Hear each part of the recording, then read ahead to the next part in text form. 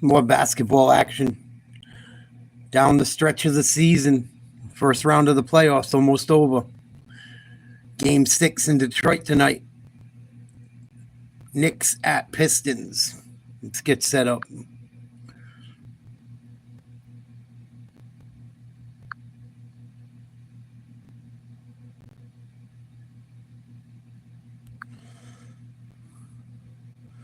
See which one of these I like best.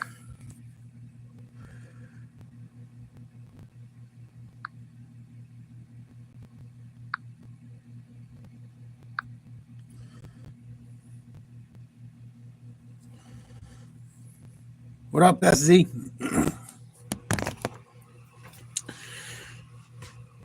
So tonight for the Knicks, no injured players, everyone's a go.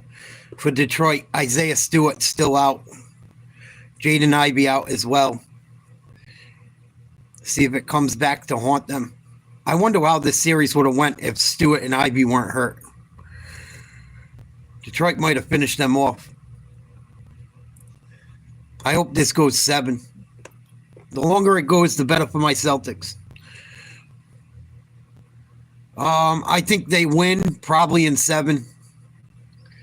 I think the Pistons are going to put up a hell of a fight tonight at home. I think the Knicks find a way to get it done probably. I'm not really worried about the Knicks, though. I got to be honest, at least as a Celtics fan. Celtics were 4-0 against them this year. And I don't think they're as good as they were last year. I think they were a better team with Randall and DiVincenzo.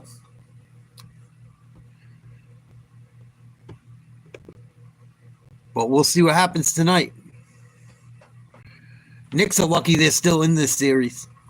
There's quite a few series that are like that could have went either way. The Knicks series is one.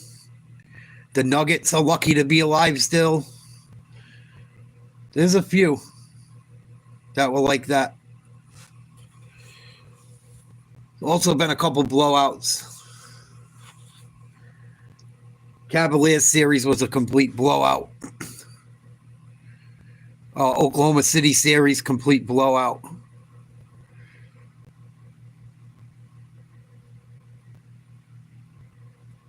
But should be getting started around 7:35 Eastern Standard Time. I think Detroit's going to come to play tonight. I think this probably goes 7.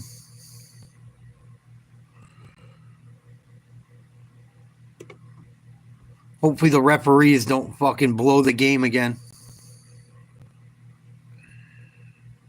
And then tonight at 10 o'clock, Denver versus the Clippers. That's a series at 3-2. Denver's lucked out quite a bit.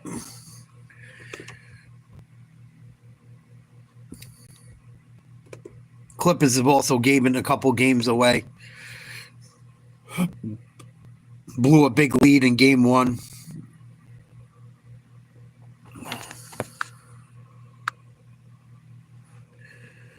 Oh, sugar. LeBron James all done. I love it.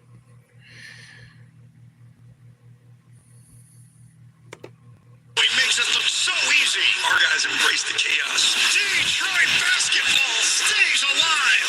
They have really outplayed the Knicks. Jalen Brunson is a great player. He's going to be focused and ready to go. Win the game.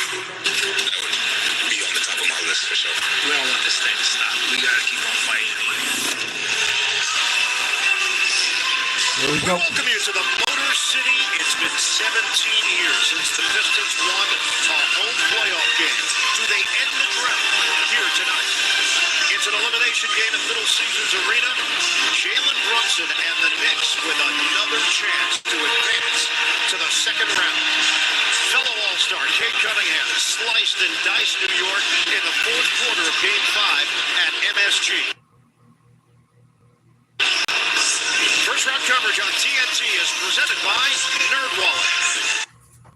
It's Game 6, the Knicks and Pistons, 3-2 New York in front of this best-of-7 opening round series.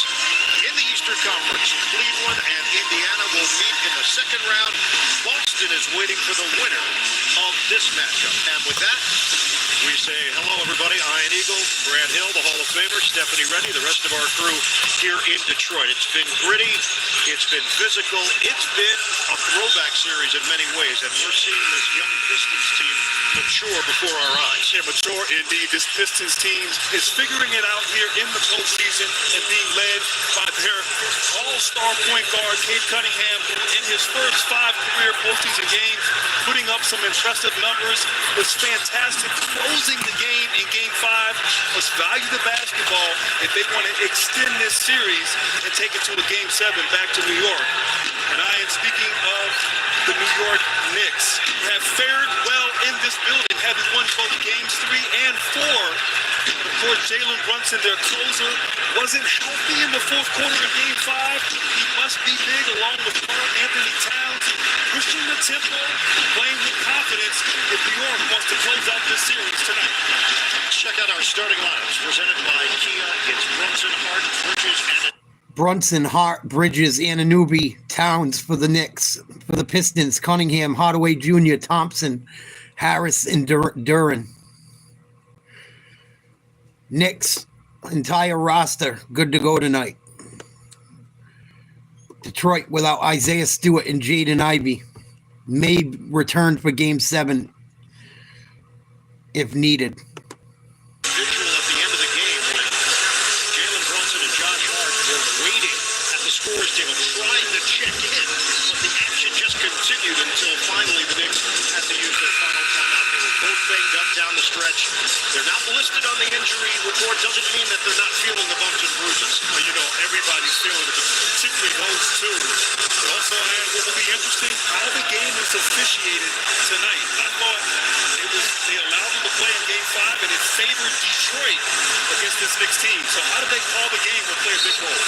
That's a good segue, Grant. Cade Cunningham's going to have a big game. Ed Malloy, Mark Lindsay, our officiating crew here tonight in Detroit. The home team is 1-4 in this series. The Knicks won both games here at Little Caesars Arena. Towns wins the tip. Control the tip. We're underway. Game 6. Can Detroit force a Game 7? Can the Knicks wrap up this first-round series like they did a year ago? Game 6 in Philadelphia to take the series 4-2. Brunson. Good, 2-0 Brunson. Wow, right away, Brunson letting everybody know, his teammates and Detroit, that he is healthy and feeling good. Got to his spot, which he's done a lot of in this series. Brunson, fourth quarter was Good D by Hart. Here's Cunningham. in Game 5. Turnover. Bridges. Accelerates. He's got two defenders behind him. It doesn't Lays it in. Bridges gets to the rim for 2. A nice start here for New York. Good stop by the Knicks. Before the game, saying we got to force turnovers and get out in transition and play with pace. And that's what they did in Games 3 and 4. Got off to strong starts to quell the threat. Cunningham. Tough shot, Cunningham. Nice. And it's really impressive how Cade Cunningham just plays at his own pace. You can't speed him up. Great poise, great size and strength. And Anunoby, a fantastic defender. It doesn't matter on that play. Cunningham, 25.5 points per game, 8.8 assists, 8.6 rebounds, 1.6 steals, 1.4 blocks, all in this series. The one blemish, 5.8 turnovers. Offensive foul. Defensive 3 seconds the ball against Detroit. Defensive 3 seconds on Detroit. Karl Anthony Towns, I thought, got hit with a moving screen right there. 4-2 New York. Started the game. Win the basketball, New York. They want to force turnovers and get easy buckets as they did on that play. 4 of the 5 games in the series Towns makes a free decided by throw. 6 points or fewer. That's how close it's been.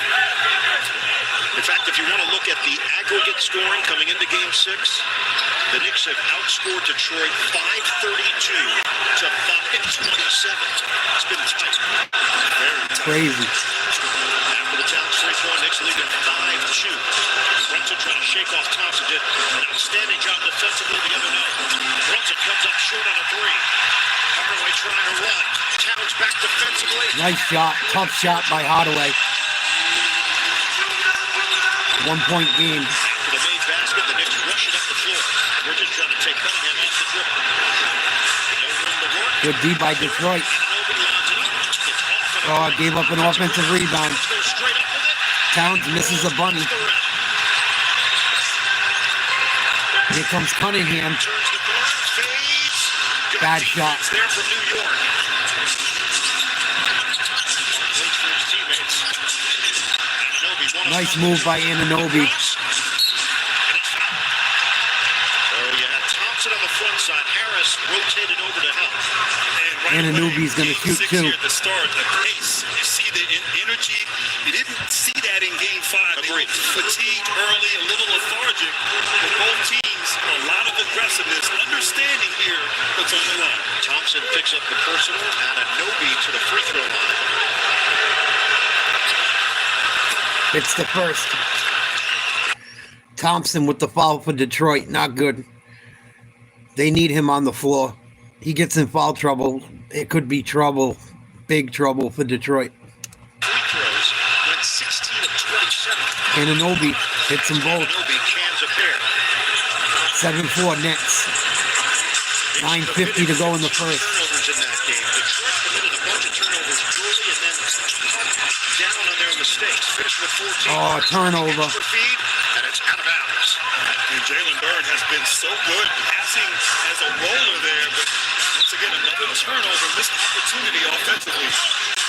Bridges got an opening. Fade away is short. Long rebound grabbed by Thompson. Here comes the What a Pistons. difference he made in game 5. Durant running the floor. Nice play by Duran. Great job by the big man Durant in traffic. Almost could have been called for a walk there. 1 point game. Very composed as a finisher in transition. Durant's got big time bounce with that sturdy frame. Here's Towns to Brunson. Brunson looking sharp. Fadeaway jumper. Good on the brace baseline. Jalen Brunson. And just tremendous footwork. Jalen Brunson, change of pace, great footwork, loves to get to that left shoulder. 9-6. Knicks lead by 3. 8:50 to go in the first. Cunningham with the ball. Walks his way out to the center of the arc. Pulls a 3. Long. Rebound. Tobias Harris. Detroit 10 on the shot clock. Hardaway Jr. is going to try a 3. Short. Tobias Harris. Big tip in. Knicks struggling a little bit on the glass here. Detroit down by 1. Here's Brunson. Gets it to Anunoby. Defended by Thompson. Goes to the hoop. Passes it to Bridges. Over the hot. Kicked out to Brunson. 3. Short. Offensive rebound. Knicks. Anunoby's going to try a 3. Good. OG Anunoby. Off to a quick start. Timeout Detroit. 8:02 to play in the first. 12-8 Knicks. Please like, share, subscribe. We got Nuggets Clippers tonight as well. I might check out some of that game. See how I hold up. Watched a lot of basketball lately. Winner of this series will go on and meet the Celtics. I hope it goes 7. Get my Celtics some rest. Hope you guys are having a good week. Thank you for hanging out. Please like, share, subscribe. Could always use the support. We cover a lot of sports. All different, every type of sport. Do a lot of UFC, do a lot of NFL, do a lot of basketball. LeBron on vacation. I thought the Lakers could have won that game last night. I think JJ Redick didn't do the best job of coaching. I gave him a break early in the series. I wasn't so critical on him. Last night was pretty bad. Rudy Gobert had the game of his friggin' life. I don't know what the Lakers do. They got to get some pieces. They got exposed. Big time.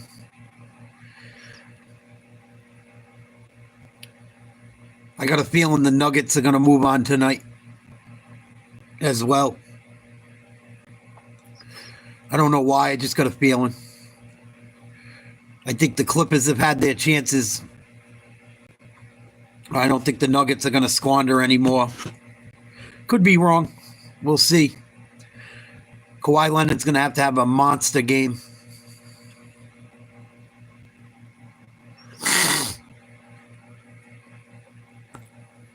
Knicks up by 4. Detroit just took a timeout. 12-8. 8 minutes to go. I believe 8:04 to go in the first quarter. I would like to see this series go 7 as a Celtics fan.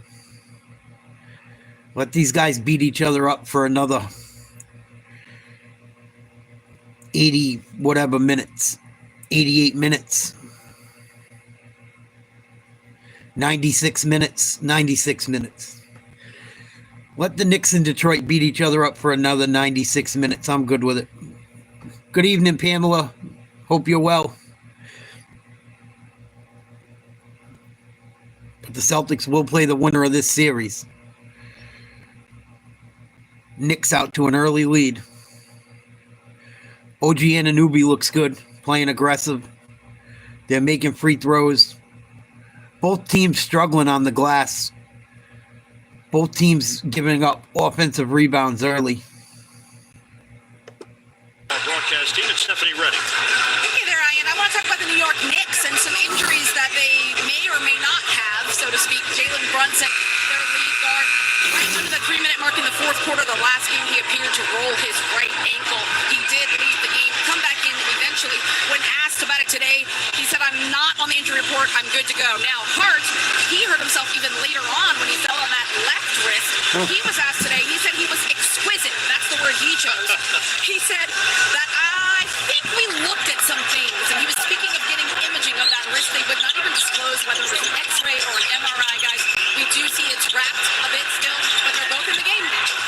So Brunson and Hart playing a little bit beat up, it sounds like. Hardaway Jr. misses a three-pointer.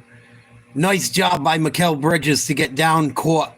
Nice pass by Brunson for an easy layup. Detroit's got to get back in transition. Cade Cunningham misses a 3. Detroit settling for threes early in this game. Early in the shot clock. It's one thing when they're falling, but when they're not falling, it's not a good sign.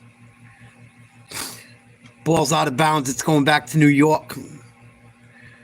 Knicks lead by 6. 7:23 to go in the first. Brunson gets it to Karl Anthony Towns on the baseline. Drives down the baseline. Right-handed layup contact, and it's good. No foul called. Knicks up by 8. Thompson back the other way quick. Knicks do a good job of getting back in transition. Tobias Harris, step back jumper on Bridges, in and out. Rebound Towns. Here comes the Knicks back the other way quickly. Bridges splits the defense, lays one in off the glass, and the Knicks are out to a 10-point lead early in the first quarter. 18-8, 6:40 to go in the first. Detroit needs a bucket. Thompson gets it to Hardaway Jr. Then Thompson loses the ball out of bounds. It's going to be another turnover on Detroit. Nice job by Karl Anthony Towns on the other end. And Detroit's not playing any D. Brunson goes right to the rim for an easy lay-in. Knicks up 20-8. Wow. Very good start for the Knicks. What's up, everyone? My chat's acting up a little bit. I apologize. What up, Cypher? Hanging in there, buddy. I hope you're well. Here's Cunningham. Contact. Puts up a jump shot. No good. I don't know if this is going to be a shoot and foul around the floor. 6:02 to play in the first quarter. Knicks up by 12. 20-8. Detroit better wake up. Not shooting the ball well. Giving up offensive rebounds. Not getting back on transition. No hands up on defense. Cunningham knocks down the free throw to stop the bleeding.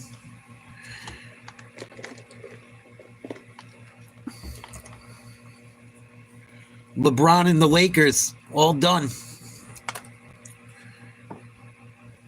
They should have won that game last night. They had every chance to. I don't know where they go from there. We'll talk about that if you guys want to throughout the night. Or anything else sporting related. You guys know the deal. Just talk about it in the chat. Cunningham hit both free throws, cuts the lead to 10, and Anunoby knocks down a 3 from the baseline in front of the Knicks bench. Knicks with their biggest lead of the night, a 13. Just over halfway through the first quarter. Cunningham, pick and roll. Down low, they get the ball to Duran. Good D by the Knicks, Bridges. Rebound, Cat gets it out to Brunson. Between the legs, stutter step. They swing the ball around the outside. Anunoby, jab step, loses the ball. Good D by the Pistons. Pistons have numbers. Schroeder fakes a 3, kicks out to Tobias. He knocks one down from outside on the baseline. Big shot by Tobias Harris. Knicks up 23-13. Josh Hart going to go to the rim. Almost loses it, kicks it out. Anunoby, wide open 3. Front end, missed. Rebound Harris. Schroeder back the other way. Nice pull up from the baseline between the legs, just broke Mikal Bridges' ankles. Pistons starting to wake up a little bit. Lead down to 8, 4:35 to go in the first. Brunson to the rim. Little floater. Good. They can't let Brunson run down the middle of the lane like that with wide open layups. Hardaway Jr. misses a reverse layup. Brunson back the other way, and he cans a 3. 28-15 Knicks.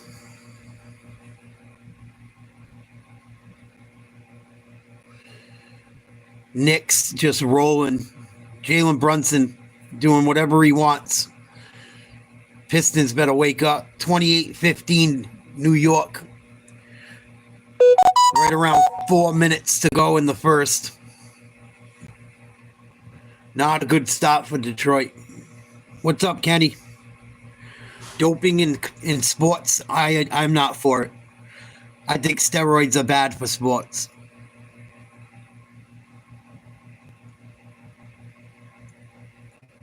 And that Mike Tyson thing, in my opinion, and with Jake Paul was just a money grab. That wasn't a real fight. That was not a real fight. If Conor fought Mayweather in an octagon, he would have beat the shit out of him. That's why I don't like when MMA fighters do the boxing thing. It doesn't work, it's not in their favor. Because there's no risk of kicks, there's no risk of submissions, there's no risk of takedowns. MMA fighters got to try and get some of these boxing guys to go into the octagon. They never will. Because they don't stand a chance. But the Nate Diaz thing with Jake Paul was a money grab. Every one of Jake Paul's fights is just about a money grab.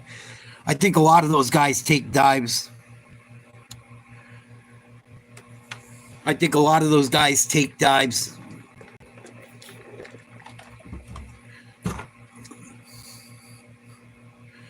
I know Logan Paul's in a bunch of kind of being exposed for a piece of shit right now. Trying to sue Coffee Zilla or something like that. I saw something about it today. I don't know much about him in social media, but supposedly he's being really petty, suing people. I don't know too much about it. I know he's got plenty of money. You don't got to sue anyone. The whole thing sounded petty when I looked into it. I don't know a ton about it, but he seems like a petty little bitch.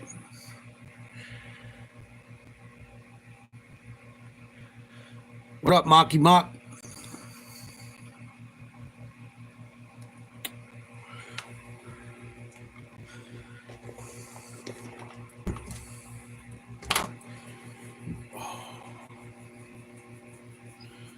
Yeah, LeBron had a rough night last night.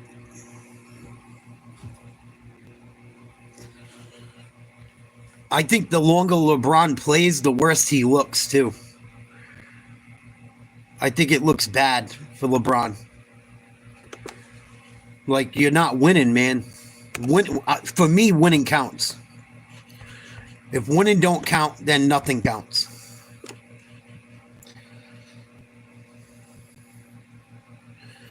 Oh, I don't know. Andre's a monster of a man. I don't know. Brock's a beast, too. That's a tough one. It's a really tough one, bro. Here we go. Detroit down by 13. Not the start they wanted or needed. 4 minutes to go in the first quarter. Cade Cunningham goes to the rim for 2. Yeah, I got to cut my grass tomorrow, Mark. I got so many flowers growing in my yard. God, my dad must be rolling in his fucking grave.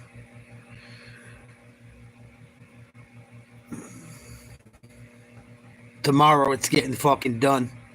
Knicks gonna get a shot off. Bridges misses a 3. Rebound Cunningham. Nice take to the rim. Contact. No call. It's gonna go out of bounds. I think they're gonna say it's off Detroit too. Oh, Hardaway Jr. got poked in the eye on that play. I didn't see it.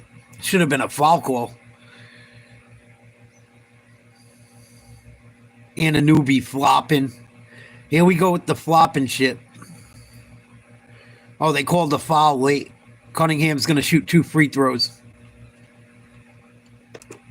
Foul was called on Hits the Josh first. Hart. Get the NBA app for non-stop playoff access. Real-time scores, highlights, go behind the scenes with new episodes of the original series, Chasing History.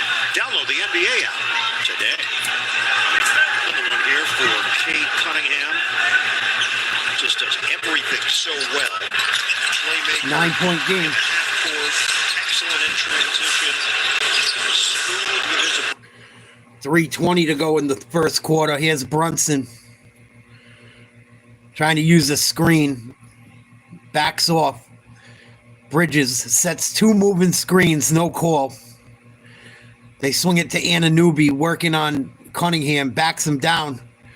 Down towards the block. Fadeaway jumper. No good. Hit nothing but air. Detroit running. Cunningham. Fast break. And he's going to get fouled. Oh, man. Schroeder might have twisted his ankle. Detroit's already missing 2 of their best players. That's not good.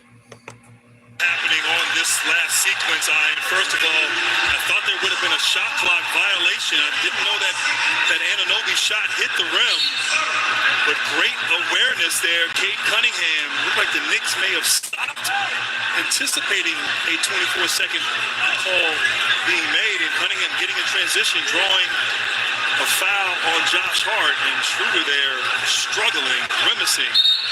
It appears as though he might have rolled his ankle on that defensive possession. Schroeder had a big game the other night. He's played well off the bench. They better hope he can continue to play. Cunningham misses the first free throw. Knicks lead 28-19, 2:55 to go in the first. 2:55 to go in the first. I think he rolled his ankle. Ugh. Schroeder's been so good in this series, so important for the Pistons. 8-point lead. Cunningham hits the second free throw. I don't know, though. I mean, Brock Lesnar was a monster, but Andre Giant's a huge man. If they're both young and in their prime, in a real fight, Andre probably beats the fuck out of him. He's just too fucking big. Jalen Brunson down the lane, floater. Knicks back up 10. Here's Tobias Harris, gets it to Cunningham, swings it outside. They shoot a 3. Get it to go, big shot. Detroit cuts the lead to 7. I didn't get to see who knocked that down. I think it was Beasley. Beasley with the big three for Detroit.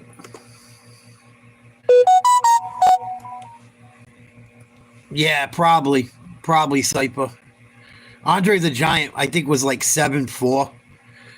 I could be wrong. I know he was over 7 foot. He had to be over 400 plus. Fucking huge. Detroit tries another three, no good. Schroeder still in the game. Here goes Brunson. He's already got 13. Jump shot, baseline, good. I don't know how he gets so many shots off being so small. Playing in today's NBA sure as hell helps. Knicks lead back up to 9. Minute 10 to go. Detroit, another three, no good. Not a great shot. Knicks with the rebound. Bridges gets it to Robinson. Robinson shouldn't handle the ball out there. Gets it right back to Bridges. Sets a pick. Drive to the hoop. Baseline jumper. Tough shot by Bridges. Wow. Knicks back up 11. Just under 50 seconds to go in the first. What up, James? Cunningham uses a screen by Duran. Nice cut to the hoop. Puts up a jumper, no good. Harris can't come down with the rebound. Robinson does. Knicks. Brunson fakes a three, gets it down low to Bridges. Another jumper, no good. Cunningham gets the rebound. He's off and running. Finds his man for a three.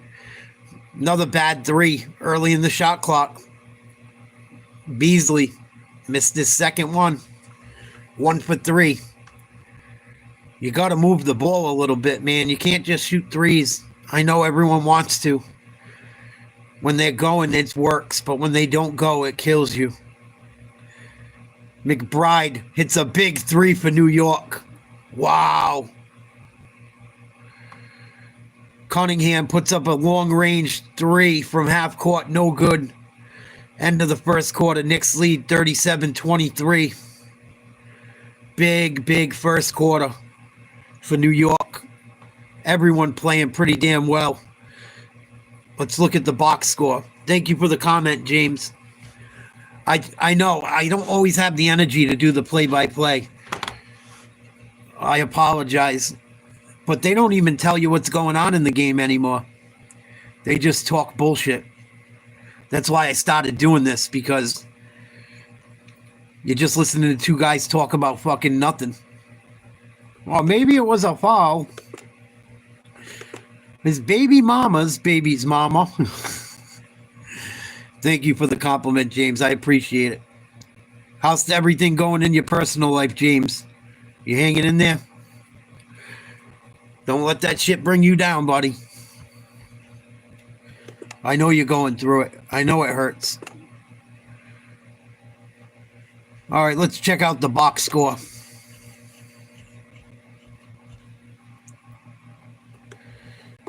Knicks starters on a tear. And Towns hasn't even got it going, really. Or Josh Hart. Bridges, 8 points. Anunoby, 8 points. Towns with 3, Hart with none. Jalen Brunson, 15 points. Oh, shit, James. You got family? 3 points for Miles McBride.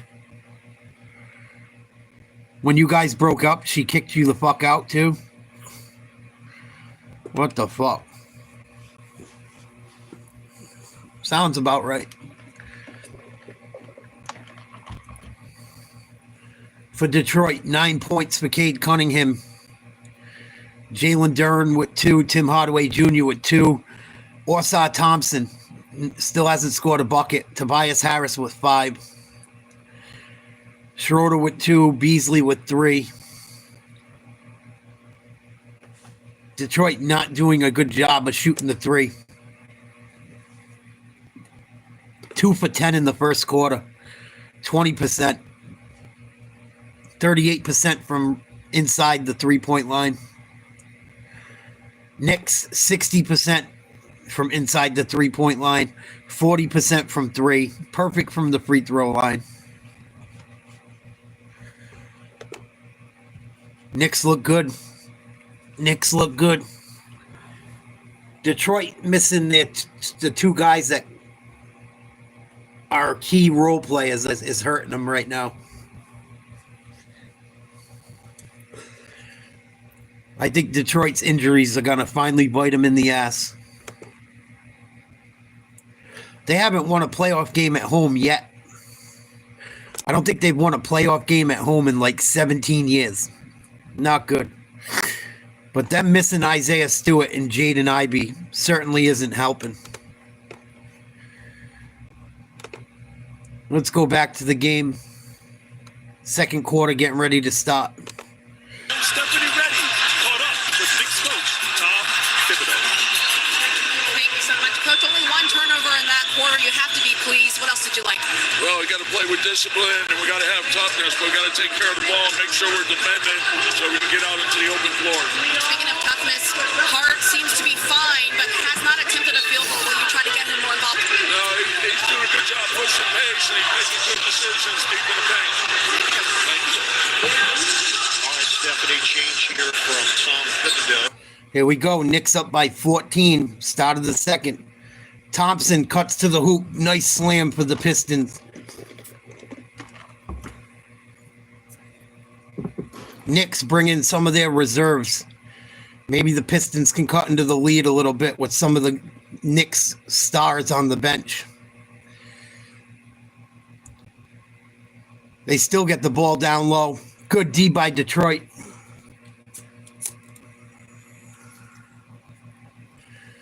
Lucky the Knicks didn't get an easy dunk on that play. They were able to recover out of bounds on New York. Here's Cunningham.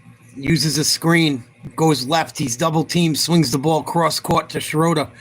They get it down low to Thompson. Blocked. And they're going to call a foul on Robinson. Good ball movement. They got to stop settling for threes early. Especially because they're not falling. A number of times in Game 5, finding the streaking Thompson, redoing the same thing. Thompson, a great finisher, also can play make, but in this series, the adjustment, putting them in the situation to finish at the rim. Oh, I missed it. Download the FanDuel Sportsbook app today. Make every playoff moment more on America's #1 sportsbook. Karl Anthony Towns in. Mikal Bridges will sit. Bridges goes to the bench with 8 points, 4 of 7 from the field. We asked J.B. Bickerstaff about Asar Thompson. He said it was really a wild card for this team. It took a little while to see exactly how he would fit in. Thompson makes 1 or 2. 37-26 New York. 11:05 to play in the first half.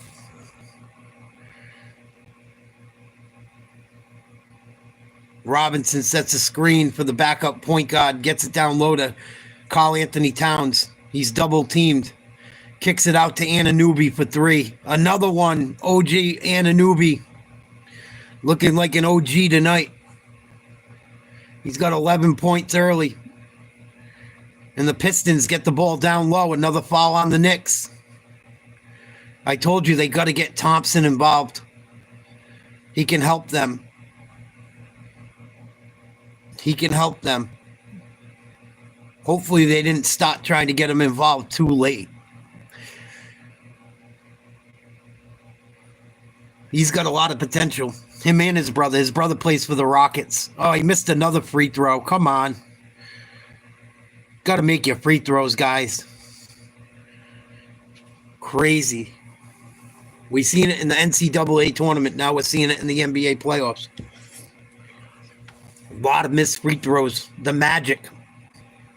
A lot of missed free throws. This Pistons team tonight missing a lot of free throws. Lakers last night missed some free throws too. You can't turn the ball over. You can't give up offensive rebounds. And you can't miss free throws.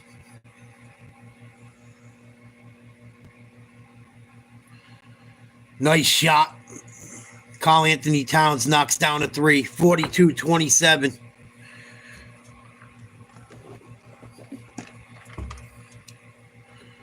Runner by Schroeder, no good. Gets it out to Cunningham. Back to Schroeder. Gonna try a 3. Gets it to go. Big shot. Knicks lead down to 12. No, Kenneth, I'm good. Just focused on the game. Knicks miss a three. Karl Anthony Towns wide open for a slam and a putback dunk. Got to box out. Good D by the Knicks. End up with a steal. Knicks will just look a little bit quicker tonight. Their bench looks good so far, too. Towns from over 30 feet out. No good. Rebound, Detroit. Here comes Schroeder. Gets it out on the wing. They're going to try a three. Good.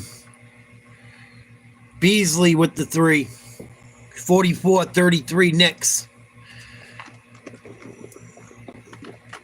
Beasley 2 for 4 from outside. 6 points. Good D. Oh, they called the foul. Reed almost stole the ball off Karl Anthony Towns. Hours in the game, both Mitchell Robinson and Karl Anthony Towns. Thompson's guarding him. Certainly a mismatch going against the larger Towns. Reed tried to double team and get the steal, but was called for the foul. Now Harris back in the game, and Tobias Harris has actually done a really good job on Towns in this series. And again, Cunningham. Here's Towns backing down Harris. Nice pass down low. Loose ball. Towns comes up with it, puts it up, misses. Here comes Detroit back the other way. Beasley going to the hoop, and I think it's an offensive foul. Not crazy about that call.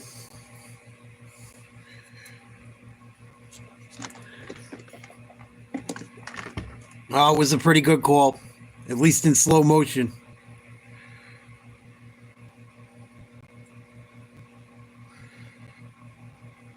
Yeah, the slot wide receiver. I think of Michael Beasley. Was a really good college player, and he was pretty good in the pros. He played for a bunch of different teams. He went to Kansas State. Could score the ball like a mother. Knicks up by 11, 8:30 to go in the second quarter. Turnover. Here comes Harris. 4-on-2. Beasley knocks down another one.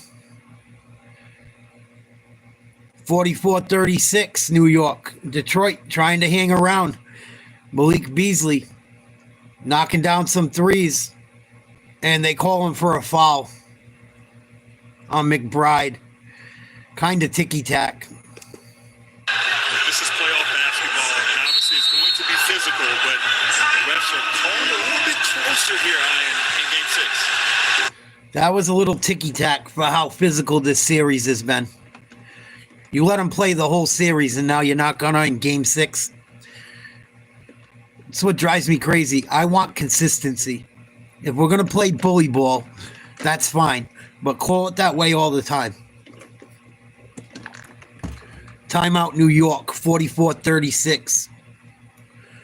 Got to be about halfway through the second quarter almost. I think we got about 8 minutes to go.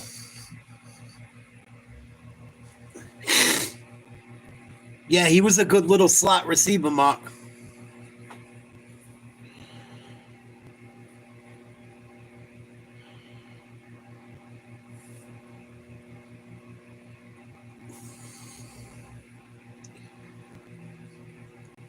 Everyone copied the Patriots with that shit.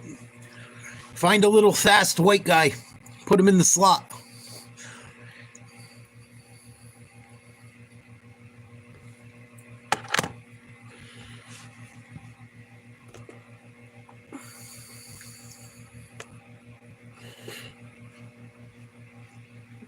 I watched some of the Lakers post game again today.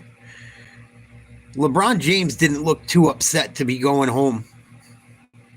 He looked like he was ready to go on vacation the way he talked.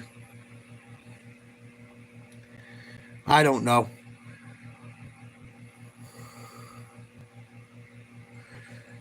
The more I watch LeBron, the way it's been going, he ends up higher on my let's see.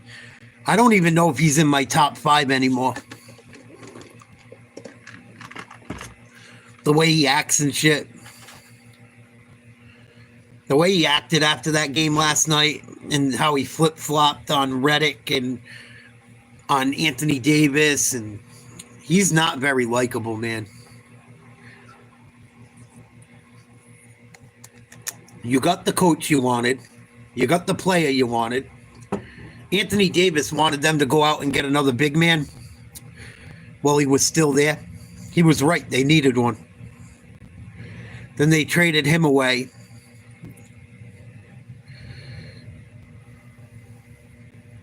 It's just fucking bad. It looked bad. It looks bad the way LeBron was. If you watched the interview last night, he looks like a fucking asshole. Like, well, I don't know. Like, dude, you cry about every coach you get. You cry about every player you get. Like, he never looks in the mirror at himself. Like, what could I have done any better? He had 3 points in the last in Game 5 and Game 6 in the fourth quarter. He had 3 points combined. You're supposed to be the fucking GOAT. I've never ever heard Michael Jordan say he was the greatest player ever. Or Kobe. I've heard LeBron say he's the GOAT. I've never seen a GOAT ever score 3 points in a playoff game.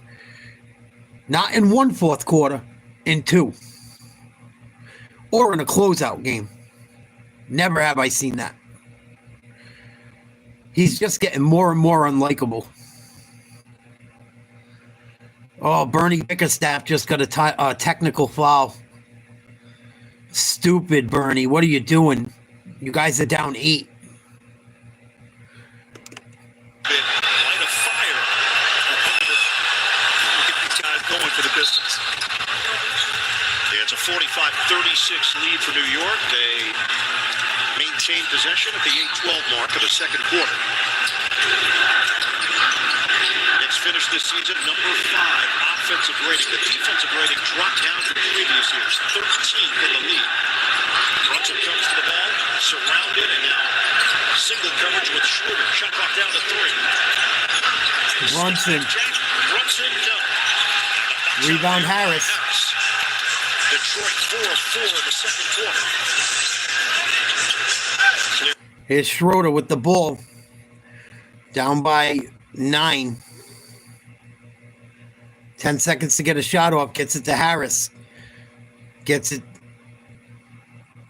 I don't even know who the hell that is. Back to Harris. Turnaround jump shot. Tough shot from the block. Detroit hanging around. Shooting the ball well this quarter. I don't think it matters who team it is, Monty. I think the Lakers suck. They don't have enough pieces. Luka don't play no fucking defense. He's always hurt. I think the guy from Dallas looks fucking pretty smart today. Everyone's mad he traded Luka away. Maybe he was right. He's always hurt.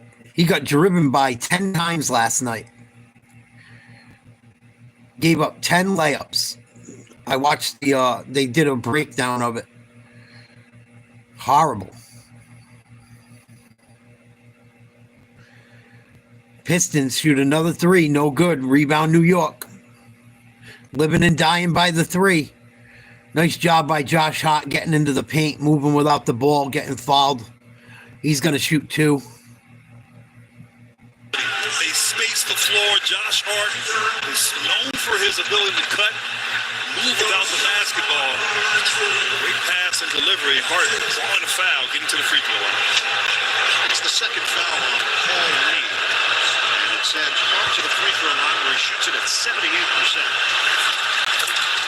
The NBA on TNT is brought to you by Nerd.1. Jalen Duren back in. Cade Cunningham joins him. Reed and Schroeder go to the Pistons bench. Knicks got 2 wins here in Detroit, games 3 and 4. They're trying to advance to the second round for the 3rd consecutive season.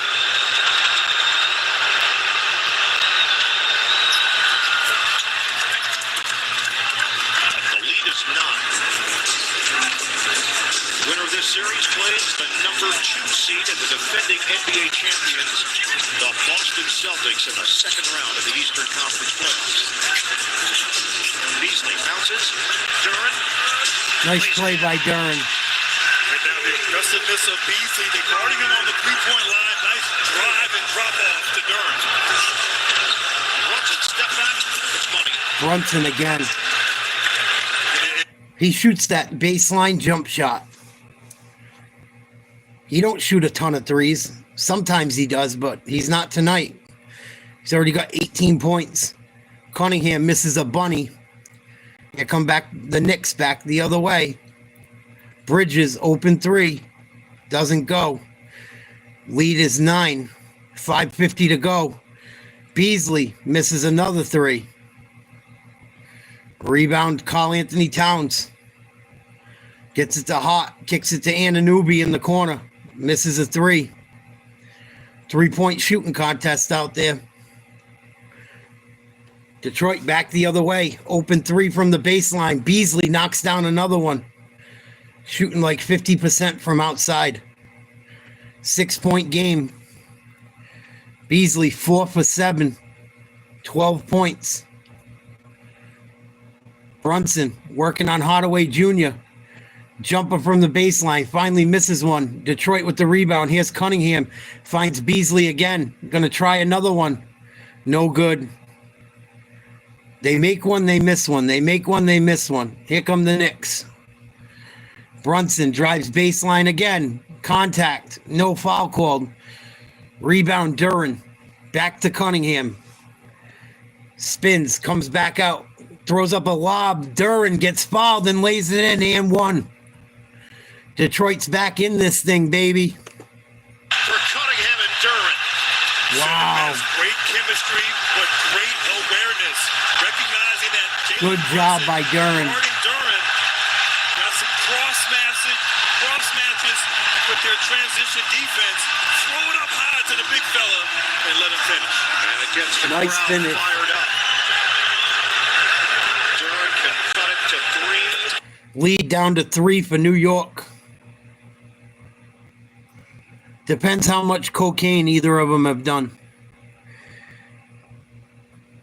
They probably wouldn't even fight unless it was over the end of the bag. I shouldn't say that. I don't know if Macho Man did drugs and shit. I'm pretty sure he did, though. He was so fucking amped all the time. Here's Anunoby. Air ball. Another rebound for Detroit. Cunningham slowing the pace up. Throws it to Duran. Down low. Kicks it out. Beasley 3. Oh, man. Beasley knocked down another one. Tied up 49 apiece. And the Knicks are going to get it to a cutting Hart. He's going to get fouled shooting a layup. Wow, Detroit hanging around. Oh, yeah. Miss Elizabeth, will you marry me? Yes, Randy. He used to go, you remember Randy Savage's music? Macho Man's music? It was like the music you listen to when you go to a graduation, crossing the stage. Maybe it's like wedding music too, in a way. Like it's that type of fucking. It was kind of corny. Oh yeah. You know who you? I always think of Macho Man watching Training Day. When the guy's like, "You ever have your shit pushed in?" Oh yeah, I had my shit pushed in. You ever had your shit pushed in? Yeah, you know I love my shit pushed in. I don't know why that part of that movie always reminded me of Macho Man. Hart hit both free throws. Here comes Detroit. Beasley going to try another 3. Missed it.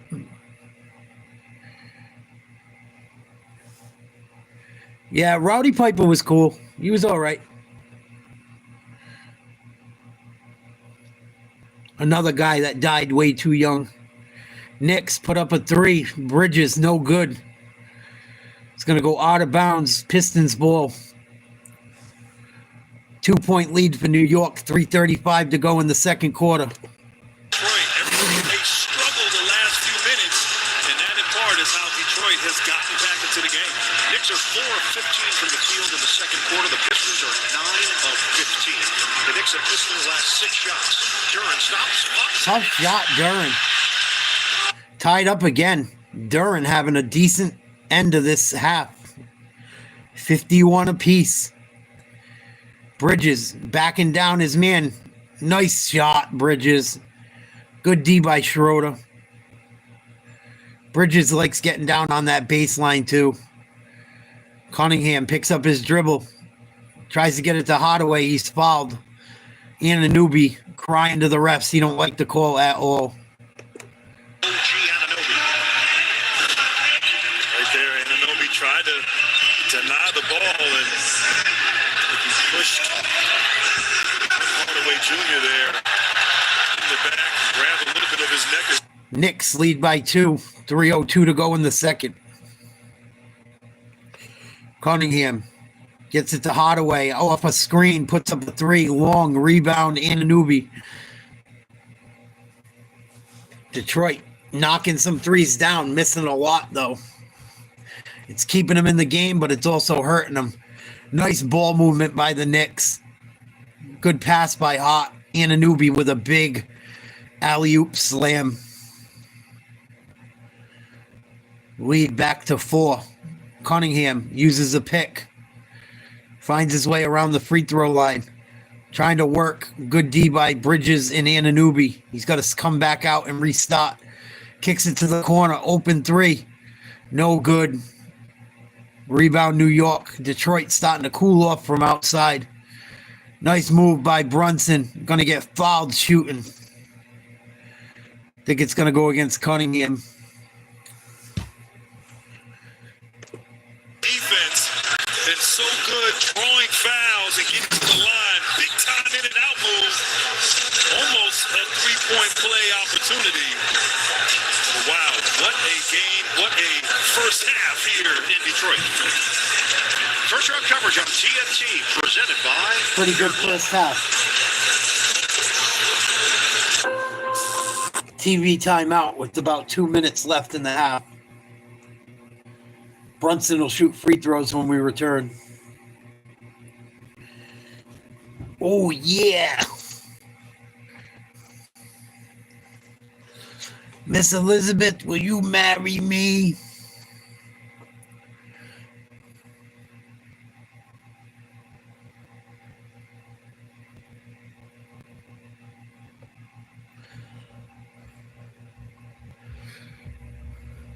I don't know what you're saying, Mark.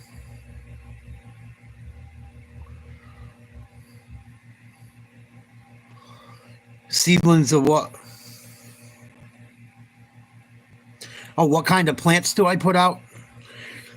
Well, I put out certain kinds of plants that I won't talk about, but I do tomatoes. Probably do arugula, garlic. I don't know if I'm going to do summer squash this year. I might do 1 or 2. I usually do cucumbers, green beans. Green beans are my favorite, and they're easy.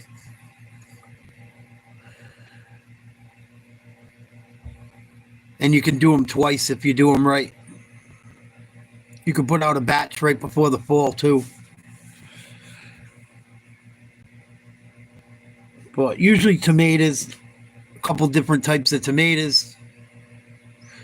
Oh, it depends on the weather, Mark. It's different every year. I could put them out now. May, you can put them out now. April, May.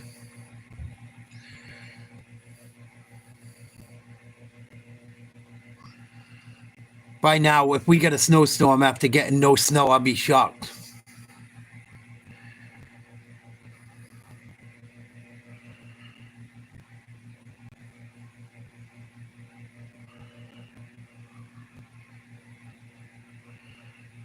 I do certain types of peppers.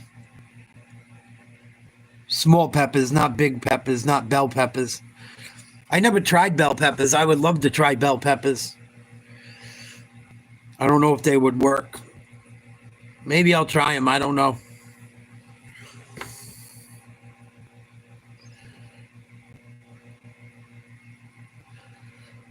But eggplant we can do. We can do a lot of shit. Cabbage. Bunch of different lettuces.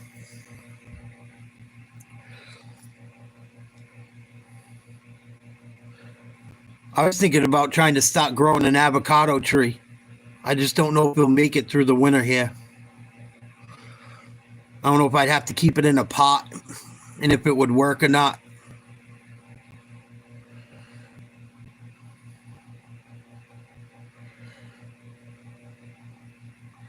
Detroit was down by as many as 14. Been up by as much as 2. Knicks lead by 4, 2:08 to go in the first half. I believe Brunson's going to shoot free throws right now. Show spirit for the Pistons after winning 14 games. They finished 44-38 this season. They are now trying to force a Game 7 against the number 3 seed New York Knicks of the Eastern Conference. You got to give a lot of credit to J.B. Bickerstaff. Trajan Langdon hired him in the offseason, brought in some veterans to complement these young players. I think all of the challenges last year and what they endured, it's Knocked them both down. a lot of toughness about this group. We've seen that on display throughout this series against a very good New York Knicks ball club. Brunson now has 20 points in the first half. The Knicks have gone 10 of 10 to the free throw line. They lead by 6. Under 2 minutes to play. Cunningham, defended by Towns, looking for the open man. Harris. He got hard to lean. Nice play by Harris and one. Smart play there by Tobias Harris attacking the closeout. Great pass from Cunningham. Harris didn't settle. One dribble pull-up game. Big shot. Got his hand caught in the cookie jar. I believe his 3rd foul now here. Yeah, pumpkins are easy. You got to make sure they get germinated, though, or else they'll grow late. If you're going to do pumpkins, you better go get them going. They got to get germinated, or else they will just flower and flower. You'll get some little ones. If you want to get anything significant, you got to get some bees to them early and often. This Pistons team. Knicks lead at 57-54. They cooled down after a scorching hot start in the first quarter. McBride lines it up. Short. Couldn't get the ball to I done pumpkins. Schroeder denying him the ball, not letting him touch it. Head and shoulder fake. Schroeder. That's crafty. 1 point lead, New York. Detroit cuts it to 1. Brunson 1-on-1 with Schroeder. Back in. Brunson. Turnover. Out of bounds. Detroit with a chance to take its first lead of the night. An uncharacteristic turnover there by Brunson. He kind of showed a double team from the baseline. Just lost the connection there.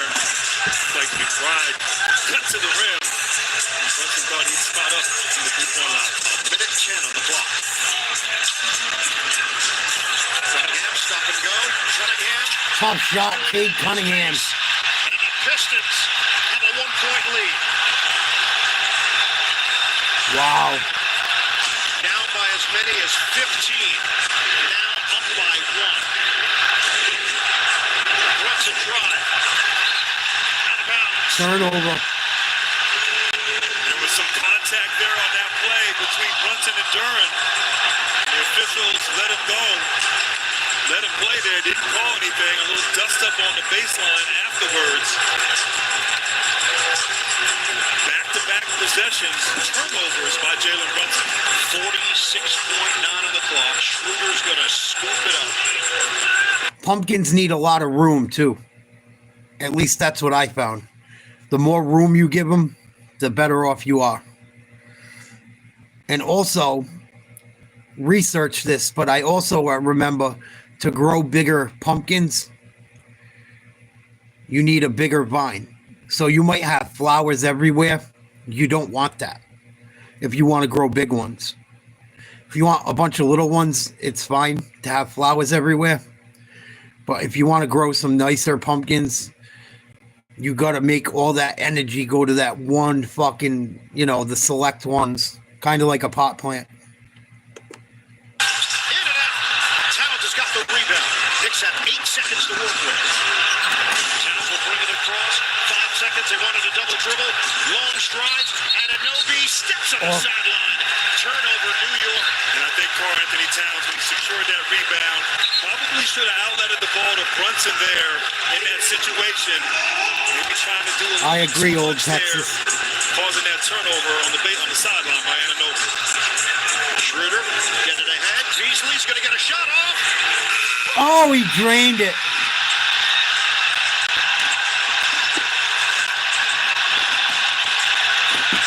Drained it. Buzzer beater. Beasley had a huge half. Malik Beasley bangs in a 3 at the buzzer. The Pistons have the lead at the break. Tremendous sequence. Wow. Halftime in the Motor City. Pistons lead by Where I had my pumpkins, they grew pretty well. And they got they probably got about till like 3 o'clock in the afternoon, and then they weren't in the sun anymore. But make sure you research it. Don't take my word for it. You're in a different climate than me too. It gets really humid where I am. Very humid on the East Coast, believe it or not. So you got to watch how much sun you give things where I live. I know I'm up in New England and people think it's cold. It's hot here in the summer. Very hot and humid. So, you got to kind of watch the sun a little bit, believe it or not. So, I would go and look up your area specifically, your soil.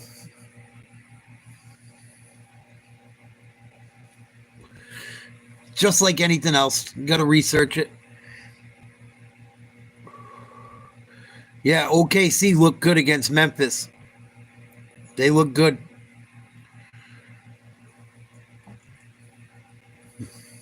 I don't think Memphis put up much of a fight, but that's not Oklahoma City's fault.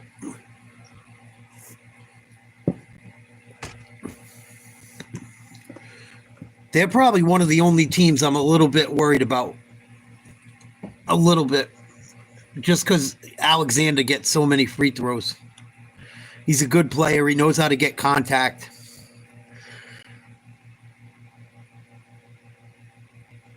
Every time the Celtics play him, he shoots like 20 fucking free throws.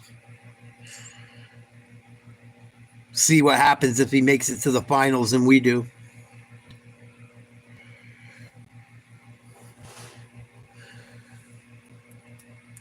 Who do they got in the second round?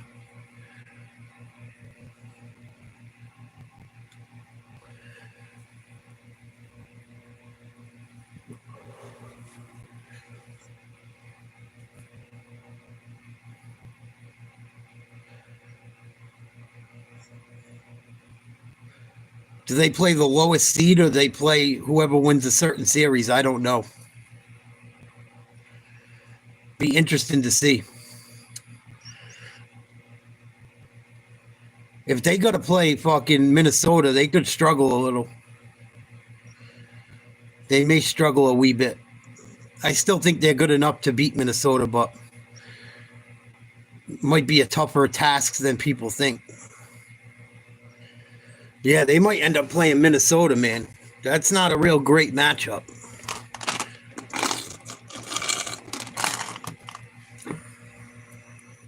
I know they played well against Minnesota this year, but Minnesota was much better than a 6 seed.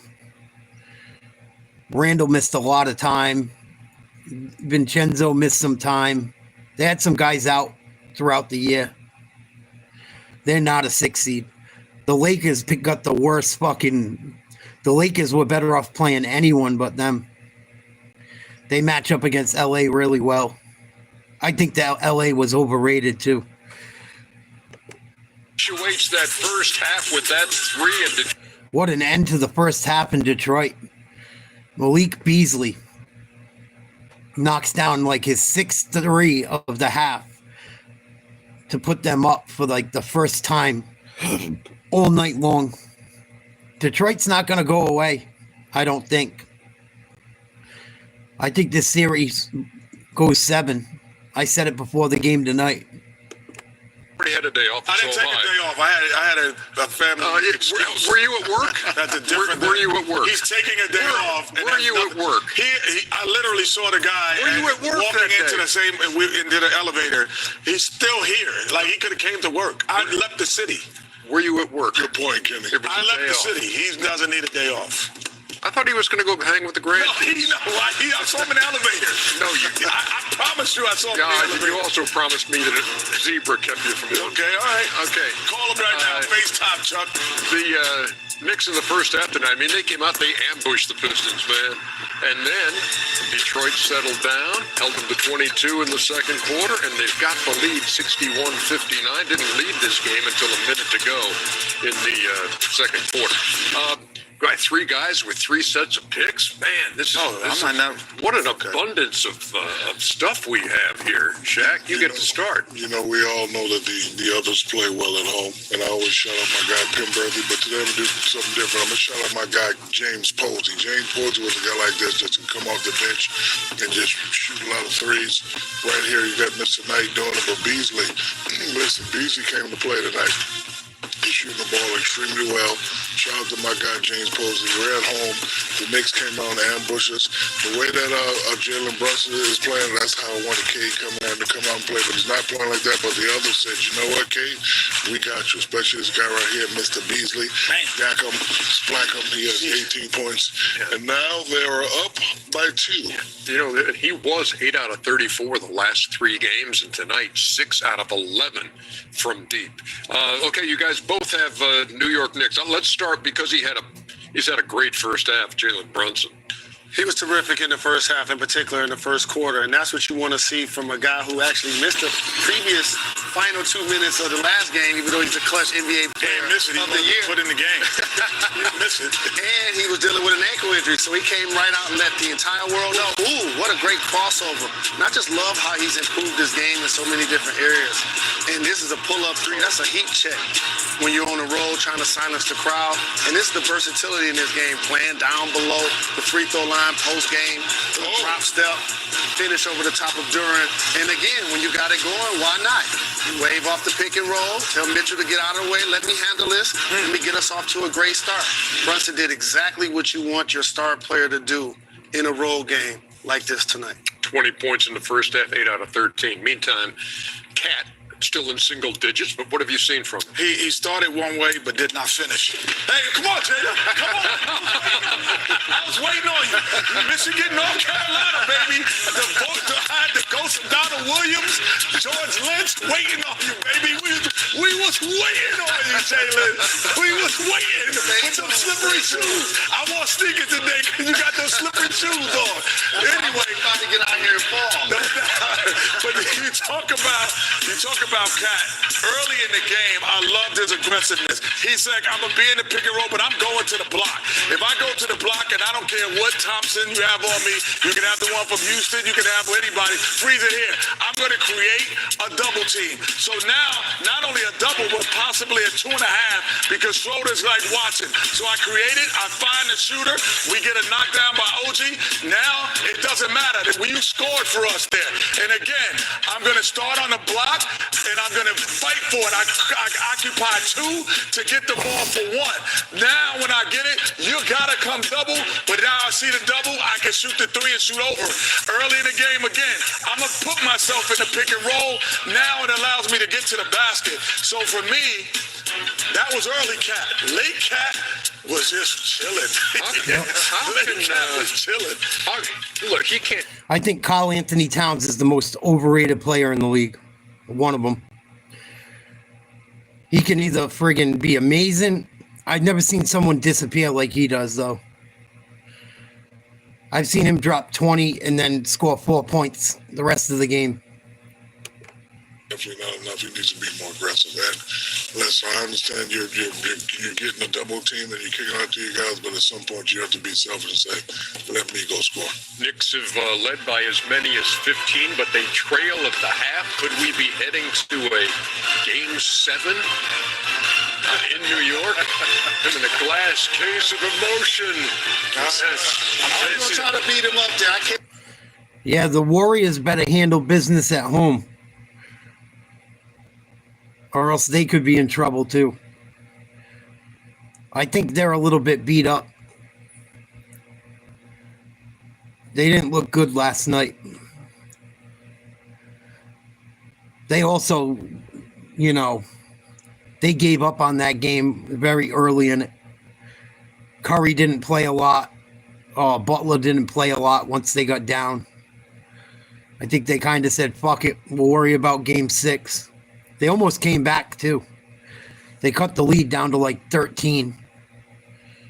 If they hung around and battled, they might have been able to pull it off, but I don't know about Golden State. I think Golden State probably knocks off Houston, though. I don't know if Houston's ready yet.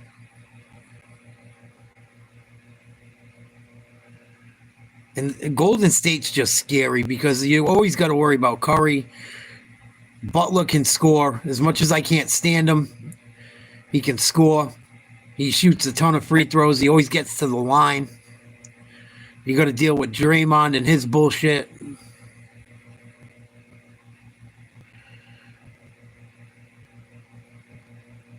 I think Oklahoma City still probably gets the job done, but it's probably going to be a pain in their ass. It's going to come down to health. It always comes down to health. Health will play a huge factor in who wins the NBA title this year. Who can play through injury. If certain guys go down and can't play, that always look at last year's playoffs. Every team had someone injured. Even the Celtics, they played most of the playoffs without Porzingis. He didn't play a lot. What up, D? Watching the Knicks and Pistons. Pretty good game. Pistons were down by 15. They're up by 2 now at half.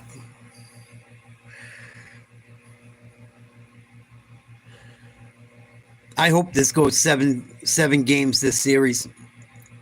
Give my Celtics a little bit of break.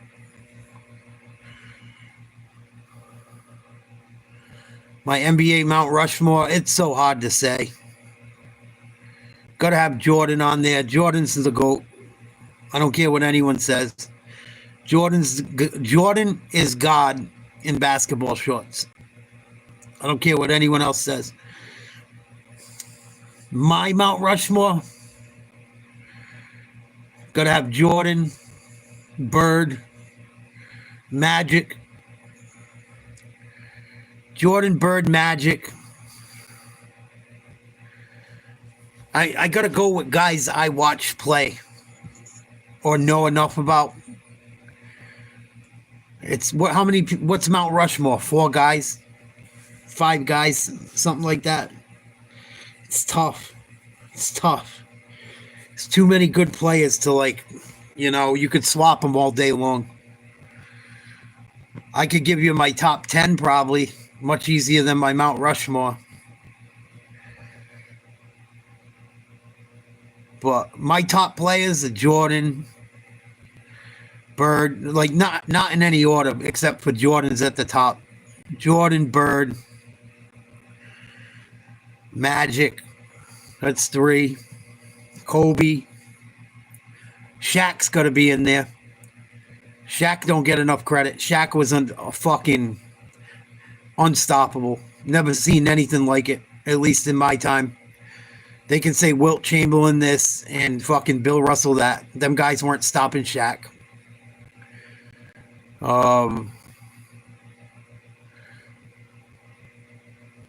This is where it gets tough after that.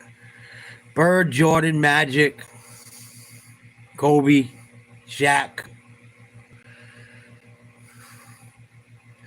Bill Russell's got to get in there. He's got so many rings.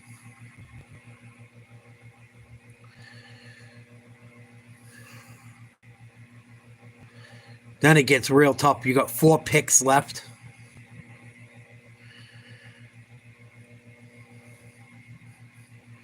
Abdul-Jabbar's got to be in there. Kareem's got to be in there. You can't leave him out.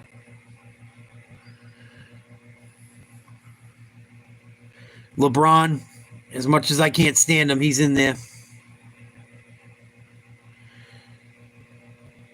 Duncan's probably got to get in there at some point. He won a lot. He won. Winning counts. I don't think you cannot put Tim Duncan in there, even though he was boring to watch. He was boring as fuck. But he won. He had some good teams too, but he deserves to be in there. He don't get the credit he deserves.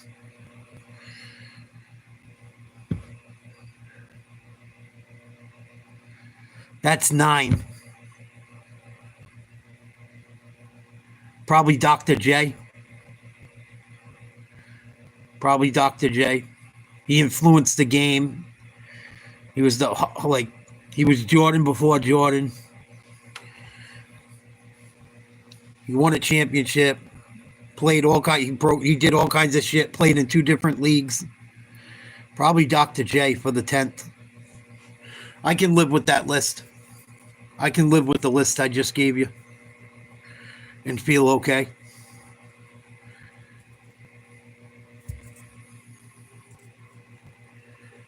And LeBron's probably like number 10 on the list. Nah, Steve Nash never won shit. Steve Nash never won a fucking thing. Steve Nash should have never even been an MVP. One of those MVPs should have went to Shaq when he was in LA. Ready for second half action here in Detroit, 61-59. The Pistons in front of the Knicks. Game 6. Ian Eagle, Grant Hill, Stephanie ready. First quarter, Knicks. The ball movement was exquisite. Jalen Brunson set the tone. Second quarter, Pistons come roaring back. It's been the Malik Beasley show for Detroit. Yeah, Malik Beasley struggled in Game 5 in New York, only 2 of 7 from the three-point line.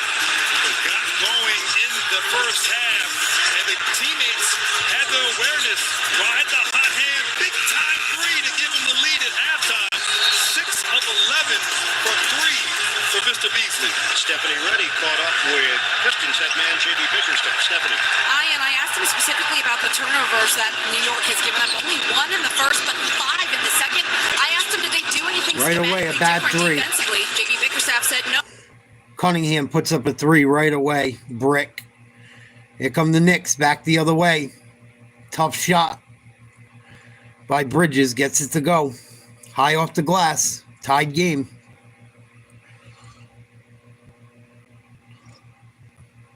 Harris over to Hardaway Jr. Throws it away. I don't know, Lil D. We'll see. See how I feel. See how much battery I got on my phone and shit. I'll probably watch some of it.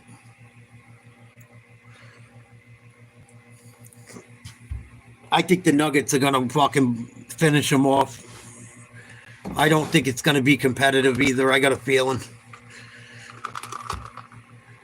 The Clippers blew it. They had a chance to win. Clippers should have swept them. Clippers should have swept them. They gave up a 15-point lead in one game. Fucking don't know how to play defense at the end of another one. Can't box out Aaron Gordon. Clippers choked big time.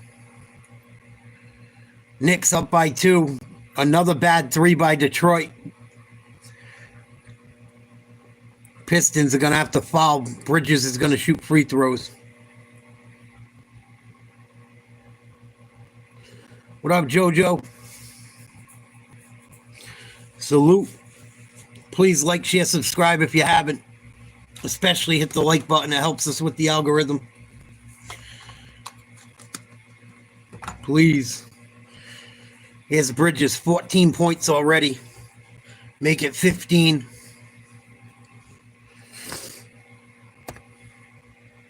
They brought in, along with Karl Anthony Towns. We've seen the success that Randall and DiVincenzo have had. Isaiah Hartenstein as well, all already in the second round. The Knicks are trying to make their way into the second round with a win tonight. And after last year's postseason run and changes with Towns and Bridges, there was an expectation that they were ready to contend. Certainly, they are now in the postseason in a battle with these Pistons. Harris kick it. Thompson. It's denied by Hart. Out of bounds. Good D by New York. That's what Josh Hart does best. Just the little things that impact winning, toughness, not quitting on the play. Thompson had an easy two. Denied by Josh. Shot clock at 5. Cunningham. Get it in. Hardaway. Another bad three. Got knocked around. Nice Detroit got lucky. Thompson. The offensive board and putback for Asar Thompson. 65-63, New York. Well, that should have been an offensive foul. Bounces. Towns tries the extra Knicks feed. got lucky. Anunoby. In and out. Come on, Detroit. And into a set with Thompson. The dribble drive. No foul? He's fouled. Christ. Hart was waiting for him. It'll be number. I can't believe I'm rooting for the fucking Pistons. I hate the Pistons. Oh, I hate them. I hate the Knicks too.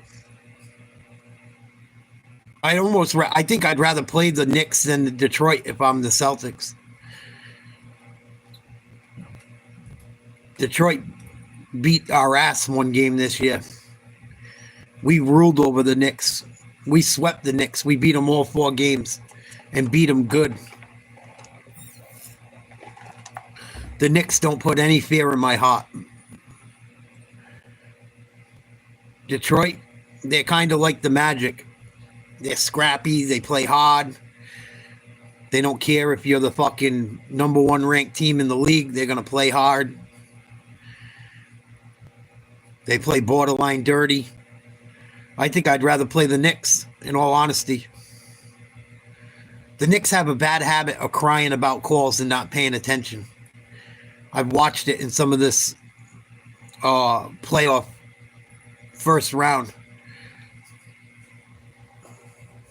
They've had some breakdowns wanting foul calls. And the Pistons just keep playing and end up with easy hoops.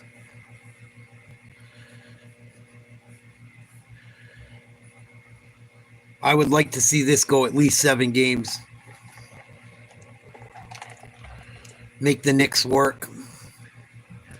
Tied ball game, 9:35 to go in the third quarter. Josh Hart, big 3. Knicks up 68-65. That 3-point shot. They're going to make them score a big-time 3 on that last one. There's a back in by Cunningham. Bridges trying to hold his ground. Cunningham. It's tough. Tough shot. And that was tough. Pretty good defense there by Bridges. They just too smooth. Push ball. 13 for Cade Cunningham. Brunson, Olay, give it up. Hart expecting the contact. And a foul called off the rebound action out of no. Yeah, well, that's the thing. The way the rules are now and the way the refs are, it's set up for a lot of scoring. But it's been better this playoff. It's been better, even though they're not calling fouls like they usually do. It's definitely been better in the playoffs, making it more intense and more physical. But it fucks the players up because they're used to getting certain calls and now they're not getting them. It fucks up how you play the game. You need your referees to be consistent. However we're going to call the game, we need to call the game like that every night. Cade Cunningham, a 3. No good. Rebound, New York, up by 3. Oh, they turned it over. Here's Thompson, Euro step, shot blocked, comes back up with the ball. Harris gets it to Cunningham. Over to Hardaway Jr. Drives. Contact. No call. Rebound Hart. Knicks running. Anunoby goes up for a dunk. And he's going to get hit with a foul. Their good defense, securing the defensive rebound. Josh Hart pushing the break. Anunoby with two hands going to the rim. You saw Cunningham grabbing the wrist. Yep, he got him. Arm trying to contest. And Levine, that's 3 fouls now on Cade Cunningham. And they're over the limit. Anunoby. Knicks knocked down the Gives first. New York a 4-point advantage.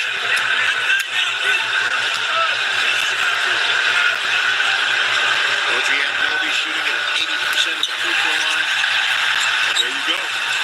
There, who goes? The announcer jinx. Giving out numbers, that qualifies. 4-point lead, New York. Offensive foul. Yeah, right there. Jalen Duren is coming up to set a screen. And I thought Cunningham maybe went a little bit too soon. Didn't let Duren get there.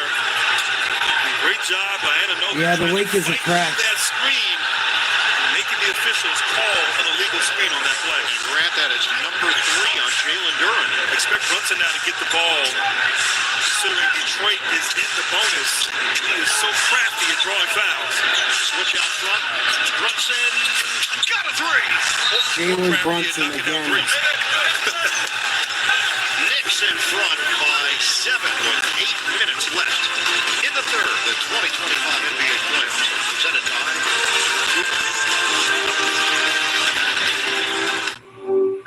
Hello? Hi, I'm Jimmy. 7-point lead for the Knicks.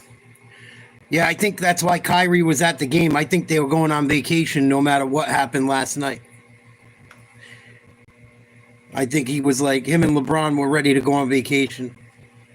LeBron don't give a fuck no more. You can tell. You can tell in his interviews and shit. He's just making money, playing as long as he can.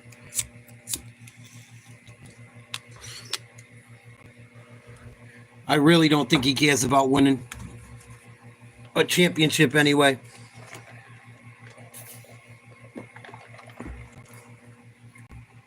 When you hear him talk about losing, he didn't say one thing about anything he could have done better. I'm over LeBron. I'm like so over him.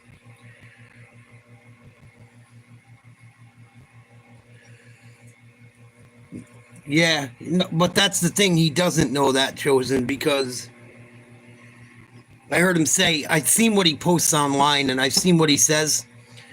He thinks he's the GOAT in his own mind. He really thinks and believes in his heart. He's the greatest player of all time.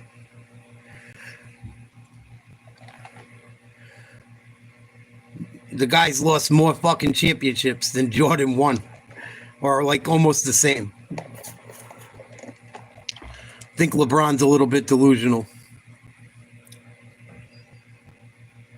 Jordan would have never lost to that Mavericks team. Never.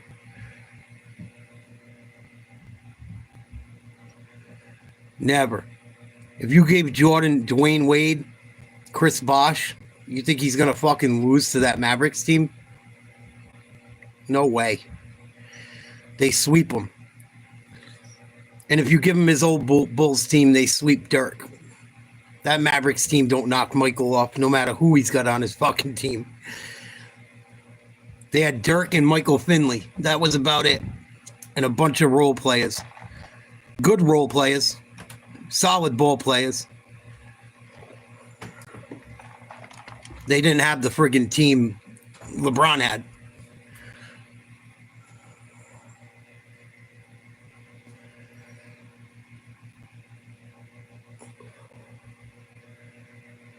I just think he's just making as much money as he can. Trying to get his kids in the league. I saw people in some of the videos I watched after Matt J.J. Redick didn't play Bronny.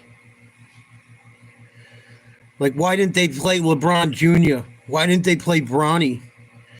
He couldn't even get on the floor in the regular season. You think he's going to get on the floor against the Timberwolves? You think Bronny's going to stop Anthony Edwards? Get the fuck out of there. He couldn't even hang with Dante DiVincenzo. It's just a whole generation has been told LeBron's the greatest. I don't even think he's the best player in his generation. Matter of fact, I'd probably, when I think about my top 10 that I just give, I might trade him for Curry. Because people want to go play with Curry. LeBron finds guys to go play with. I didn't even think about that. I might put Curry above LeBron for what he's done. He's not tall. I mean, he's not small either. He's like 6'3", 6'4", but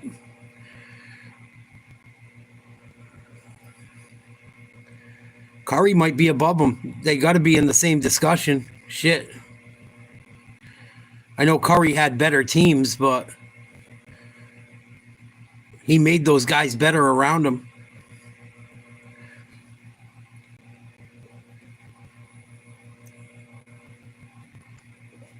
No-look pass. Beautiful delivery. Durn called there for another foul. I believe that's 4. It is. So it sends Park to the free throw line, with the Knicks leading the Pistons by 5. Looking over that Detroit bench, JB. Ain't no party like a Diddy party. Go in the third. Park's got 4 for New York. Duran's got 4 for Detroit. Obviously, Isaiah Stewart's been out, been injured, not in this series. Paul Reed has given some valuable minutes at times. Maybe biggest time is going small. Detroit back down by 7. 76-69, 7:20 to go in the third. Detroit struggling to get points since the half. Swing. Cunningham doesn't take the 3. Brunson recovers defensively. Now he will. Should have took it the first time. Jones has got it. Get it ahead quickly for Brunson. New York's starting to take this game over. Brunson using the screen from Bridges. Killer cross. Brunson steps through. Another no-look. Bridges. Nice pass by Brunson. And Brunson right now putting on a passing clinic. He's just drawing so much attention. And the unselfish play there. Fantastic delivery. 10-2 run extended 13-4. Harris one-on-one with Brunson. Little cheat there from Towns. Harris gives up his dribble. Face guarded. Shot clock at 2. Thompson trying to make it happen. Rises up. With 0.5 on the shot clock. Anunoby. That was a bad foul by Anunoby. They were born in the same hospital? That's cool. I didn't know that. Oh, Anunoby got him. That was a foul. Detroit better wake up, man. I feel like the Knicks is starting to take over. I think Detroit's running out of mojo. They better get Beasley back in the game. Yeah, they just did. He had a huge first half. 6 threes in the first half. Jordan did. I'll never forget when Jordan did that shit against the Blazers in the NBA Finals. Crazy. That year they made NBA 2K. I think it was for the old school. It wasn't for the first Xbox. It was for the second one. And it had all the different Jordan challenges.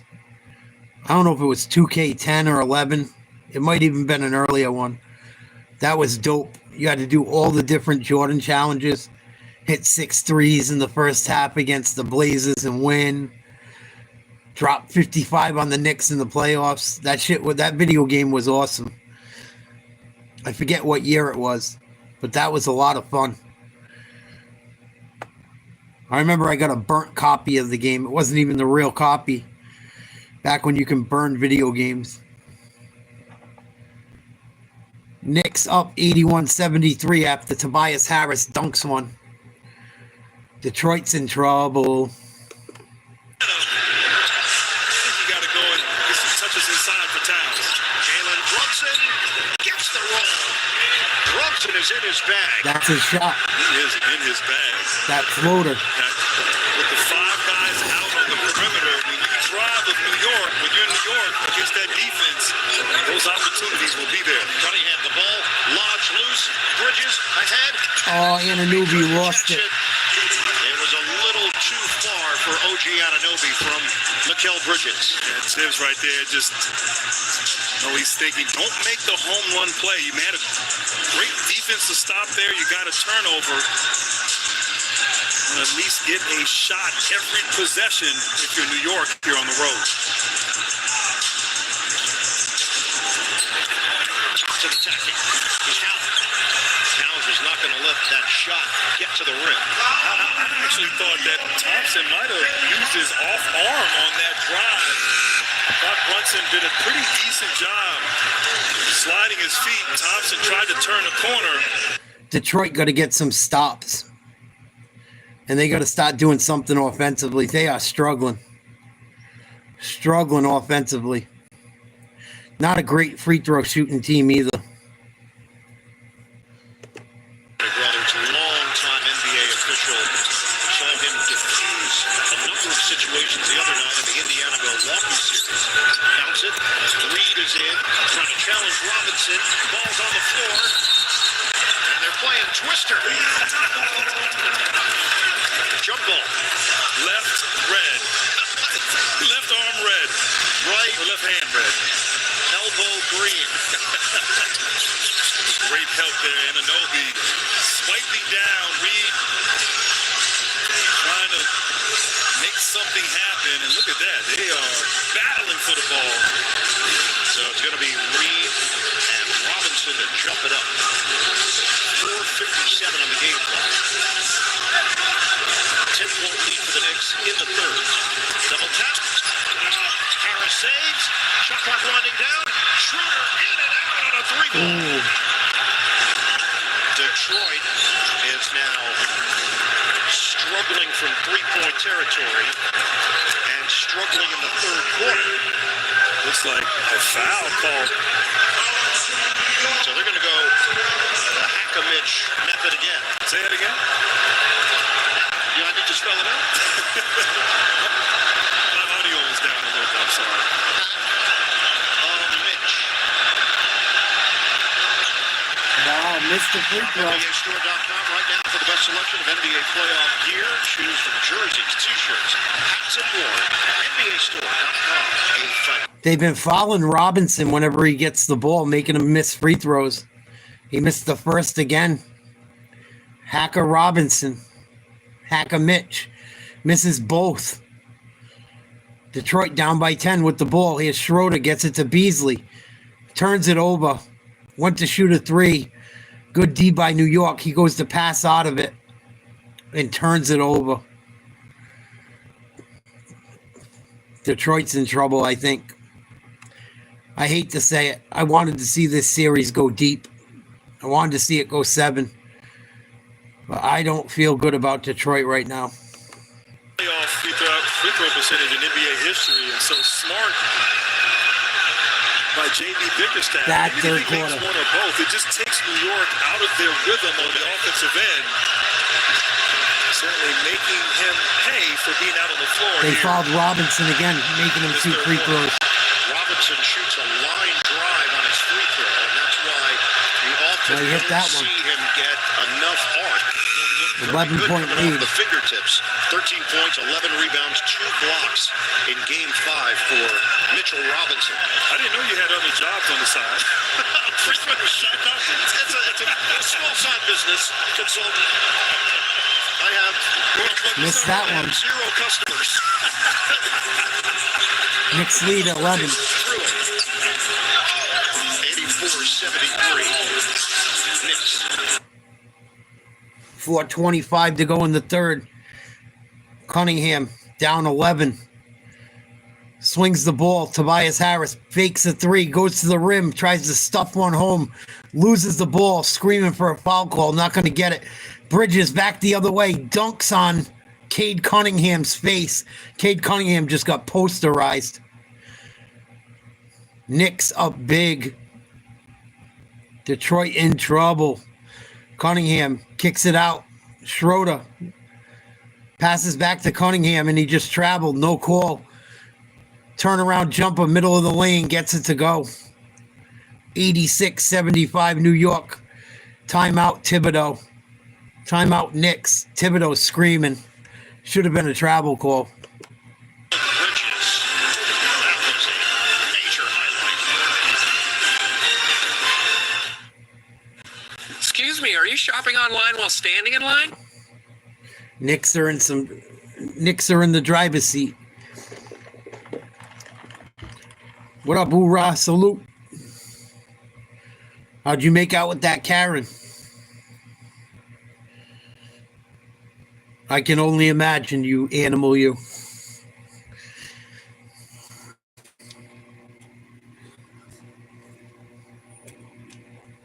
Where'd you run into that wildebeest you were telling me about the other night? Hoorah ran into a Karen at the bar the other night. He didn't get to tell us about it. I can only imagine. Where the fuck were you, bro? Me and Hoorah went to high school together. I've known Hoorah since I was like 10 years old.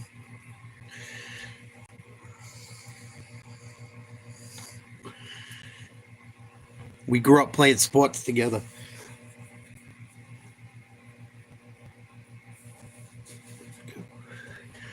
Hoorah had it out with a Karen last night at the bar, allegedly.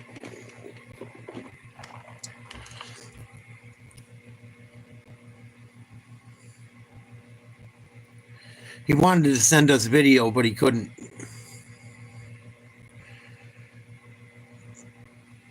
Nothing worse than a Karen when you're trying to have a good fucking time.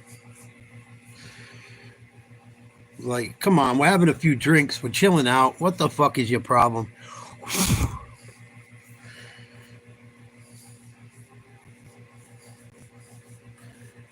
If you're not in a good mood, you probably shouldn't be drinking.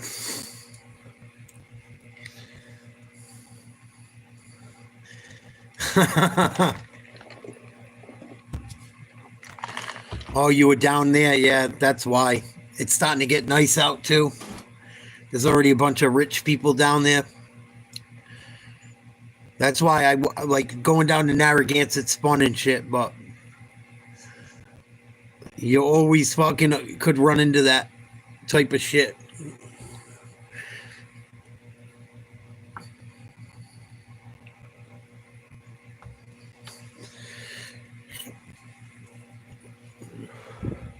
Especially the weather's getting nice. Everyone's coming in from Connecticut, Mass, New York, Jersey, Maryland. All the military people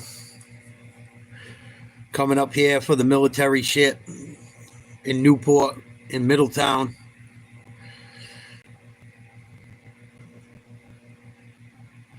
So what happened, Hoorah? Did you call her a cunt and tell her to go fuck herself like a good boy would?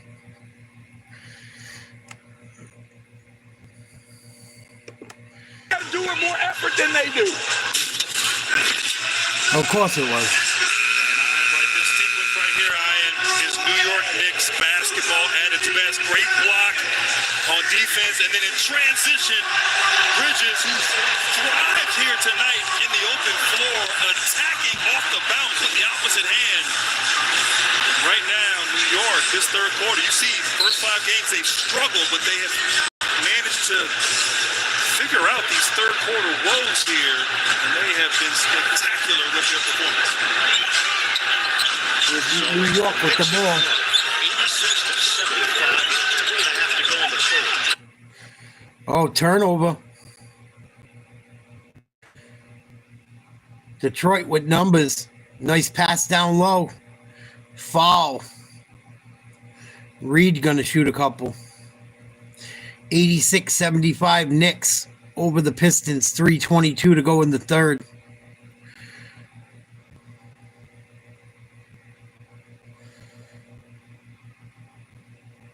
Yep. They bring all their fucking garbage and litter and bad driving habits. Act like they own your fucking area. I know. It's going to start happening in my neighborhood any minute. I listened to cars burn out till like 2 in the morning last night. down here on the beach. Like, what the fuck? It's nice out. I don't gotta have the heat on. I can open the windows. Nope. Gotta listen to people burn rubber all night long. 86-77. New York with the ball. Brunson. Floater down the middle. No good. Another foul. Right now, I love how Jalen Brunson's moving without the basketball. He faked like he was going to come off the screen at the elbow. He and Towns are on the same page. Back cut. Was able to lose Schroeder there. I got a neighbor, too, that I want to get back at.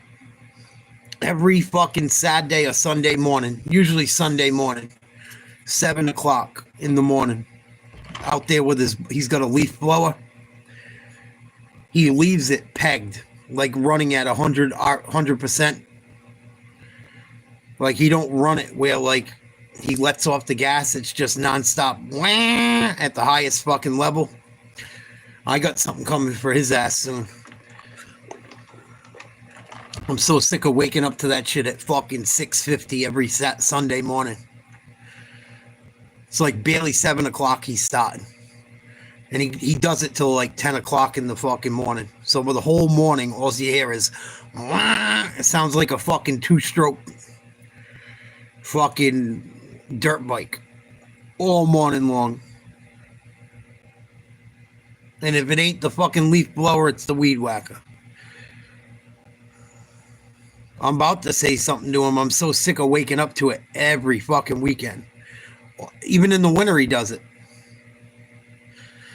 He puts it on the top setting. I know what he does. I have a backpack leaf blower. He puts the throttle all the way up to the rabbit and pegs it and just runs it like a fucking maniac for hours. That shit annoys the fuck out of me. There's nothing wrong with taking care of your property, but come on. Fucking 3 hours of a blower running full capacity. There's no need for it. No need for it. I can't wait till the fucking thing blows up. He's probably blown a few of them up the way he runs them. Along the baseline as Brunson goes down. Free throws for New York. We talked earlier about being in the bonus so early in the game. Great defense. Didn't foul. Brunson going for the loose ball. Reed, out of frustration, pushes. Once again, Brunson at the charity stripe. He has been so efficient. And Grant, that's 5 on Reed because he was the designated fouler on Mitchell Robinson. Oh, it drives you nuts, Mark. So he gave a couple of fouls away because they wanted to send Robinson to the free throw. When you listen to them engines pegged, it just, I don't know why. It drives me nuts. Call me crazy. Maybe I'm getting old, but it's just the fucking most stupid thing. Especially when you do it at fucking 7 in the morning on a Sunday.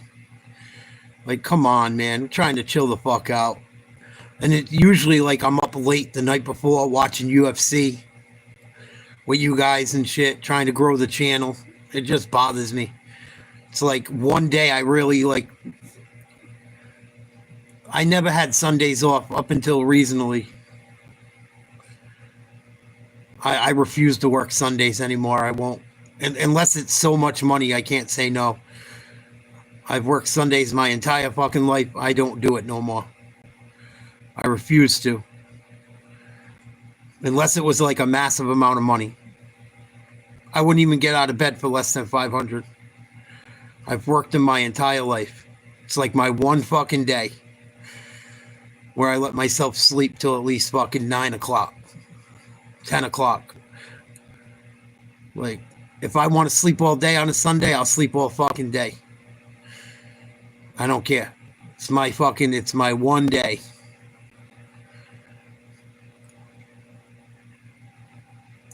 That motherfucker's out there.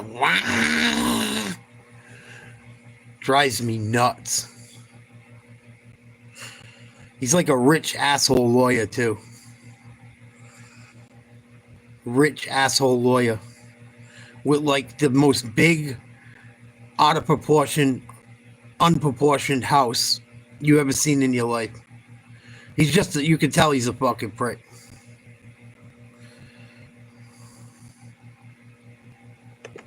Holding him a little bit there, and Anunoby out of frustration there. I know he's a prick, actually. Firsthand. He invited like everyone but us to his block party. He invited like everyone in the neighborhood besides like 4 or 5 people that lived here for longer than him. Like, yeah, all the new people I'll invite. All the people that have been here for a long time, they're not invited. He's a douchebag.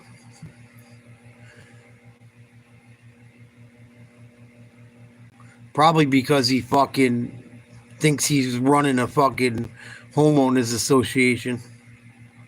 I'm gonna get him though. Oh, I'm gonna get him. I will get that motherfucker one day. I won't hurt him, but I'm gonna get that motherfucker. Whether it's M80s or something, I'm gonna get him. Or I gotta borrow my buddy's kid's fucking 4-wheeler and destroy his lawn. I'm gonna get him. I'm gonna get him. I'm just waiting for the right time.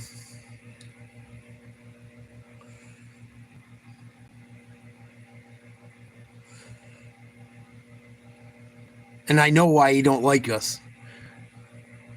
Because I throw his dog shit back on his lawn in a bag. Because he walks his dogs by my house and lets them shit there. And I pick it up and throw it back on his fucking yard in the bag. I'm going to get that motherfucker so good, I can't wait.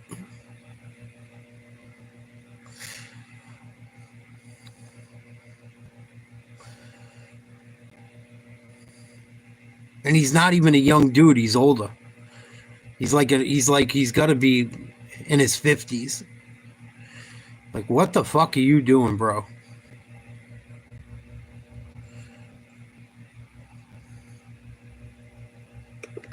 To see if there was something extra. Now they're playing off the challenge. The defender throws the offensive player to the floor. Therefore, the challenge is unsuccessful. New York loses the challenge. They lose the timeout and their ability to challenge the rest of the game. So this is actually going to affect the Knicks the rest of the way.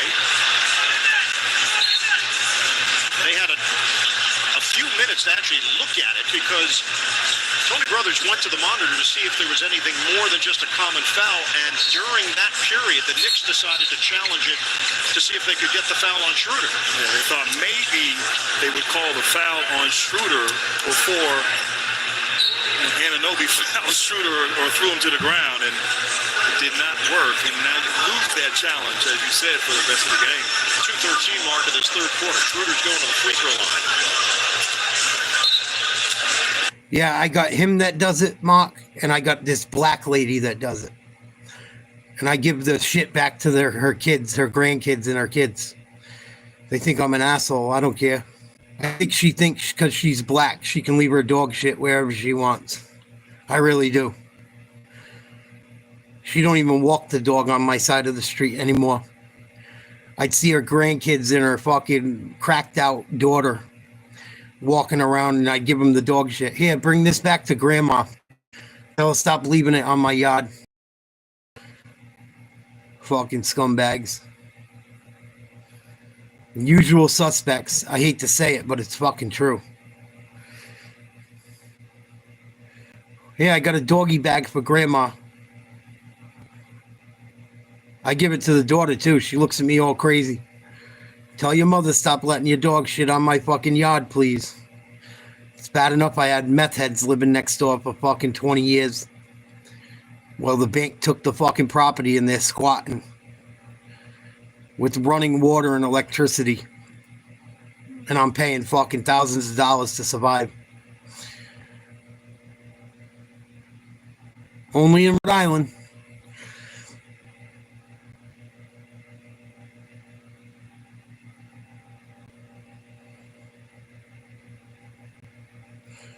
Going to be a foul against Karl Anthony Towns. Yeah, fuck them. I'm a one-man gang myself. I might not look like it, but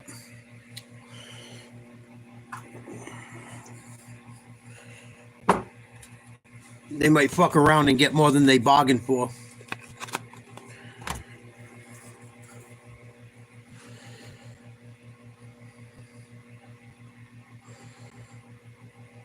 She hasn't done it in a while. I think they learned their lesson. Cade Cunningham coming out of the game third. Knicks 91, Detroit 82. Yeah. You know what? If it happened once or twice, Mark, I wouldn't even give a fuck. When it's every day, I see you do it. Nah. Nah.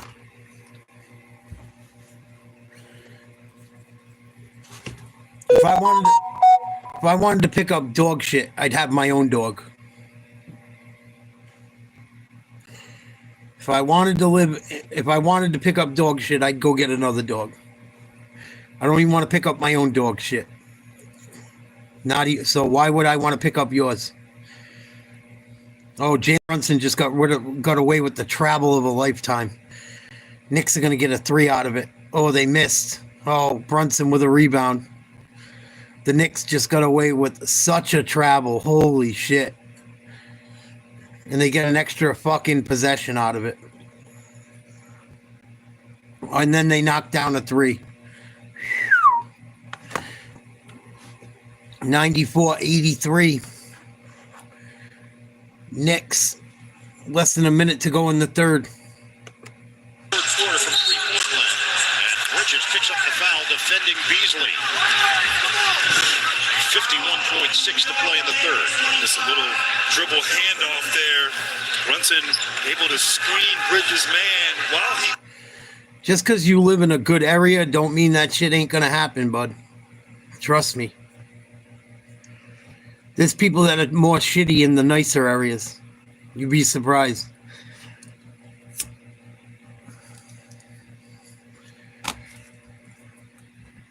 You'd be surprised.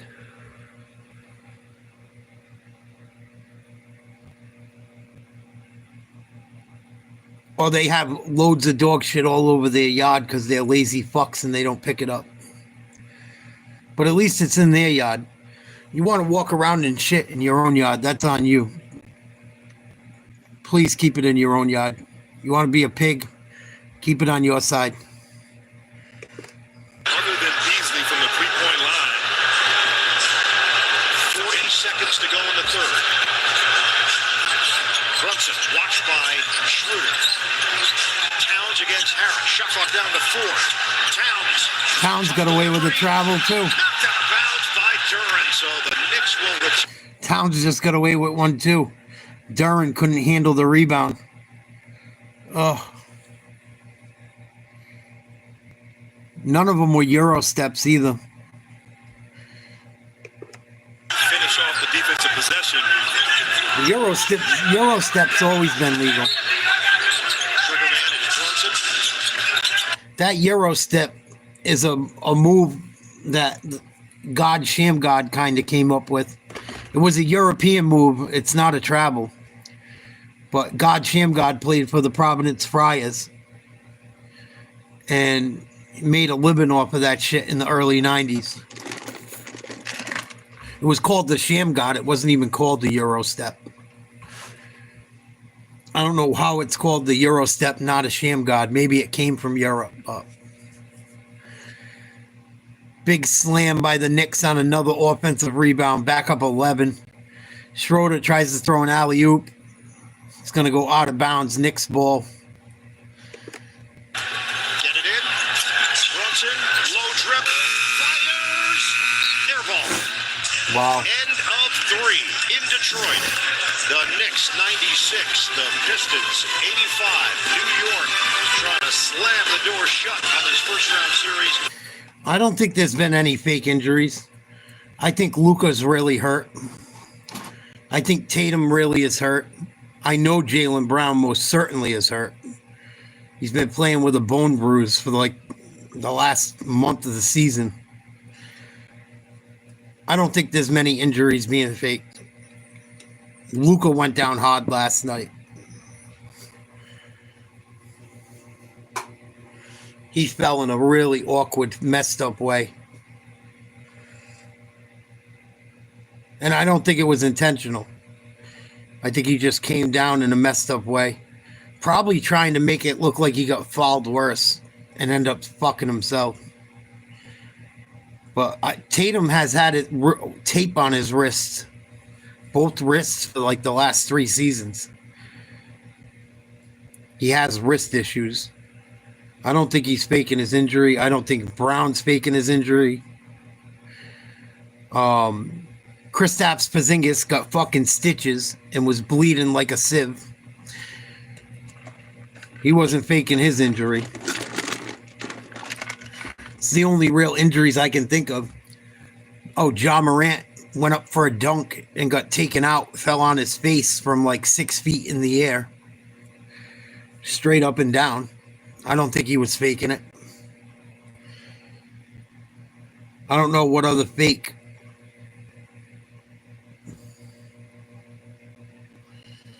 What other fake injuries you could be talking about? Jimmy Butler left the court. He's a little bit beat up. He's getting older. Steph Curry's beat up. He's getting older. Last year, every NBA team had a major injury during the playoffs. That's why everyone said the Celtics had an easy way to the finals. I don't think they're lying about it, bro. I don't think they're made up.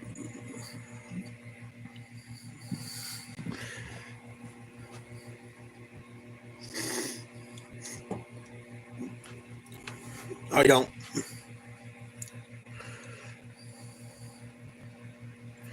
I don't think they're made up injuries. If you can bring up one that I didn't mention, maybe I would feel differently, but nah, I don't think so. I think the challenges are what causes problems. I think the challenges, and I think it's more to do with gambling than anything. I think when the refs get weird, it's because probably something to do with fucking Vegas. But I don't think these guys are lying about being hurt. I really don't. You see the falls they take. If you really watch the game, you know which guys are beat up.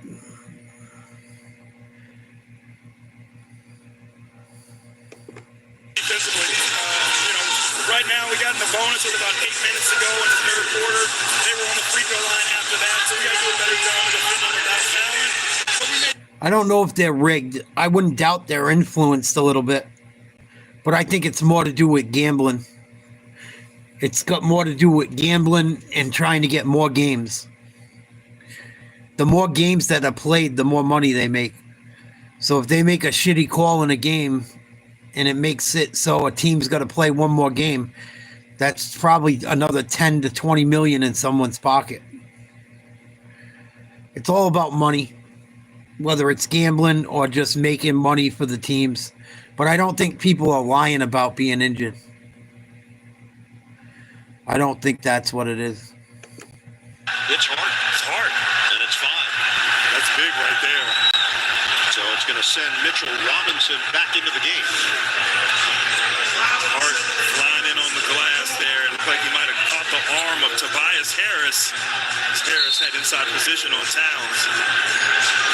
And now an adjustment.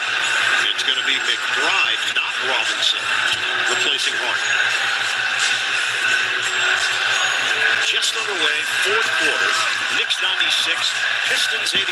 New York leads this opening round series 3 games to 2. Detroit better get going. Boston waiting in the second round. Down by 11. And a foul called. Champagne. So 2 quickies against the Knicks. Campaign trying to fight over that screen, a little bit of contact. Big Beasley so good at moving without the basketball, drawing that foul. Cade Cunningham has scored 19. Beasley has 20. Another bad three. Rebounded by Harris. Harris gets the run. Tobias Harris. Big. Turn on the Jets against Beasley. He's got the angle and the bucket. Nice hesitation there. Campaign had a fantastic fourth quarter in game one. Ooh. Wow, look like an offensive foul there on Tim Hardaway Jr. Just pushed McBride right in the face. And it was a bowling ball effect because you had McBride go down and Anunoby. Anunoby and Duran now exchanging some words. Anunoby had something to say to Hardaway. The players are trying to get in. Hardaway better watch it. That was dirty. That was dirty by Hardaway. Calming down Jalen Duran. He pushed both guys. Have possession as Hardaway picks up the offensive foul. Knicks lead at 98-87. Payne takes the lane, comes up short on the floater. Payne goes for the steal on Cunningham. Swing it ahead. Beasley's ready. Can't hit the three, and Towns has got his 12th board of the night. A minute and a half gone by in the fourth. Detroit down by 11. Bridges handling it. The big gets switched on to Bridges. Put it way up high. Cunningham to knock away. And that pass was Aaron. Hardaway maneuvers. Looks to the left hand. Bad shot. Bounces off the rim. And then neither team really efficient with their offense. Towns. That's off one leg. That's rebounded by Cunningham. That just looked awkward. Towns is limping. For both teams this last few minutes as Durham rim runs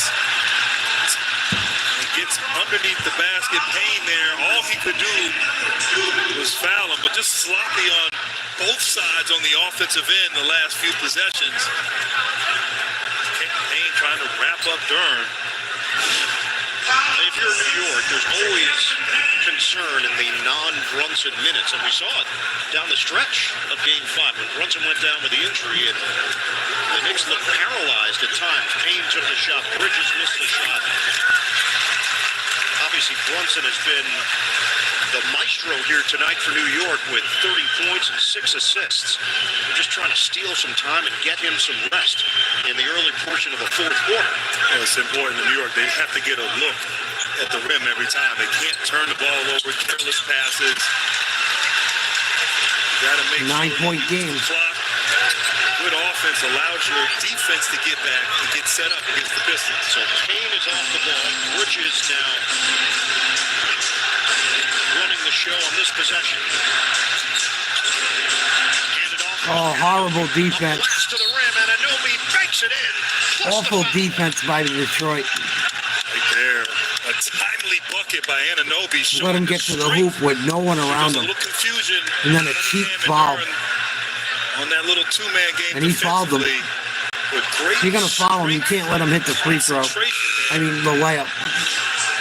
Anunoby Awful. at the free throw line as Brunson checks back into the game. Payne sits. 9.5 to go in the fourth. OG Anunoby has 21 points, 4 rebounds, 2 steals. Lead out to 11. And he gives the Knicks a 12-point 12. lead.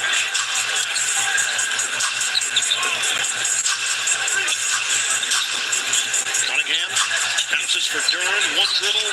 And one. Nice play by Duran. And the foul. Nice pass by Cunningham. Talked about chemistry. The chemistry between Cade Cunningham and Jalen Duran. Beautiful pocket pass, great hands. And that little head fake right there, I thought froze Towns, got him a little bit off of his rhythm, contesting there. Duran was able to draw the foul. Great contact and finish with the left hand. And Duran, a capable. I would love to see what the Pistons would have done if they had Ivy and Stewart. Stewart got hurt in like game 2 of this series. Ivy's been out the entire time. I think Detroit probably would have stole at least one of these games that have already been played. I think the Knicks are very lucky Stewart and Ivy couldn't play. Very lucky. Schroeder's dealing with Brunson.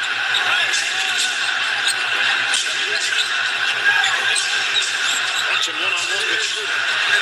The jab, Schroeder goes down. Shot clock winding down. Brunson, short of the three.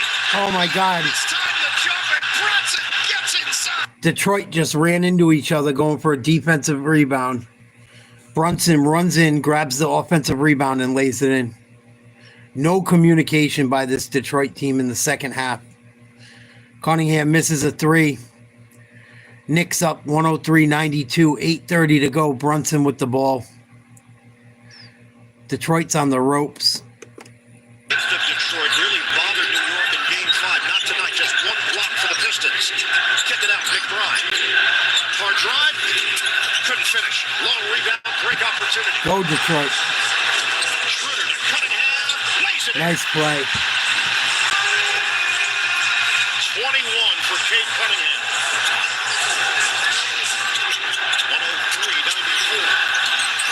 103-94. Go, run Detroit. You got numbers. Transition, Schroeder, Cunningham, back for Schroeder, three ball. Air ball. Horrible. Out of bounds off of New York. Brunson right here, not quitting on the play. Two defenders there. You have to communicate. And Terrible. Brunson just great awareness there. Sneaks back in, gets that easy too. Defensively, you got to talk and not assume anything, particularly on the defensive glass. Poke away by Robinson. Grabs it, 6 to shoot. Give it up. Nice play. Throws it down. Timeout New York. That was working in Game 5. Detroit's starting to wake up. Here in Game 6. Timeout Knicks up 103-96. Bars.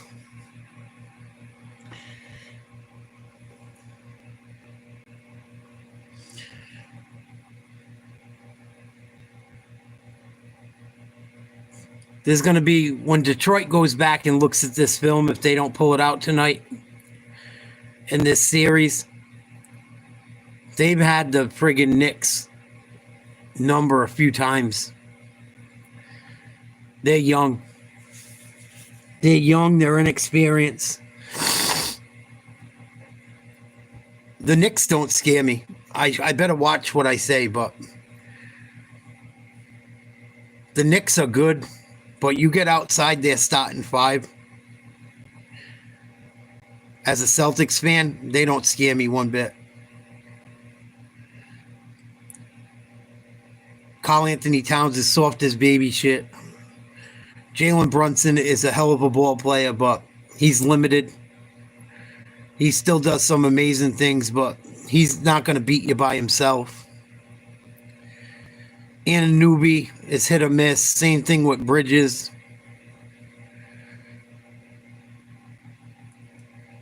And I don't worry about the Knicks as far as physicality. Same thing with Hart. You never know what you're going to get. Maybe I'm speaking too soon, but the Celtics took care of business against the Knicks all year long. I think the Knicks got worse. The Mikal Bridges trade was good, but I would have kept that team the way it was. I wouldn't have went and got Towns. I think they were better off with Julius Randle and Dante DiVincenzo. I really do.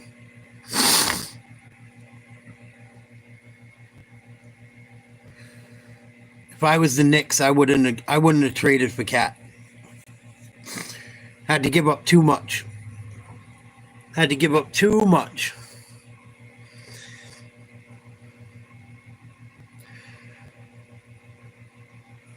And I don't even like what they did with Anunoby either. They gave up quite a bit to get Anunoby.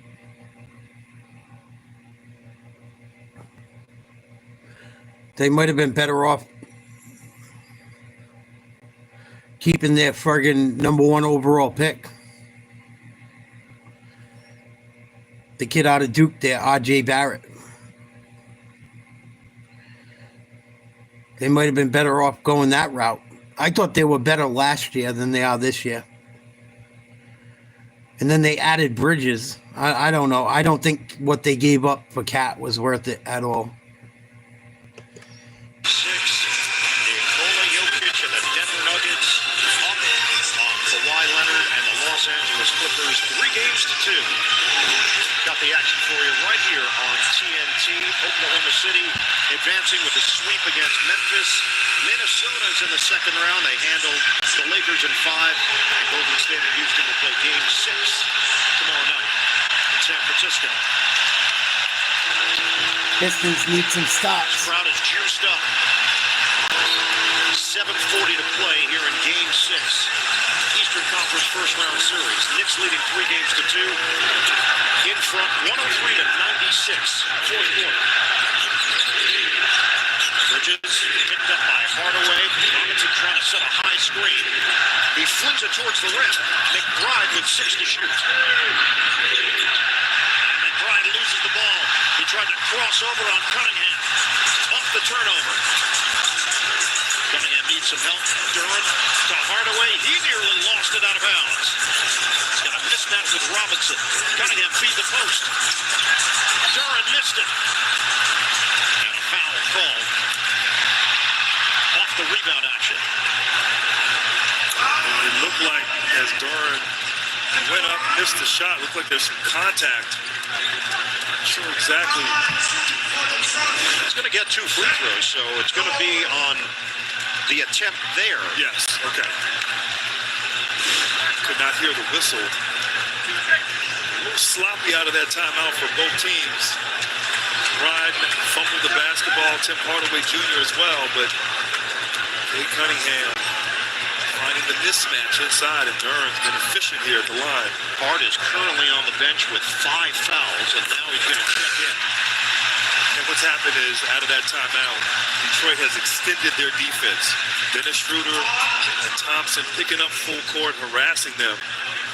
That last possession, Brunson didn't touch the basketball, which led to some sloppy play and a turnover. 17 points for Jalen Duran.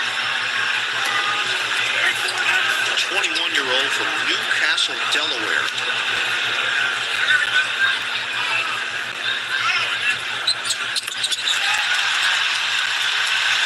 Got a 5-point game.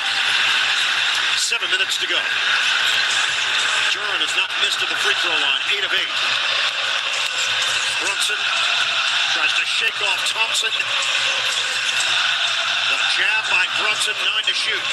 Brunson, relentless fades, off the heel, rebounded by Robinson, cleared to Anunoby. And he misses on a 3-ball. Hardaway skies for the rebound. Here we go. 5-point game. To go. Brunson shows defensively on Cunningham. Drive and kick. Hardaway. Wow, tough shot, Hardaway Jr. 2-point game. Hardaway has not hit that 3 tonight, but big time, quick trigger. A beautiful pass for Cunningham. This is a 9-0 run for Detroit. Bridges trying to end it. Stolen. Turnover. Schroeder. Up ahead. Thompson. Tied up game. And Deuce. Wow. Tie game.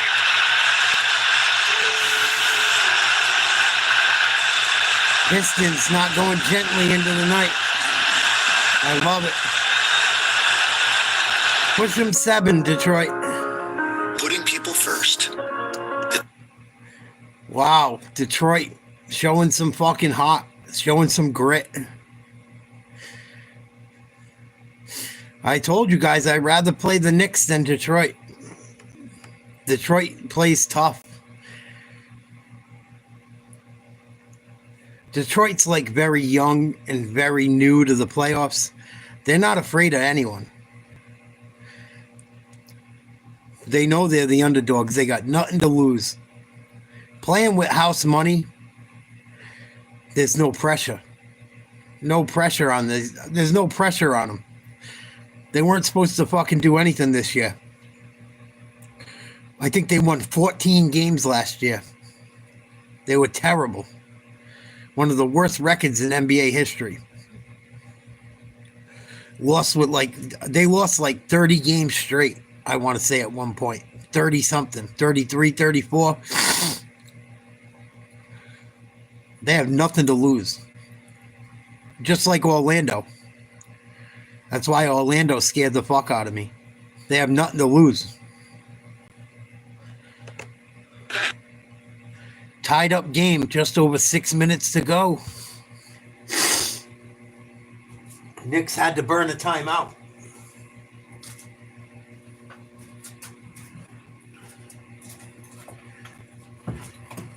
I'd love to see the Knicks choke.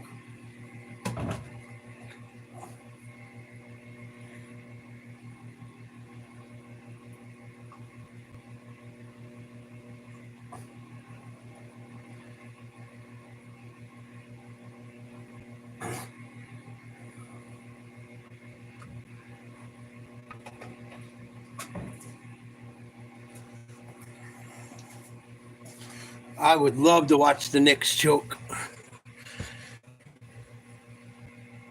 The Knicks are kind of beat up now, too. Brunson's always been beat up. He's too small. He's always beat up. Even if you don't say he's beat up, he's beat up. He rolled his ankle the end of the last game. He's played a ton of minutes. Hart's beat up. Almost didn't play tonight. I think if Detroit had Ivy and Stewart, the Knicks would have been fucking done by now. Detroit's missing 2 key pieces. I don't think people realize it. Hey, so we just got to find our way back. We know what we're capable of. We just got to shore up our defense, fellas. Right now, we're allowing them to get to the paint way too easily. We got to control the ball more, okay? We rebound, then we get out and run. We got a lot of game to play, okay? Let's go. Plenty of time left. Instructions, listen and you follow. And Detroit getting back into this game has been their defense. They've taken New York out of everything on the offensive end, creating turnovers, getting out in transition, playing with energy, playing with passion, and getting this crowd into the game. And it's just been multiple efforts. It's been hard work.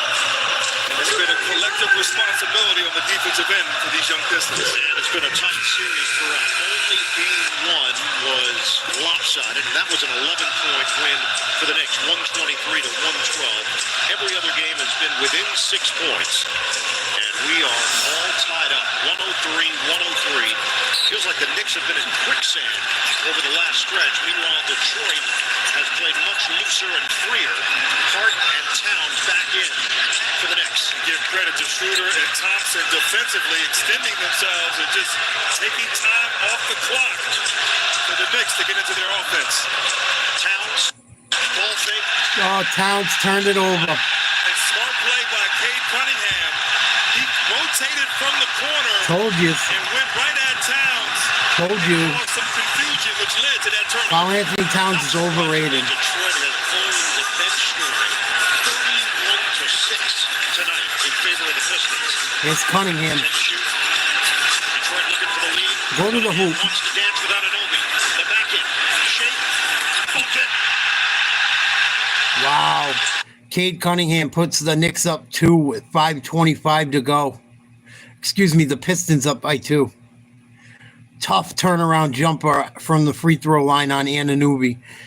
Here's Brunson working on Hardaway Jr. Falls said it's a foul on Hardaway Jr. Horrible call. Tripped over his own feet. Already over the limit. He gets so many calls. Horrible call. Against Hardaway. And it looked like Good D. Brunson might have stumbled there. They're going to challenge this. I would challenge it. Looked like a travel. So a coach's challenge from the Detroit bench. If Detroit don't win this challenge, I'm going to be sick. If Detroit he did not commit a foul on that play. Brunson just goes to the floor. Whenever he gets going forward like that, he's notorious for that shit. This call should get reversed. 2-1. Ready for launch. Rockets Warriors tomorrow on ESPN. What you got to say?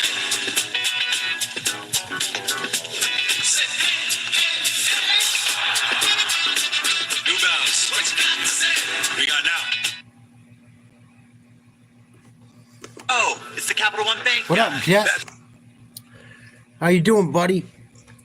I've been worried about you. I know you usually check in daily, at least to say hello. You doing all right?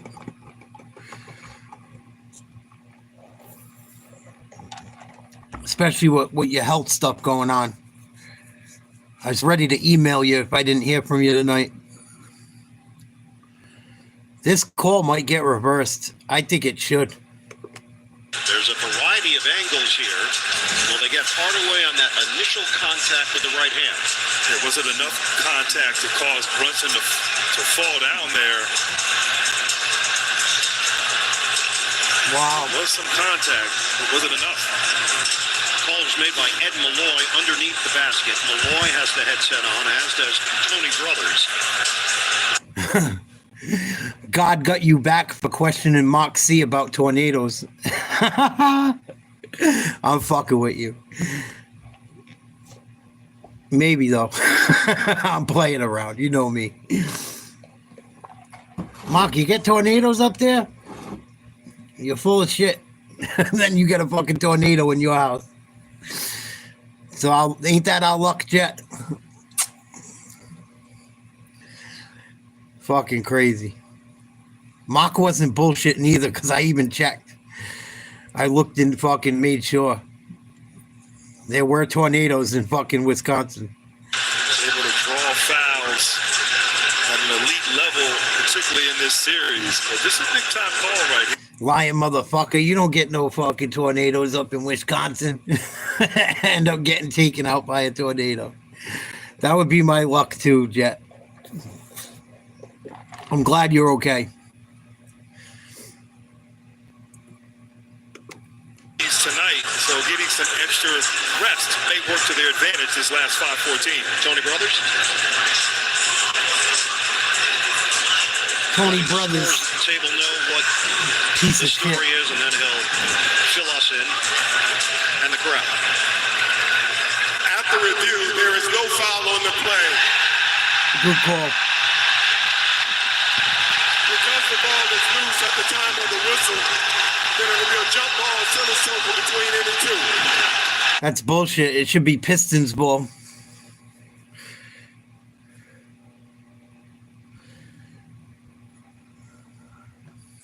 At least you didn't have to watch fucking JJ Redick and LeBron and Luka fucking destroy their fucking season. Right. You go through the family tree. Everybody feels vindicated. And it's going to be Towns and Duran to jump it up. And a re-jump. And Towns is injured. Looked like trying to steal the jump ball, and it's like Durham got a little tangled. Now Karl Anthony Towns is hurt.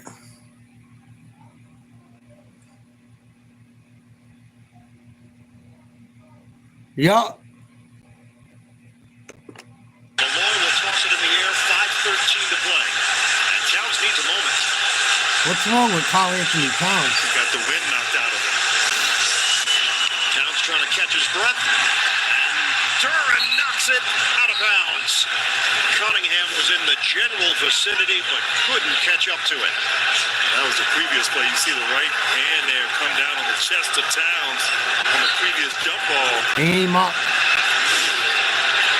Not often you get hurt on a jump ball. That's the playoffs. 105 Detroit. Duran ended up on the floor, so they have to clean up that area right at the center court circle. This is a dangerous time for the New York Knicks. I know they're only down 2, but no momentum.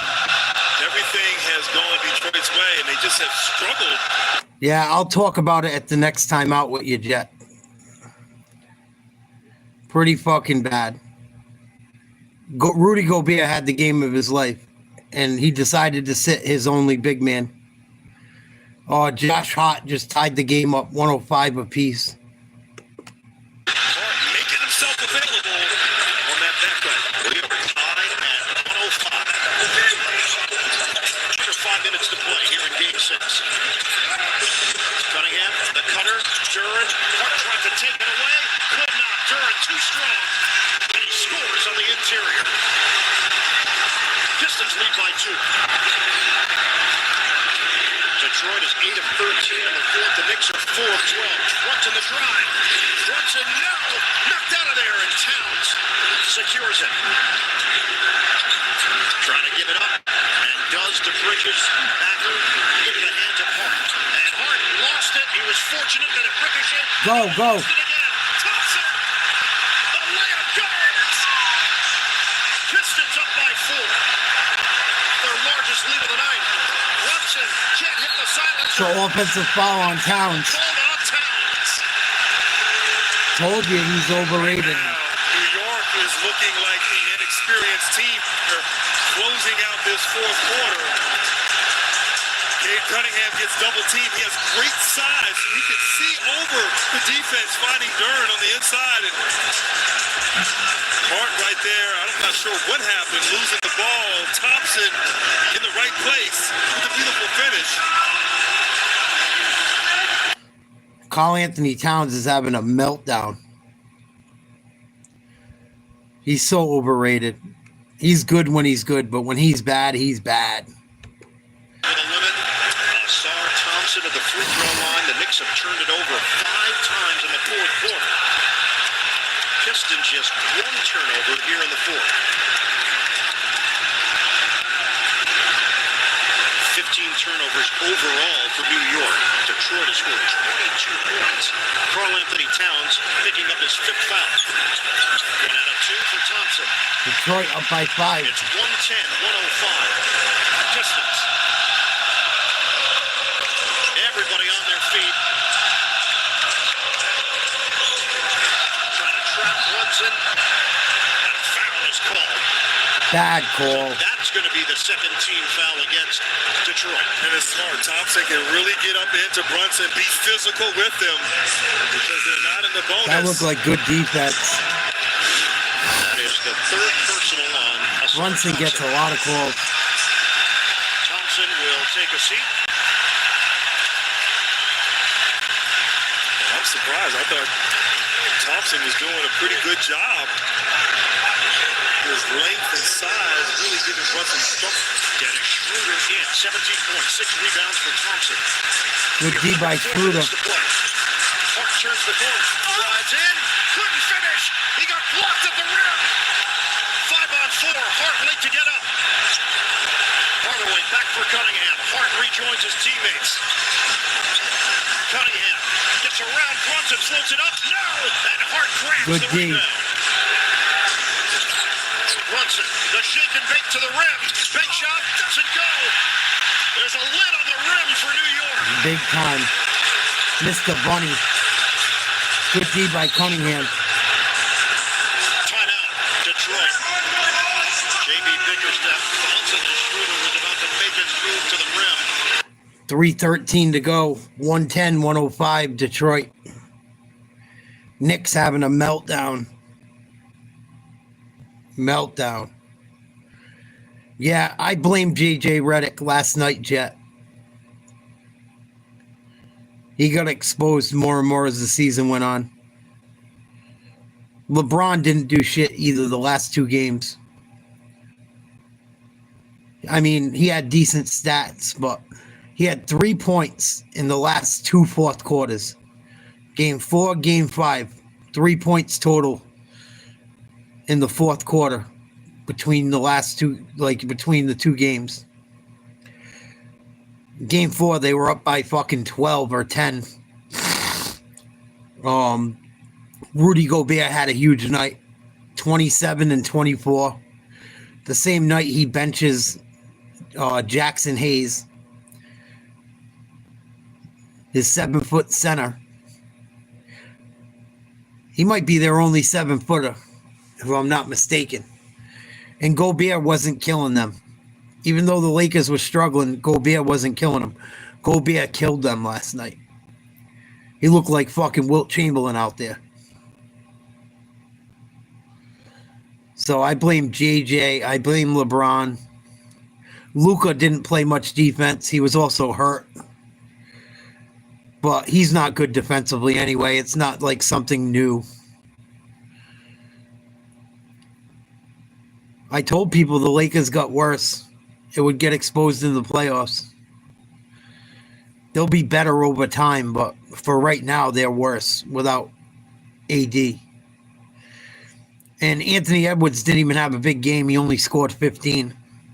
He was 0 for 10 from 3. If there was one game the Lakers should have won, it was that game last night.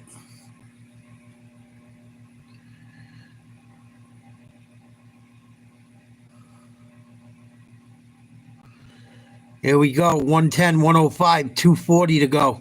Pistons with the ball. Hardaway Jr. hits a 18-footer on the baseline. 7-point lead, Detroit. Detroit scrappy. I thought they would win this game at the start of the night. I didn't feel good about them going into the fourth, but they've turned things around. And Brunson gets an and one that I think should have been an offensive foul. Wow.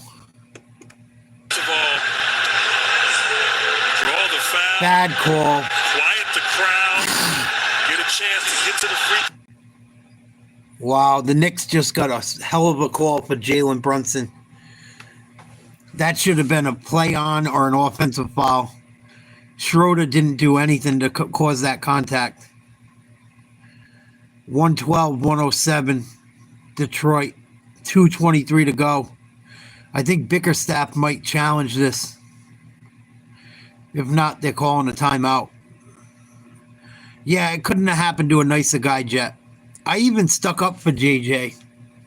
I didn't think the first game was so much JJ's fault. And then they responded. The third game, I didn't really blame on him either. The fourth game, it started to look bad. The fifth game was all on him. It's what he gets for talking badly about Larry. And LeBron is starting to click. I've been looking at it lately, and some people asked me tonight. I don't think LeBron's in my top 10 anymore. It's getting close. He's not in my top 5.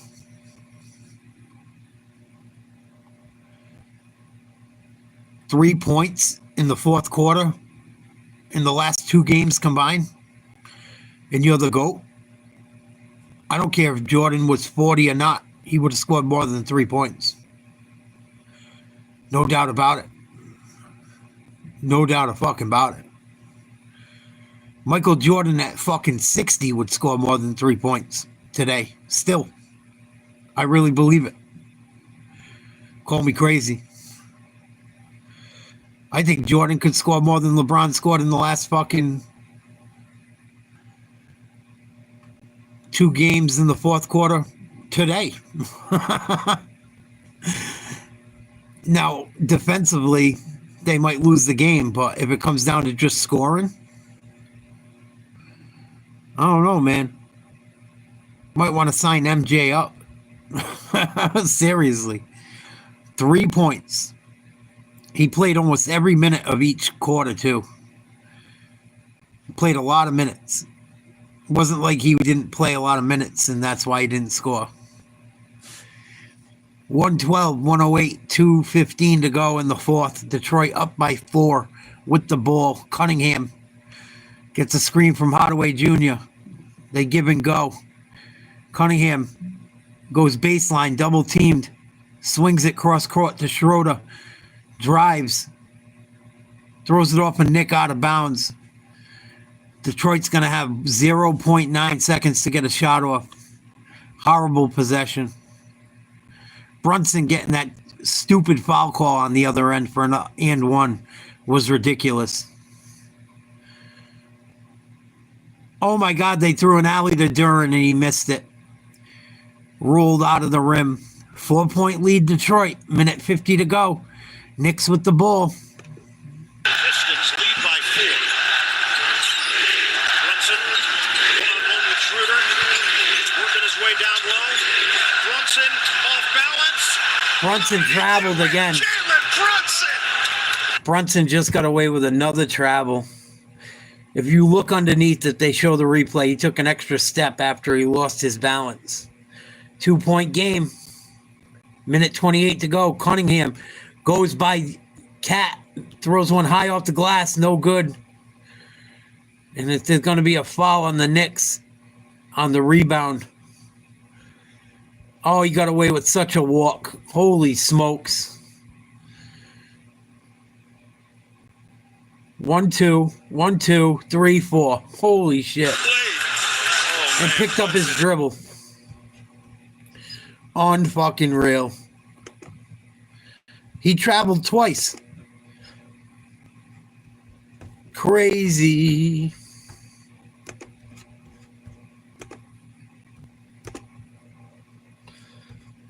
Oh my God, my stream just fucking died.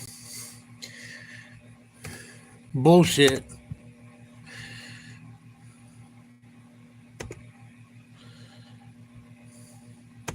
I missed the end of this game because of this fucking stream. I'm going to be ripping.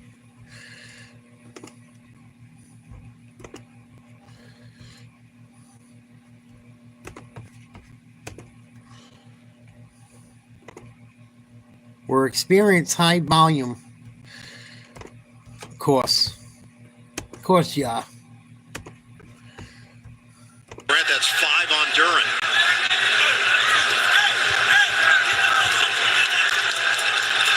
This is playoff basketball. This has been what this series has been. It's come down to the last possession multiple times in this series. Towns at the line. His team is down by 2. 112,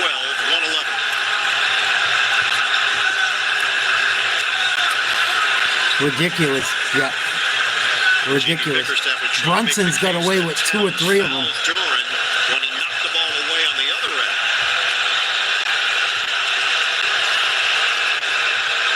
For the time. Short. Towns missed the free throw. Does, feeds it, and Anunoby off the deflection. Should be a foul on the Knicks. Knicks retain it. Wow. This free throw, look at this. Everybody giving their maximum effort. Looked like Harris just got caught up and tangled there from Duren. Lost his balance and could not control the ball. It bounced off the face of Tobias Harris as he got his legs taken out from under him by Duren. Just want to make sure they've got the right time on the clock. 14 to shoot for the Knicks. A minute 15 on the game. One-on-one with Thompson. Pistons holding on to a one. Crosses. Brunson. Back in. Jab. Knocked away. Shot clock violation. Thompson. Should have been an up and down. He has done it again. Great defense and great strategy by J.B. Bickerstaff. He let him sub them out, let him get some rest, bring him back in. He's fresh. Great anticipation, great hands for Thompson. Detroit needs a bucket. Don't need a 3, need a 2. Pistons 112. Knicks 111. Under a minute to go. Here is Detroit. Cunningham bounces. Duren attacked it. And a foul. Got to knock him down, Duren. So Jalen Duren is going back to the free throw line. A lot of contact there. That's their bread and butter play. And that's it for Karl Anthony Towns. Fouled out. Towns tried to show on Cade Cunningham as he was coming downhill on the screen and roll, and they get back to Duren. That is going to hurt the Knicks here. 49 seconds left. He will exit with 10 points, 15 rebounds, and has reached the quota. The Knicks should have never gave up Julius Randle and Dante DiVincenzo for Carl Towns. Never. I will never understand that trade. Oh, he missed the first. Duran was 8 of 8 at the line before that attempt. The Lakers probably would have beat the Nuggets if they had Karl Anthony Towns. Defensive purposes, JB Bickerstaff subs out I mean, Tim the Hardaway Wolves. Jr., brings Dennis Schroeder back in the game. Schroeder and Thompson, what they've done on the defensive end, really. Come on, Pistons. Come back here in this fourth. Need this free throw and a stop. 1 out of 2. Detroit up by 2, trying to force a Game 7. Timeout. Brunson's going to probably take this shot. Got to watch out for Brunson, Hart, and Bridges. Anunoby can shoot it too, but I wouldn't doubt they go to Anunoby. I mean, I wouldn't doubt they go to Bridges or Brunson. And obviously, as we have learned time and time again, we have to cover the inbounder. Whoever's inbounding the ball potentially could get the shot. 2-point lead for Detroit. I think Jordan even made the playoffs with the bad Wizards team back then, too. Jet. I think he made the playoffs at 40. Barely. I could be wrong, but I'm pretty damn sure he did.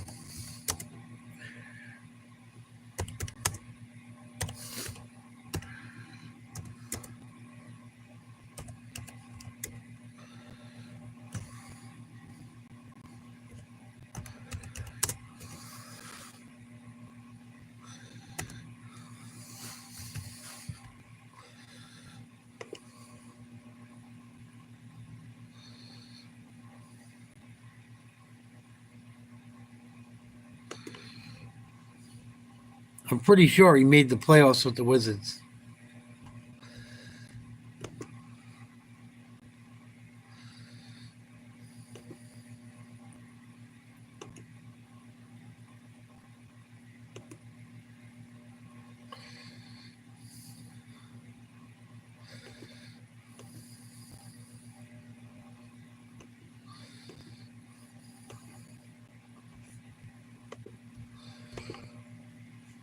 Oh, they didn't make the playoffs. I thought they did.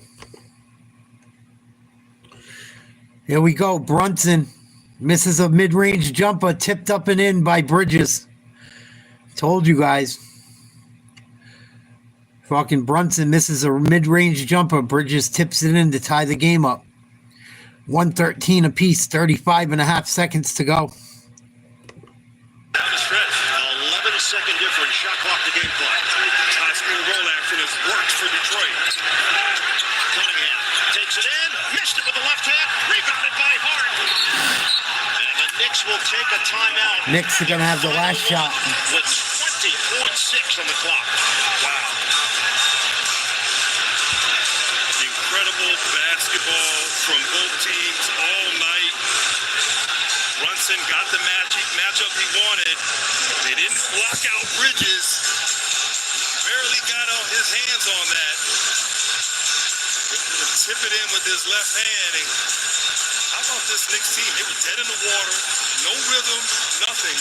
Able to gather themselves, regroup, get some stops, somehow find a way to find some offense here, and then get a stop on that last possession, securing the rebound. These are the moments. Clutch player of the year, Jalen Brunson, at 58% shooting from the field in this series. Brunson's going to take the last shot, I bet. Struggle here. Man. 3-point shots, fadeaways, started the game hot, struggled as of late. That was a big play there, and another big play, almost fell, almost a turnover.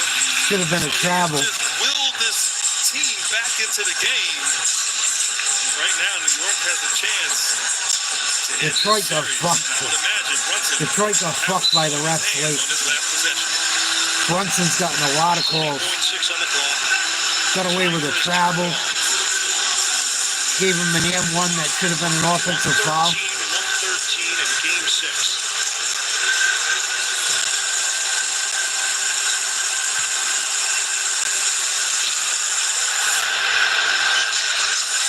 Knicks trying to advance to the second round for the third straight year.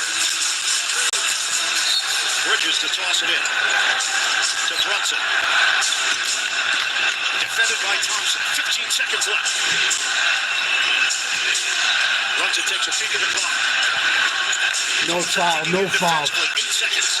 Brunson stops on a dime. Launches. Oh, yeah! Jalen Brunson buries it. Jalen Brunson just knocked down a 3 and broke Thompson's ankles. Wow. Nasty. He went between his legs backwards for a step back and absolutely destroyed Thompson. Oh my God. That was nasty. That was nasty. That was an ankle breaker from hell. You know what's going to him, man. I don't know why you didn't double. That was nasty. Nasty step back between the legs backwards. Nasty move from Brunson. Dirty work. Oh.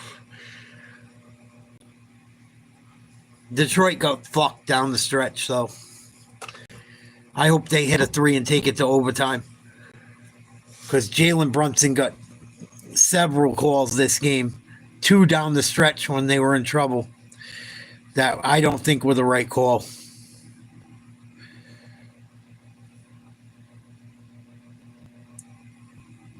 Beasley going to shoot this? Cunningham? Harris? Schroeder maybe? We'll see. 4.3 seconds. Knicks up by 3. What a finish.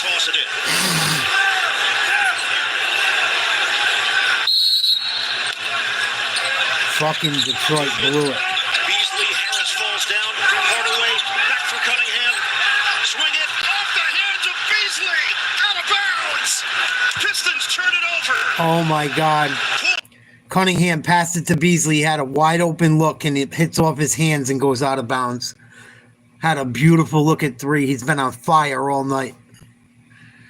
Beasley with the turnover at the worst possible moment. The Knicks survive. Knock Pistons off in 6. Oh, Beasley, man. Bet he wish he has that one back. Right between his hands. Good pass by Cunningham. It was right there to tie this game up. I feel bad kind of for the Pistons. I think they got fucked in this series a little bit with the refs. Brunson got away with a travel of all travels late in this game. Horrible. And then they give him an and 1 that could have been at least a no call or an offensive foul. Fucking Christ. I feel like Detroit got the shaft. We saw that horrible call late in the other game. That didn't go Detroit's way either. I feel like Detroit got boned tonight. But you know what? They were down big so many times. They let the Knicks back in every time. New York. That's what he's been doing. Jalen Brunson, what a fucking step back to win the game. Karl Anthony Towns talking mega shit. He didn't do a fucking thing. I can't wait. We're going to put a fucking boot. We're putting belt to ass on Karl Anthony Towns and the Knicks. You watch. Al Horford's going to put belt to ass on Karl Anthony Towns and Porzingis. Mark my words. Mark my words. Anyone want to take the Knicks over the Celtics? Holler at me. We can bet whatever. Seriously. I guarantee fucking Celtics put belt to ass as far as Karl Anthony Towns goes. I got a feeling. If he plays like he played against the Pistons, Celtics are going to win every game by 30. Whew. I can't believe he's talking shit out of everyone. He fouled out of the game. He fouled out of the game. He wasn't even an impact. He wasn't even that much of an impact. Jalen Brunson scored 40. And it's the only reason the Knicks won. I'm not hating on him, but it's the truth. It took 40 points from Brunson tonight. Let's see what Karl Anthony Towns did. 10 points. 37 minutes. 10 rebounds. 15 rebounds. 2 assists. 2 steals. 2 turnovers. He looks like Rudy Gobert. Rudy Gobert had a better night than Karl Anthony Towns did tonight. Last night. The only way the Knicks win is if Brunson goes off. No matter who they play. No matter who the Knicks play. If Brunson doesn't go off, they're in trouble.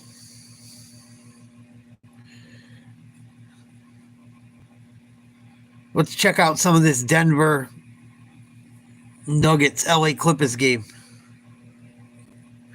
That's what I'm saying, Jet. No way. Who the fuck are you, buddy? Talking crazy shit. Like, bro, you were on the bench. You missed free throws down the stretch. You turned the ball over. You committed fouls. The reason they probably came back is because he fouled out. If they kept him in the game, they probably would have fucking lost. Denver trying to finish off the Clippers. Gordon with a nice slam. I think the Nuggets are up by 1 right now. They're up by 3, 17-14, I think. Excuse me.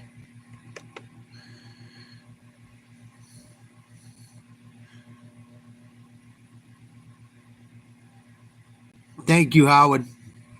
I did a little bit tonight. It's hard to do it for the entire game when I'm not into other teams as much.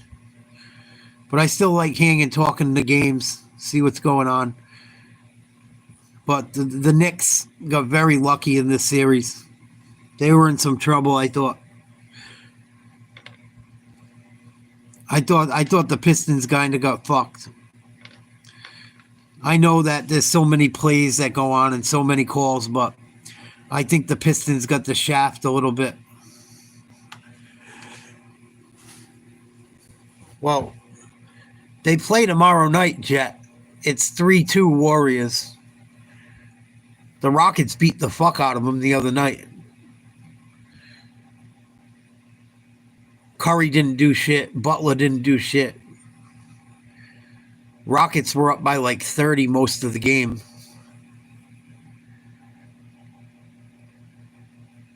I think they play at Golden State tomorrow.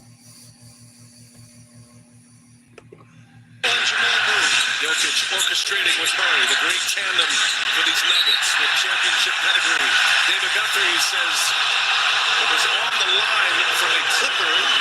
Yeah, they play tomorrow at 9 o'clock. Warriors are up 3-2. But the Warriors got belt to ass really bad yesterday. Really bad. Like, really fucking bad. Kind of scary. The Rockets might have turned that series around yesterday.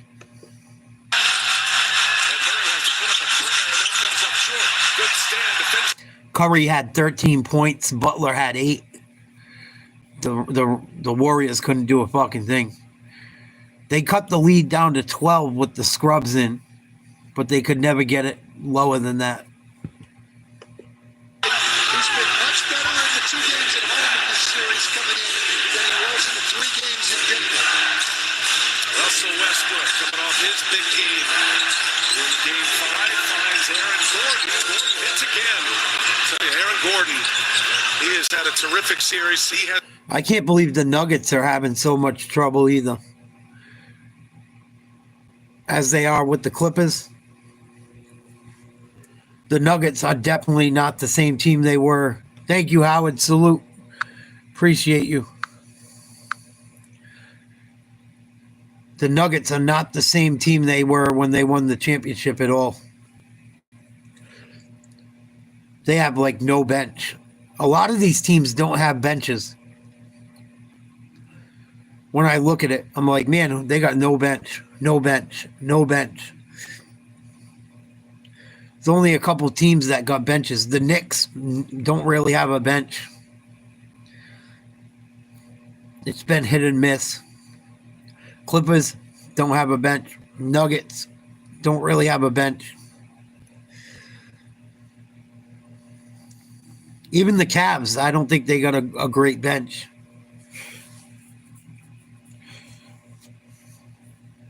There's not many teams that you can go 8 guys deep. If I got to put the Celtics top 8 up against any other team's top 8 in a 7-game series, I feel good. I think the only team that's a real problem, I think they're both out west. I think the biggest teams that would give the Celtics problems are probably fucking Minnesota and Oklahoma City.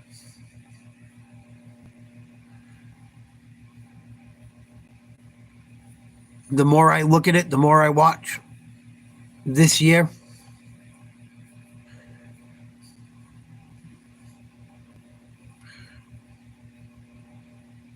I think those teams are probably the scariest matchups for me as a Celtics fan. Minnesota and OKC. Cleveland's hit or miss too. Cleveland's like borderline. I still don't think their bench is better than ours. Plus, we've done well with Cleveland this year. Their wins they have over us, we didn't even have our fucking real team. Like one of the games, Jaylen Brown played like limited minutes. Another one of the games, we didn't have Holiday, Porzingis, or Brown. And then in our wins, we won no matter who we had. So, and every time we played Cleveland, they were full. They had their full lineup. So, see what happens. Team's got to stay healthy too. See who can whoever stays the healthiest with the best team is going to win. That's a lot of it. You see how many injuries there's been and people beat up and playing through injury. A lot of these guys have been hurt on and off throughout the year. I think it's going to be who can hold up the best and make big plays. Rebound the basketball, play defense. Don't turn the ball over. Hit free throws. The game's complicated, but it's not that complicated. It's the same shit that wins and loses games most times. If you play the odds. Dynamic partner, Nikola Jokic. What a tandem they are. 2 years removed from a championship. Derek Jones Jr. first minutes on the floor. And the Clippers now 0 for 7 from three-point range. Ty Lue searching for some shooting right now. Bogdanovich getting his first minutes as well. Let's see the matchups. Bogdanovich ends up on Gordon, and Jokic immediately finds him. And Gordon easily turned around. Back iron. Harden the rebound. Christian Brown trying to check Harden. Oh, nice pass. And he puts it in. We've seen the Harden-Zubats combination many times, usually on pick and roll supposed to bang on the straight penetration dish. Zubac's 27 in Game 5, but only 5 rebounds. Ty Lue saying he needs a little more out of Zubac, especially in the rebounding and defensive columns here tonight. Nice pass. Jokic with 5, and Brown missed it. There is Gordon, and a putback. Horrible And every rebounding. Gordon put back in this building is going to remind him of that incredible moment in Game 4. Well, the Clippers blitzing Murray, so on rotation, Here comes the Nuggets. have a tough time blocking out. Murray goes all the way. He is fouled, and a chance at a three-point play. You got Jokic with the block on one end, and Murray racing to the basket and scoring. It's just a good finish and Nice a play. bad foul by Batum. You're going to foul on those layups. You can't let him get the shot up on the rim that easy. Bad ball. Jamal Murray at the line. We send it over to Lauren Jabara. Guys, Jamal told me after Game 5 that moments like these are just fun. That's why he loves it. The best players put on a best show. He said everyone's playing hard, everyone's playing for something. So just coming here, having my teammates back, they have mine. It's fun, good basketball. And Christian Brown also telling me Jamal Murray is built for big moments. The bigger the stage, the better he plays. And we trust him and Nikola to take the big shots. His game 27-20, Denver. Minute 25 to go in the first. Nuggets on a 10-2 run. He had missed. Kawhi uses a pick and roll. Keeps the ball to himself. Working around the elbow. Turnaround jumper. Good. Cash money, Kawhi. Cuts the lead to 5. Damn, that all rhymed. Murray puts up a 3. Good D by Kawhi again. Clippers back the other way. Dribble penetration. Try to dump it down to Zubac. It's going to go out of bounds off the Nuggets. Jokic wants him to challenge. Jokic screaming and yelling. Clippers inbound the ball. Kawhi 14 to get a shot off. Jokic hand in his face. Drives. Pivots. In trouble. Gets it outside. They swing it around the outside. Jones Jr. kicks it out. Batum. Corner 3. Splash cash money. Nick Batum. Clippers cut the lead down to 2. 34 seconds to go in the first. Westbrook goes to the rim, gets fouled. 31.6 to play. He'll shoot 2.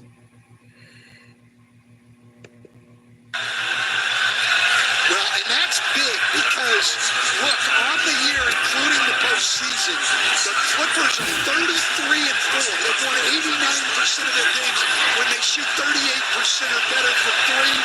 They've only won 28% of their games, 19-31, when they're below 38%. Westbrook knocks down the first one. And we remind you, the NBA on TNT is brought to you by the Kia Telluride X-Line. Kia, the official automotive partner of the NBA. And that stat, which I find very important, was from our crack stats guy, Tom Bowley. This free throw. I came up with that on my own. Incredible with the numbers. 1 out of 2 from Westbrook. We've got a great crew here. And glad to have all of you with us tonight. This series is getting late. This has been the best series in the playoffs. Clippers and Nuggets. Been good. And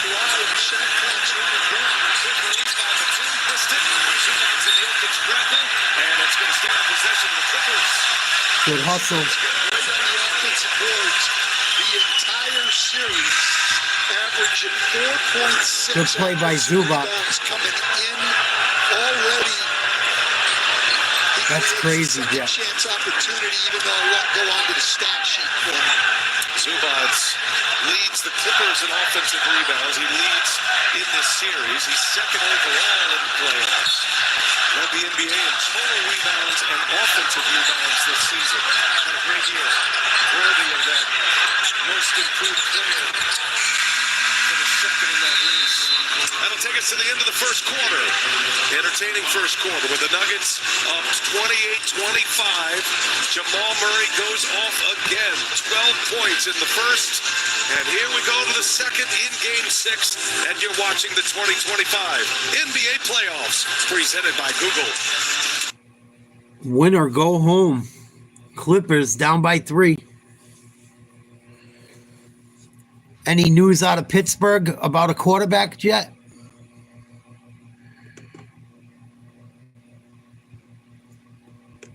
I think ultimately Rodgers is going there. That's why you're not hearing anything, but I haven't looked lately.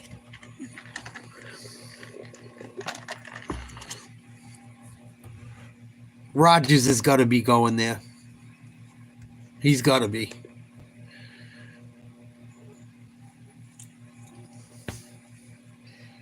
Will Howard might end up being a good pick, man. Not for nothing. The way Tomlin plays and shit, he don't need a quarterback that scrambles. Will Howard could end up being a good fucking pickup. He was a national champion. He had some good receivers, man. He wasn't that bad. I think you guys did well with that. I think he might. I'm just saying. You guys took him so goddamn late. What do you got to lose? You guys got the national championship quarterback for nothing.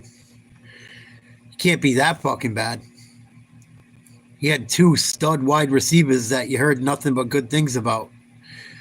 He was throwing them the ball. Couldn't have been that fucking bad. Granted, he had an amazing running game. Ohio State was the best team by far this year.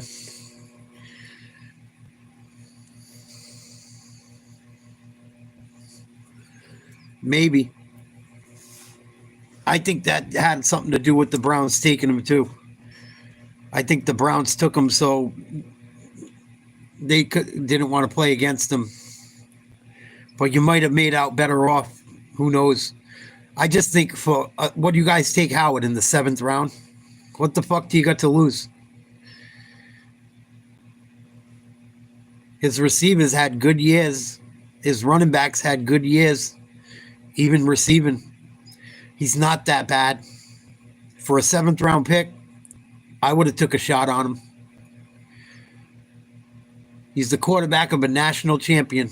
He's got to do something right. And he can scramble a little bit too. At least he did in college.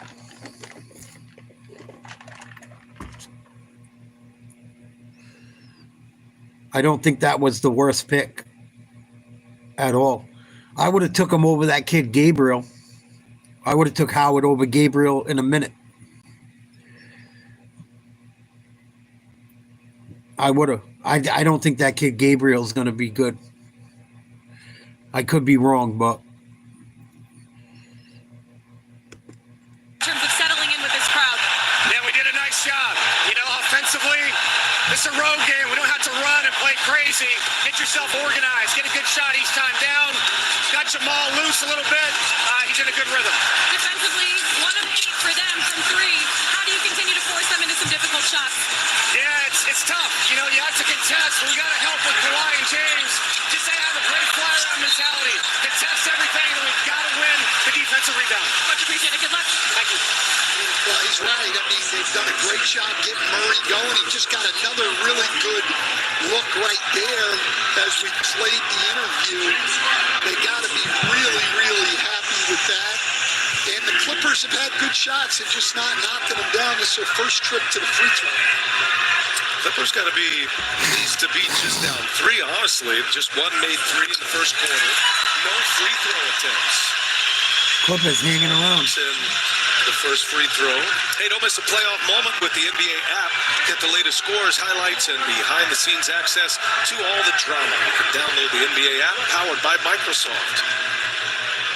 James Harden, 2 for 2. He's got 1 point lead. And as Nuggets fans are aware of, anytime Jokic is on the bench, he plays the entirety of the first quarter. These are the key minutes for both teams here with Jokic sitting. And these Offensive foul. successful minutes for the Nuggets in their Good wins. call. Westbrook takes a shot to the head, but DeAndre Jordan, the former Clipper with the offensive foul, picks up his second already. Well, here it is, and he just hooks Derek Jones Good Jr. call. That was an easy call for Tyler Ford. DeAndre Jordan, talk about a guy that made so much money being a halfway decent player. He made a lot of money. They thought he was going to be special with him and Blake and Chris Paul. They never won shit. DeAndre Jordan never became the player he was supposed to. But he made a ton of fucking money. I bet he made more than Jordan did as far as his salary. These guys make way too much money. The scrubs make way too much money. I bet DeAndre Jordan's fucking earnings are over Michael Jordan's in his playing career. Not all his endorsements and shit. Just off his basketball salary. These guys that sit the bench make $20 million a year now.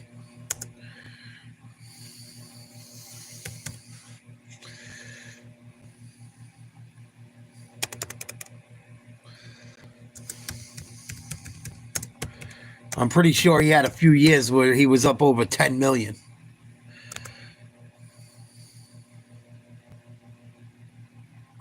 Yeah, he's making $4 million this year and he's a bum.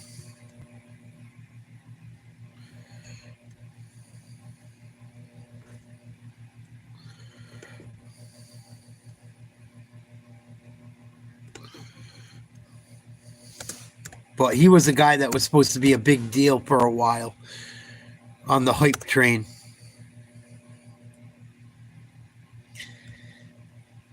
He signed 10 contracts with a value of $208 million. Michael Jordan didn't earn that as a pro. The most Jordan ever made in a year, I think, was 28 or 29 million. DeAndre Jordan has had 10 contracts for a total value of $208,293,693.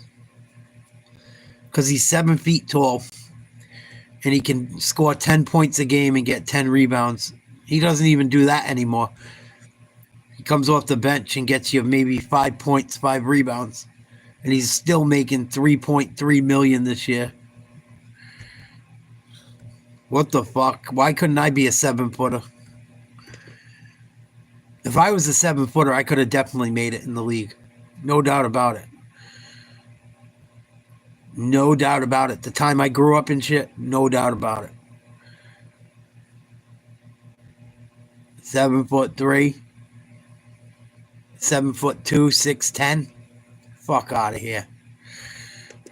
20 times in game one have really He's protected the banging on ball. everyone. It's only 2 turnovers. Well, and then they averaged 11 in 4 games since that game one. You go back, well, Leonard had 7 of those turnovers in game one and only 2 assists. But since then, with Kawhi, 24 assists, 6 turnovers, a 4-to-1 assist-to-turnover ratio. That's high-quality point guard play, let alone a wing guy like Kawhi Leonard. Dramatic numbers there. Significant drop in the turnovers. Hardy crossover, gets a step on corner, and Hardy once again. And David. Big play by Harden. Clippers up 3. I just seen what Michael Jordan made for his entire career NBA salary. It'll make you sick. It'll make you sick compared to what these guys make nowadays. Who do you think made more money just playing basketball? DeAndre Jordan or Michael Jordan? I know money was worth more back then than it is now, but DeAndre Jordan made $208 million. How much do you think Jordan made throughout 15 years? Not his sneakers, not his investments, just playing basketball. Who do you think made more money? DeAndre Jordan or Michael Jordan?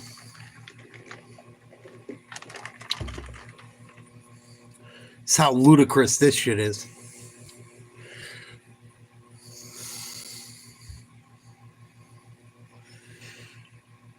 Michael Jordan only made $550,000 in his rookie year, and he was a rookie of the year. His second season, he made $630,000. $630,000 was probably like $1.5 million back then, maybe $2 million nowadays. You got Cooper Flagg making more money at Duke, and the kid going to Utah next year making almost $8 million. Michael Jordan, how much do you think Michael Jordan made in his career without looking it up? DeAndre Jordan made $208 million. Michael Jordan didn't even make half. And this is just playing basketball. DeAndre Jordan had endorsements too. He didn't make as much as Jordan on his endorsements, but he was in all them stupid State Farm commercials with fucking Chris Paul and Jesse Smollett and shit. Aaron Rodgers. Pretty close, Jet. You're not too far off. This is pathetic. Michael Jordan made, it's not pathetic, it's a lot of money. But it's pathetic that DeAndre Jordan made more than him. DeAndre Jordan made more than double. Michael Jordan made $89,772,500 playing basketball alone.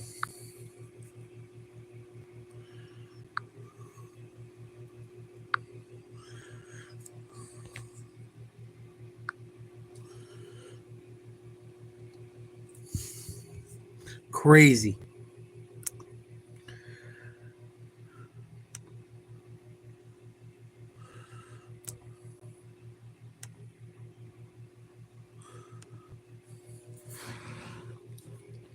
DeAndre Jordan.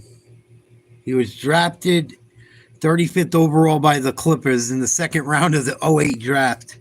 He has signed 10 contracts with a total value of $208 million. Fucking nuts. Nuts.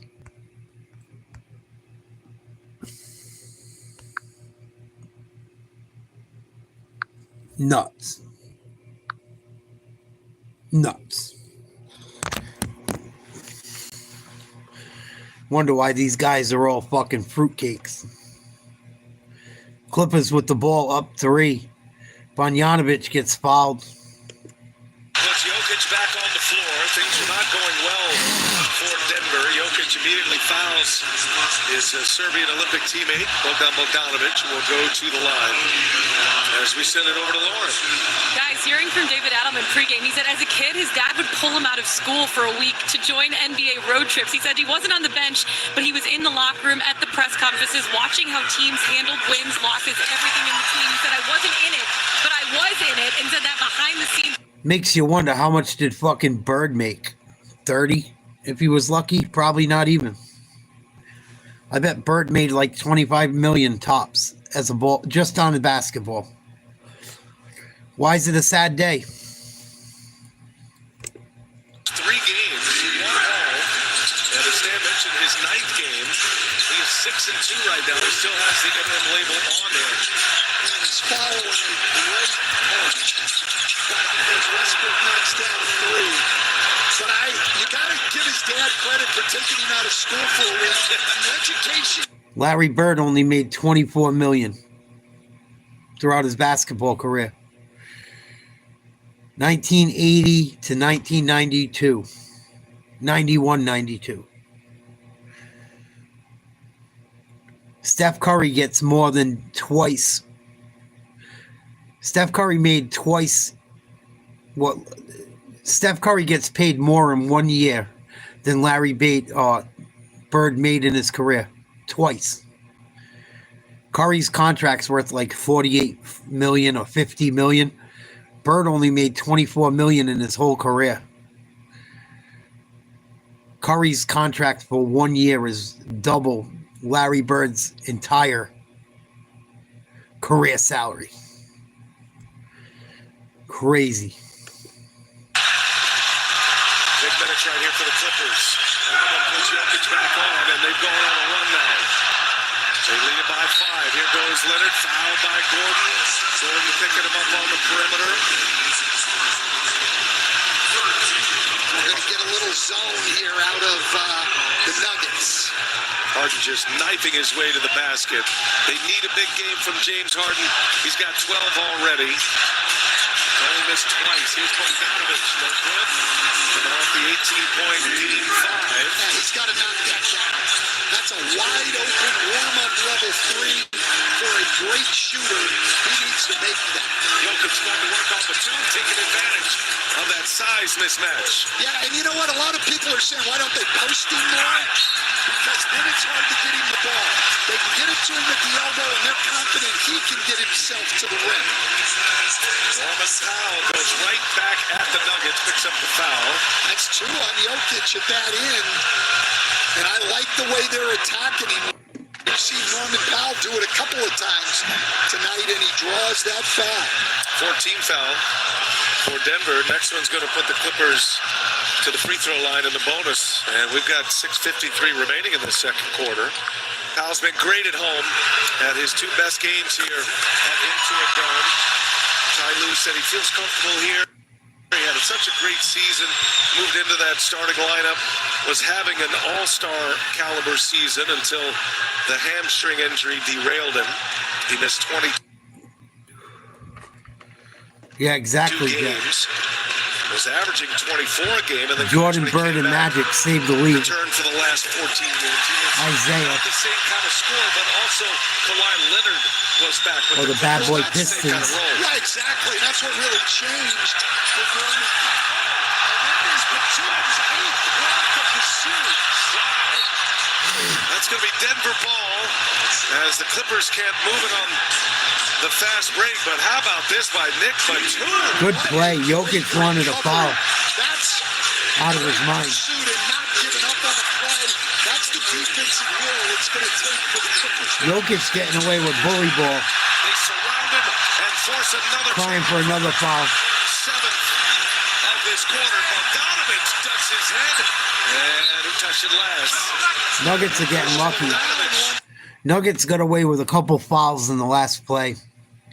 The more I watch Jokic, they call Tatum and everyone crybabies. Holy shit. Jokic cries more than anyone. He gets a lot of calls, dude.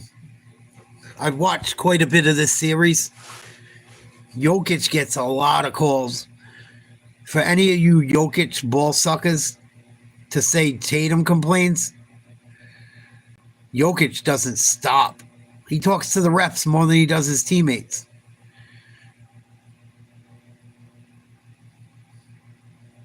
He don't stop. He's leaning on the ref, talking to him right now while they're shooting free throws. He does not stop.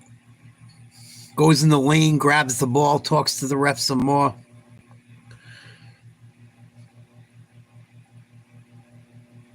I think Jokic is a good ball player. I don't think he's as good as everyone says. I think he gets away with a lot of shit. A lot of shit. I think the NBA likes having them guys from Europe make them a little coin.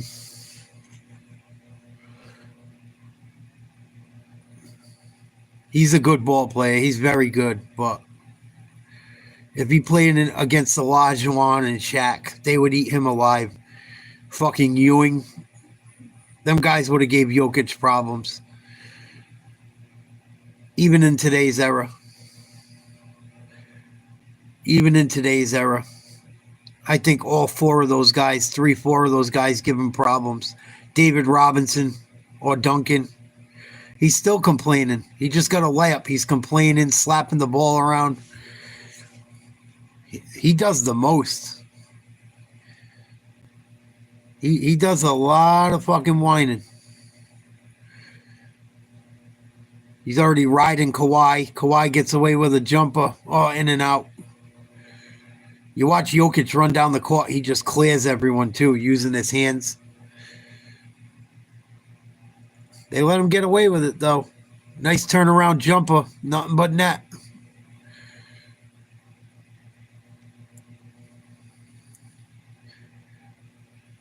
43-39 Clippers.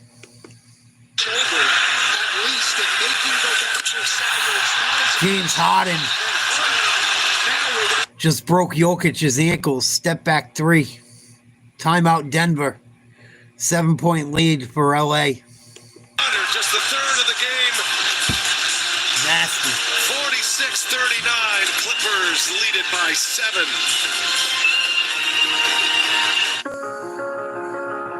Putting people first. It's always been our thing. From the thousands of people who build our cars to the millions of people who depend on them. And right now, when affordability matters most, Hyundai is committed to keeping our prices the same with no increase to MSRP. And not just on a few of our vehicles, all of them. That's the Hyundai way. Yeah, I gotta go soon too, Jet. All I have right now is some flour. All I have is some bud. And I can't smoke it in the house. It fucking stinks. My mom's been screaming at me. Every couple hours I take a hit. I can hear her up there. Quit smoking in the fucking house.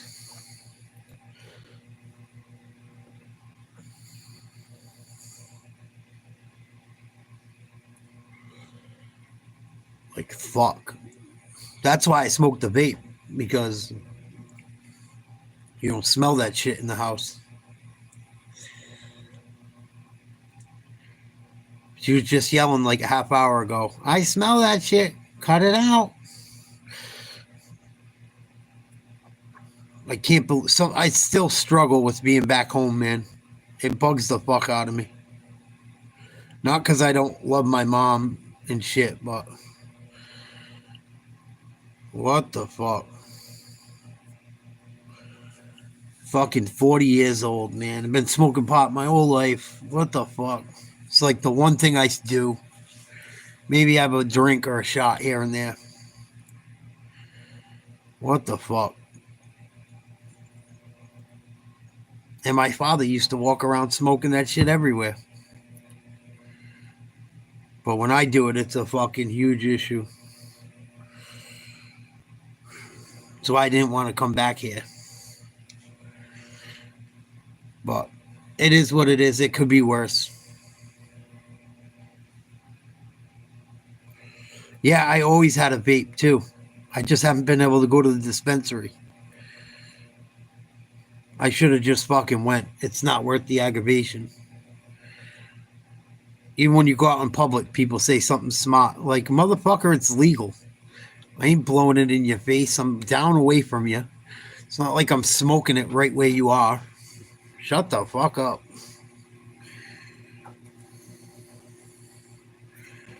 I had someone say that shit to me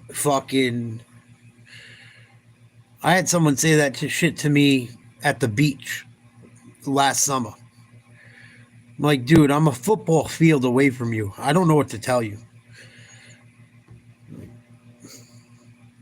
I don't know what to tell you. You're not fucking up my good day. It's legal to do. I'm not breaking the fucking law. I'm not bothering you.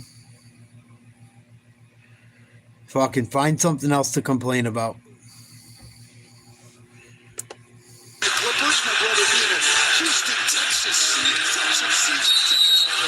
Jokic is fouled on his way to the basket, coming out of that timeout. Yeah, the Clippers go to the zone to try to give them a little bit of a different look, but not great defense there at all. Too easy to get for the ball to get in the paint. Thinking your brother is so dialed in, he hasn't even acknowledged one person in the crowd at this point. Probably doesn't even know C.J. Stroud is here. He's focused. No, you're right about that.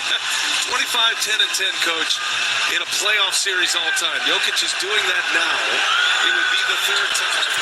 Just incredible names on this list, including his current teammate, Russell Westbrook, who did it back in the 2017 first round. But my guy at the top of that list, Oscar Robertson, who one of the phenomenal players in NBA history, but the guy after 5 years was averaging 30, 10, and 10 in the NBA, as Russell Westbrook has all of a sudden, in the last couple of games, become Steph Curry. Yeah, he is a deadly three-point shooter from the corners, but the story in this series anyway, the games in which the Nuggets have won have been those wing threes that he has made, just like that one. Here's Dunn back on the floor, misses his second three-point try. Murray pushes, Murray crossover, gives it up. Jokic is there, and Jokic puts it in. Took a shot to the lower region. Yes, he did, and just great touch. Nice pass by Murray. I know fans look at that as close to the basket. A guy like Shaq can tell you how hard those shots are for big guys and the touch it takes. Zubac puts it on the deck, turned around, jump, nice move. Beats Zubac. There's another guy with great touch around the basket. Nuggets on a 10-4 run here. They pulled it within three. Steal Powell. Powell, Bogdanovich on the floor. Powell, nothing there. Turned away. Westbrook and Jokic get back. 8 turnovers now for the Nuggets in the quarter. Great screen by Zubac. Pushed down wide open. Bogdanovich with another offensive rebound that then takes an almost impossible shot. Bogdanovich has been good on the glass. And some big offensive boards in the Clippers' comeback. They didn't win the game in game 4, but he was a big part of that comeback. Jokic misses. Zubac clears it away.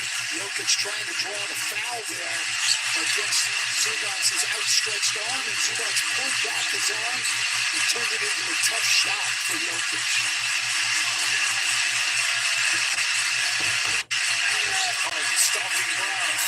Wow, Harden's on fire.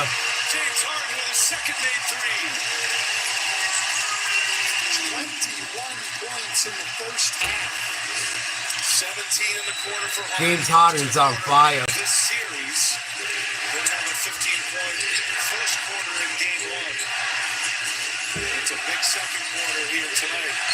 Well, it's great to see Westbrook doing his thing. Trying to get a three the old-fashioned way, but for the Clippers and Harden, after the 32-point game 1, he's only averaged 16 a game in the next 4.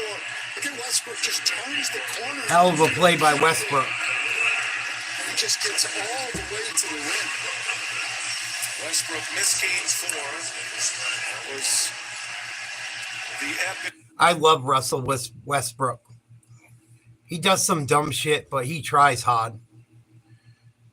Russell Westbrook never ran to try to go play for a team to win a championship. Durant bailed on him. Harden bailed on him. They all bailed on him. Every team he went to that wanted him ends up trading him away. The year he averaged a triple-double was one of the most amazing things I ever seen in my life. And he did it without Durant. I thought that shit was impressive. I don't think Russell Westbrook gets the credit he deserves. He's always tried very hard.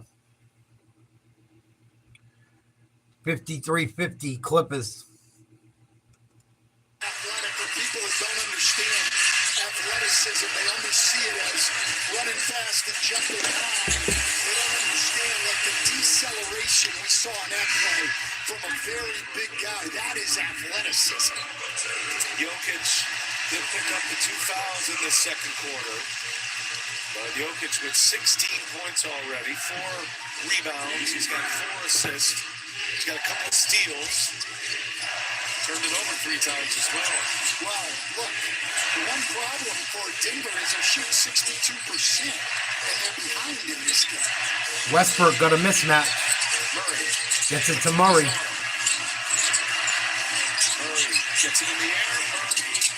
Jokic is there. Nice play by Jokic. The offensive board on the putback. That's only the second offensive rebound in the game for the Nuggets. Zubac should have had that rebound. It was still a nice play, though. Ooh, Kawhi, big 3.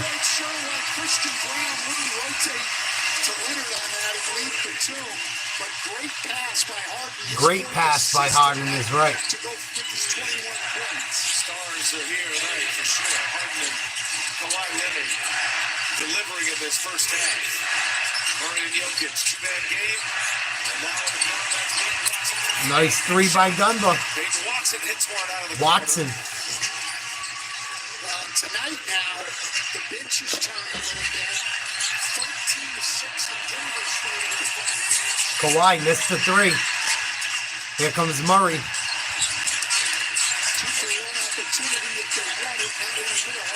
Too easy. Jokic, you're not deserving of a foul call. Stop it. And Jokic had free reign in the paint. Well, Murray now with 6 assists, got those 12 early points, now has become a playmaker, 6 assists and 6 rebounds to go with his 12 points. Clippers had an 8-point Here's Kawhi. Here's Harden. Wow, what a tip in. Puts it in right at the end of the quarter, and that will take us to the half. Just like we hoped it would be. 58-57 Clippers at the half. Clippers giving the Nuggets trouble this entire series. Nuggets are lucky they're not already on vacation. I know they're up 3-2, but they're so lucky. So fucking lucky. He'll probably cry and get enough foul calls to get a triple-double. He cries a lot, Dennis. I got to be honest. He's a good ball player and shit, but I got to tell you, I've kind of had enough with Jokic. I see how much he bothers with the refs and the extracurricular shit. I don't know. I'm not a huge fan of him. I'm not saying he's a bad ball player. He's good. But he does a lot of crying. A lot of crying. He takes a beating. He don't know what a beating is.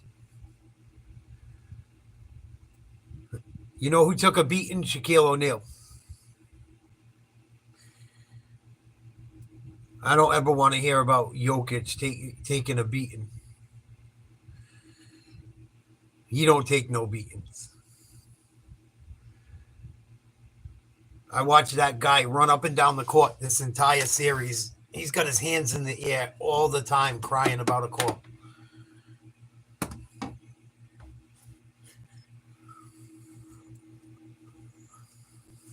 I think I'm over the wine and shit. The Celtics do it too. They've gotten better with it because they know they're not going to get the call. Tatum used to do that shit constantly. He still does here. They all do it here and there. But Jokic, man, I watch him bully people all over the court, and then he cries for a foul. Moving screen after moving screen, fucking cleaning out the lane, running through with his arms wide out in front of him, waving and shit. He got away with 2 or 3 offensive fouls in that first half easily. At least back in the day. I know they call the game differently now. It's just he don't do it for me.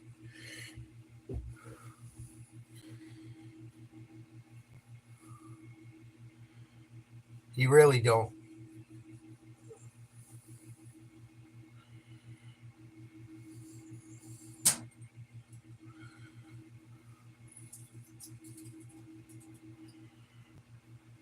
Yeah, I disagree with that comment.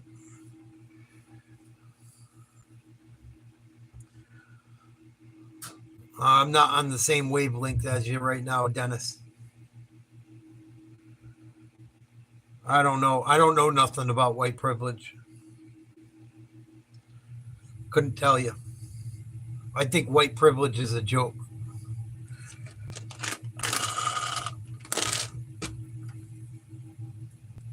I don't know no broke white people that get treated well or any better than anyone else.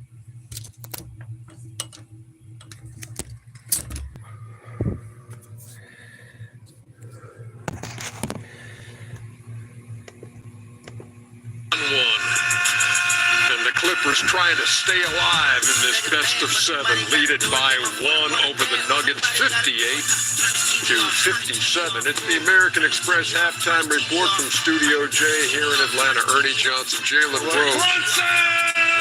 Jalen Rose hanging out, sitting in for Charles Barkley. Kenny's here. Shaquille O'Neal is here as well. Yeah, Jalen Brunson. Jalen Brunson got away with murder tonight as well.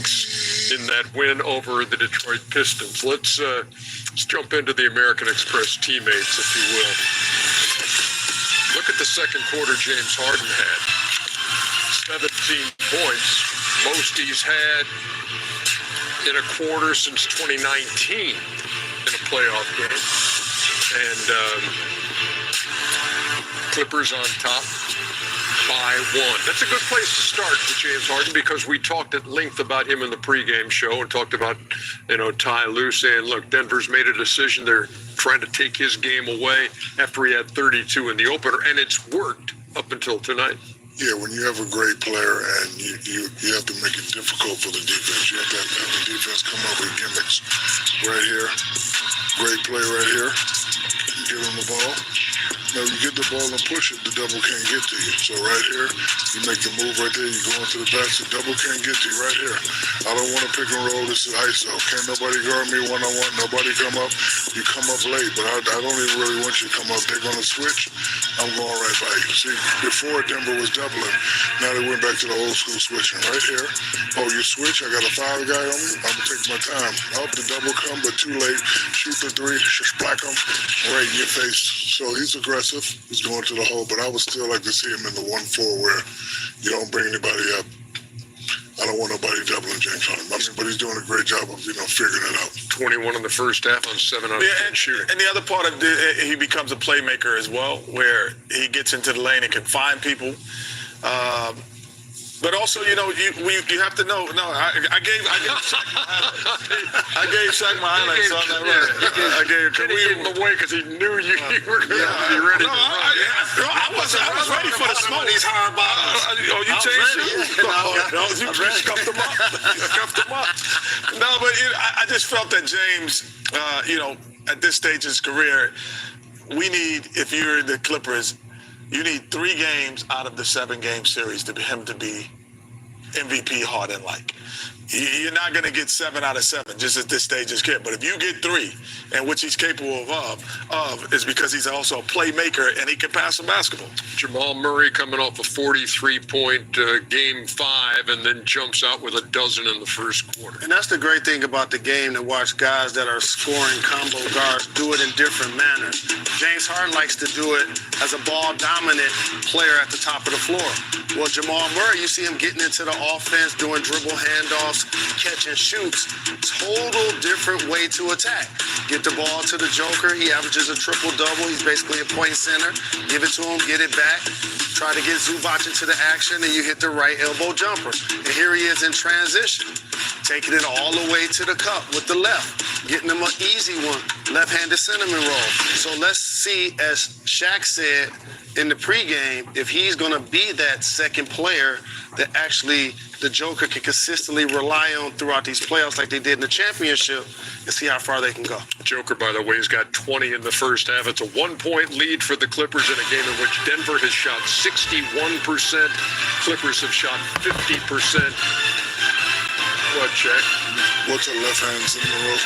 Oh, cinnamon roll. Oh, okay. No, I thought it was like cinnamon roll. Not a literal. Cinnamon roll.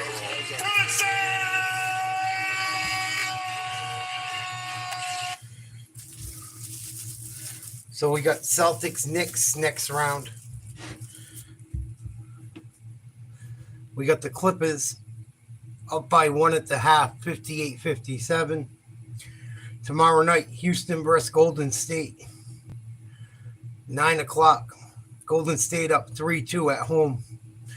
Trying to finish that. When do the Celtics play again?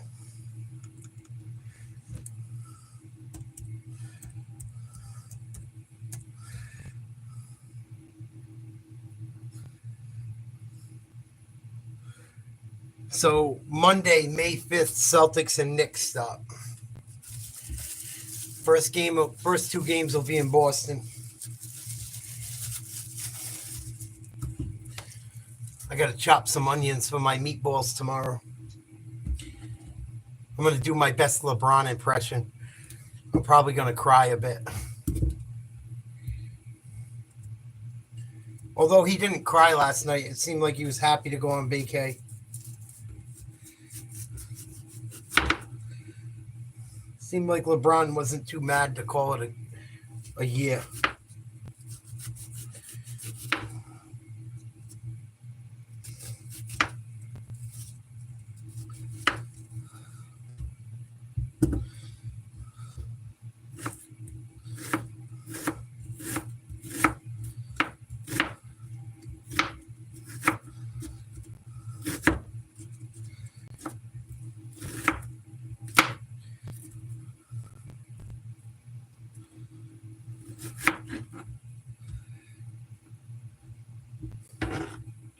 I don't know, guys. I think the Lakers are in trouble. I don't see how the Lakers are going to get better.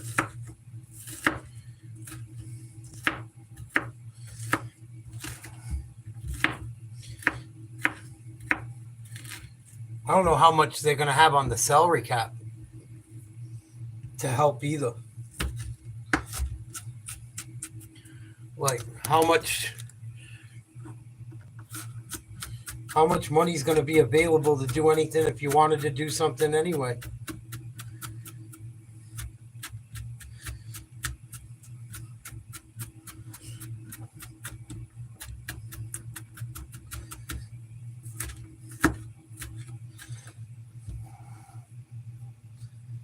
I think it's going to be rough sailing for the Lakers for the next few years. Maybe they'll get lucky and be able to grab someone, but they need more than one guy. That's the problem. Lakers need more than one guy.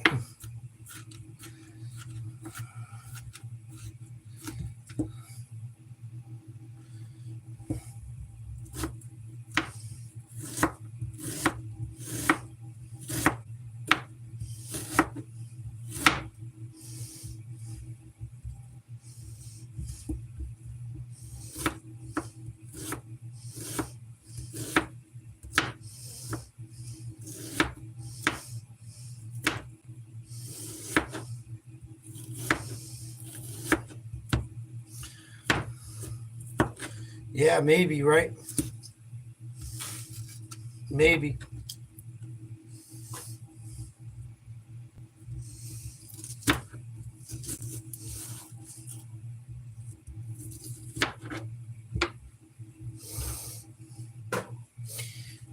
I don't know what the Lakers do.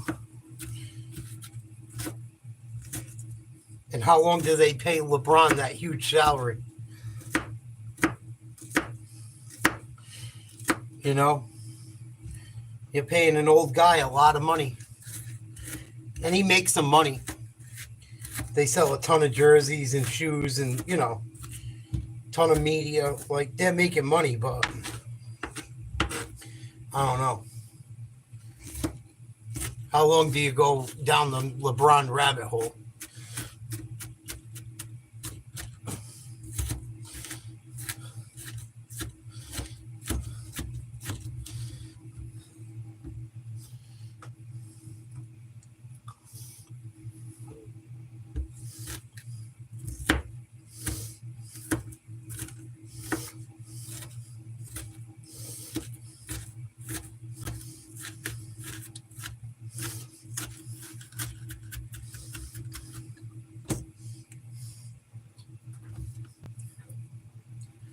I don't know how much longer LeBron's going to be able to hang around at that cost.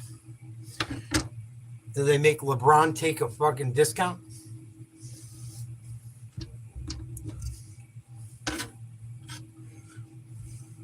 Just don't know how much the Lakers can take contractually as far as he's concerned.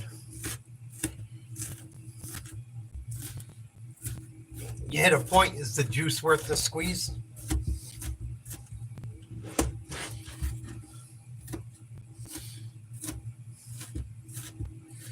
Just like my dad used to say to me. I know it's a fucked up saying, but it's true. He always told me with women. Sometimes the fucking you give ain't worth the fucking you get. No truer words have ever been spoken.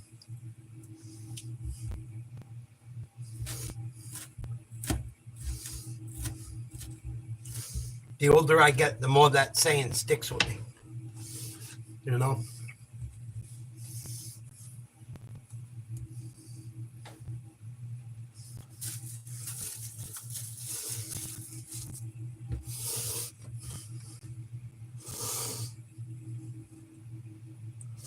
That's a good point, Jet. Very good point.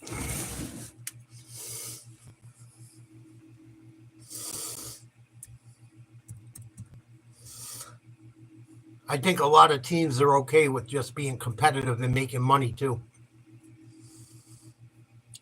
I don't think teams care about rings like they used to. Fun, huh? Mm-hmm. Plant these together. Absolutely. It's for you. Grow your dream garden.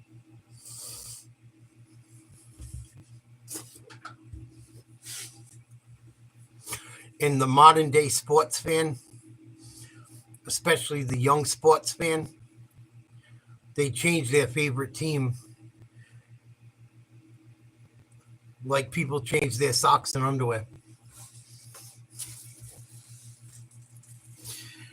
These young people just dick ride whoever's hot. It's not like back in the day your dad or your mom was a fan of a team, or your grandma or your grandpa was a fan of a team, and that's your family's team. It's not like that nowadays. Nowadays, it's everyone dick rides whoever the media says is cool, or whoever social media says is the best.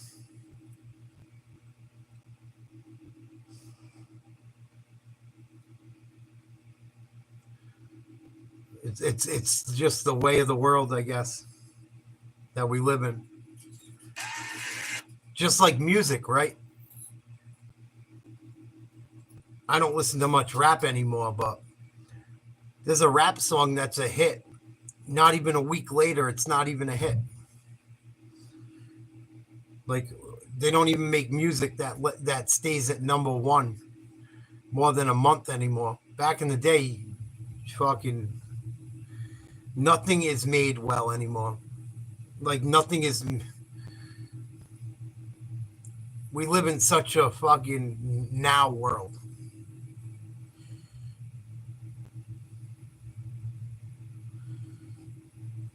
It's wild. I think the quality and everything has gone down. Saunders, you told me James has a game going right now, 21 points. We have to make his shots tougher. There's adjustments we want to get to defensively with certain guys on the floor, but they distorted our defense a little with some of the shots that they were making. We have to play our game. He said offensively, he likes the physicality, likes that they're going to the free throw line, but turnovers have killed us. A lot of those making the extra pass at the end of the shot clock. We have to be smarter with the basketball. Thank you, Lauren. Good job there. The turnover story is a big one. Denver turned it over 8 times in the quarter as Jokic just picks up his 3rd foul, and that's got the interim head coach, David Alleman, pacing on that sideline. And the other point Stan made in the first half, but bears repeating, the Clippers have, at this moment, 6 more shots after that Brown layup to start this quarter. And now Batum hits his 2nd three-pointer. And another adjustment lineup-wise. Ty Lue starts Batum in the second half for Chris Dunn, and that move immediately pays off. Chris Dunn missed his 3-point opportunities. And playing a couple of mismatches on the switches, too. Here's Brown, set up by Jokic. Zubac the rebound. Here come the Clippers. Batum regain the lead for him. Well, Brown almost 40% on the year for 3.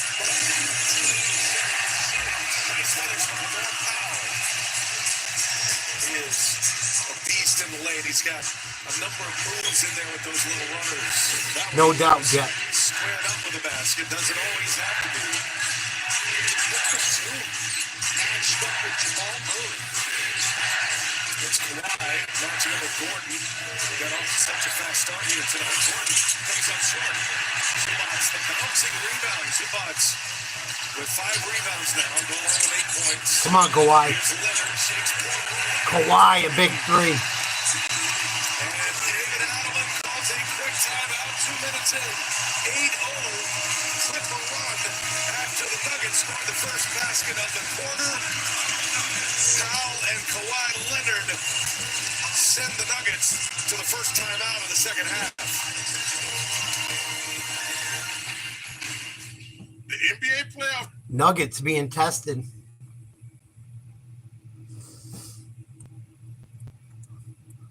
Nuggets were like 10 minutes away, not even 10 minutes away. About 7 minutes away from being swept in this series.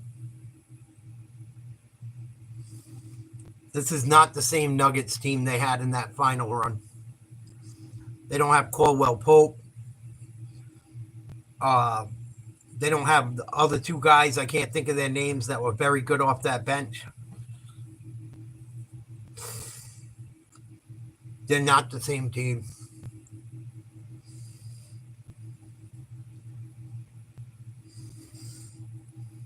They are not the same team they were.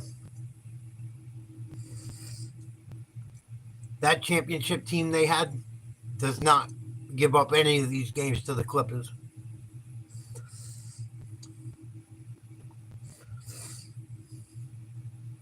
I don't think people realize that like the Nuggets.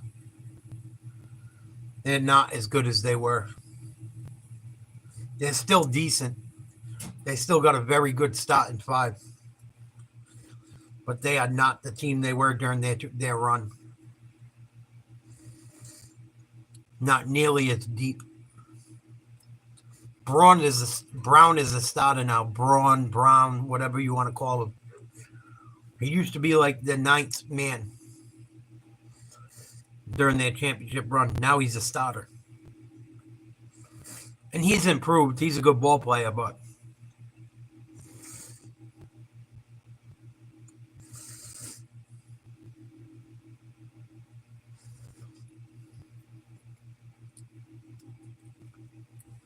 yeah, but when Caldwell Pope is coming off the bench, he's a different player. When Caldwell Pope's your 6th scoring option, it makes your team good.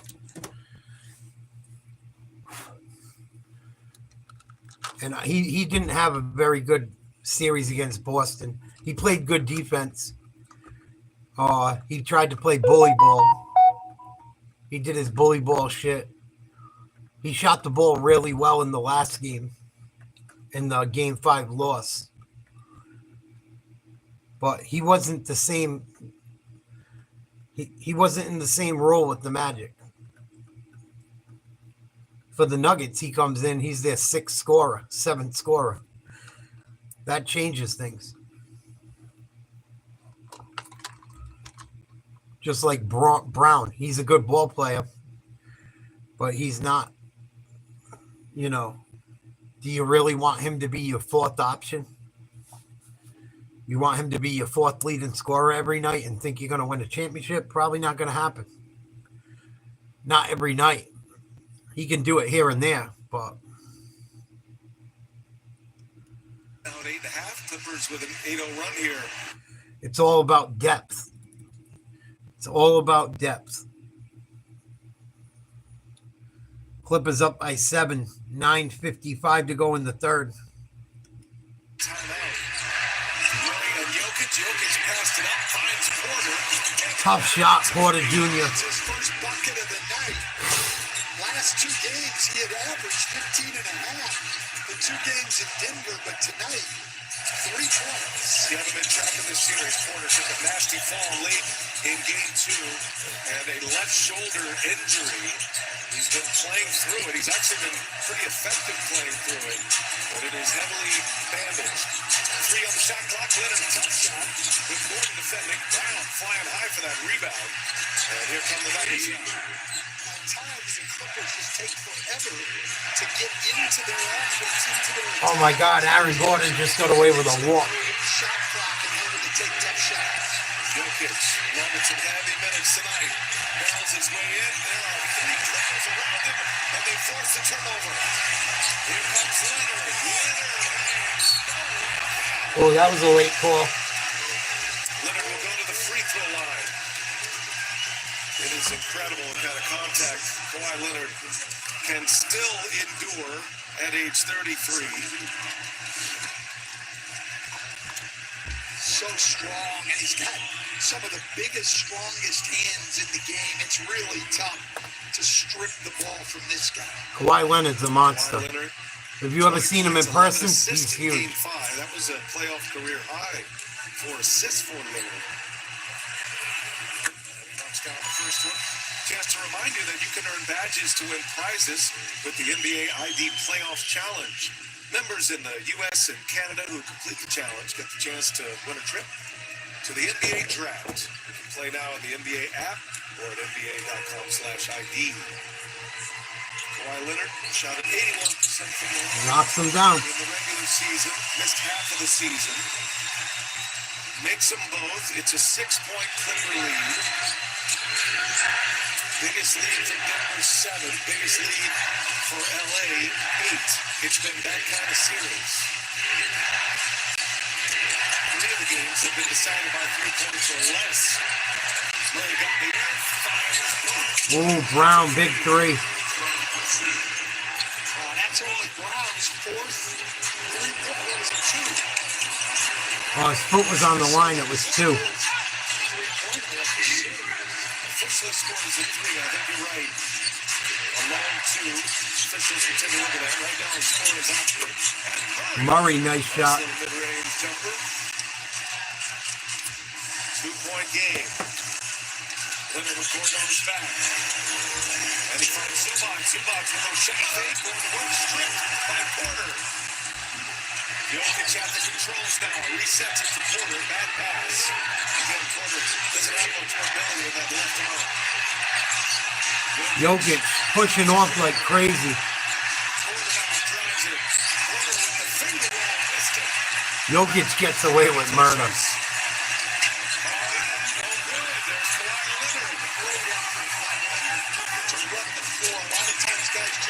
He got away with another foul. Gets the Clippers another opportunity. Jokic should have been called for 2 fouls in the last 20 seconds. Because they have 7 more field goal attempts than 5 more free throw attempts. Down to nothing. Playing hard. You can see the effort level showing up at every level. Murray back to Jokic. And Jokic turns it over. Looking for a foul call. Nope. He got stripped.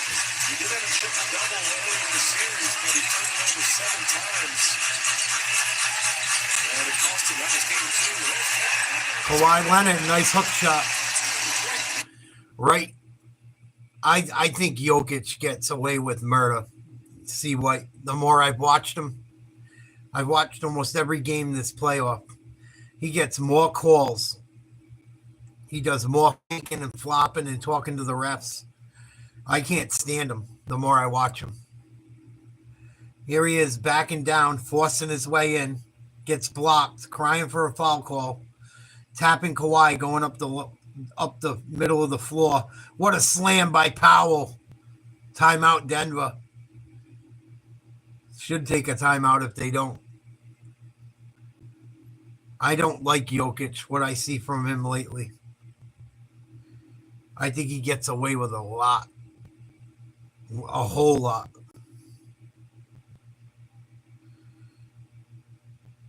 I think he gets away with murder.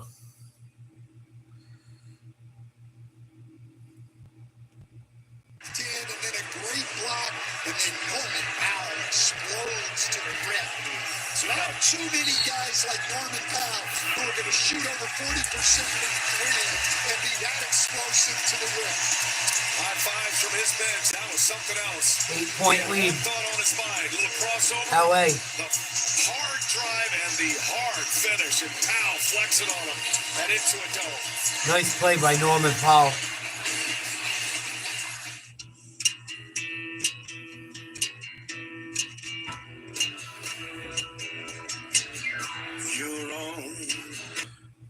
It's even C-Dub. It's even worse than that. Anthony Edwards only had 15 points. The worst part is Rudy Gobert handed the Lakers their ass. That's the worst part. The worst part is it wasn't even Edwards yesterday. Rudy Gobert put belt to ass. He was averaging like 2 points a game for the series. JJ Redick goes and fucking benches their starting center because they can't score points. The minute he benches their starting center, Rudy Gobert goes off for the game of his fucking career. He played a lot of minutes, but he had he had 3 points in the last 4 quarters combined. Or excuse me, he scored 3 points in the fourth quarter combined in Game 5 and Game 4. I'm so sick of hearing about how LeBron's the GOAT. I'm so sick of it.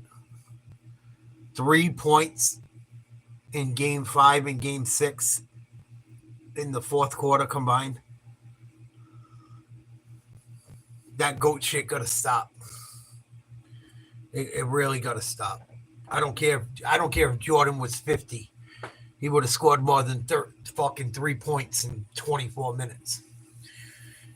He probably could go out there today and score more than 3 points in fucking 24 minutes.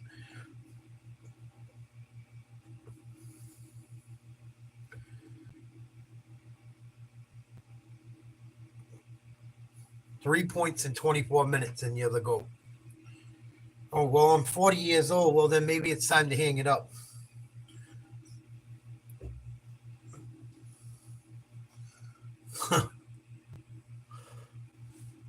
He played quite a few minutes, but still.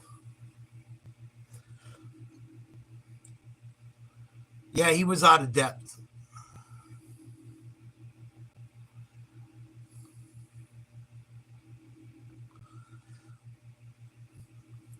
Well, him and his team shouldn't give up home runs then, C. White.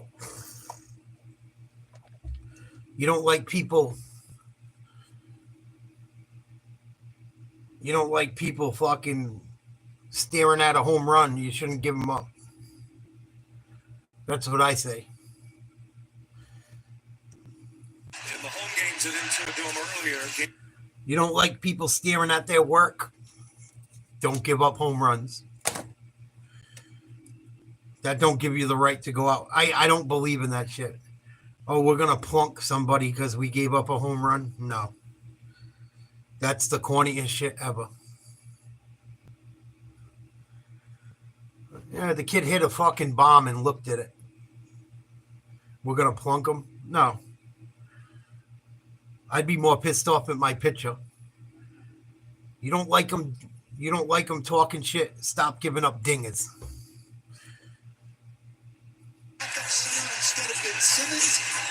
Such a soft generation. Ty Lue, rightfully renowned for his ability to make adjustments, has done it again this time. Kawhi, big slam. Second opportunity now, 9 more field goal attempts than Denver, and that's how you overcome a team shooting 58%. 8-0 run, first double-digit lead of the night as Murray misses, and Leonard able to secure the rebound to Harden. Clippers trying to send this series back to Denver for Game 7. Harden on fire. Nice laying.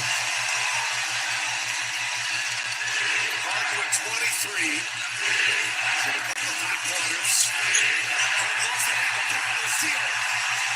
23. Clippers look good right now. Up by 12.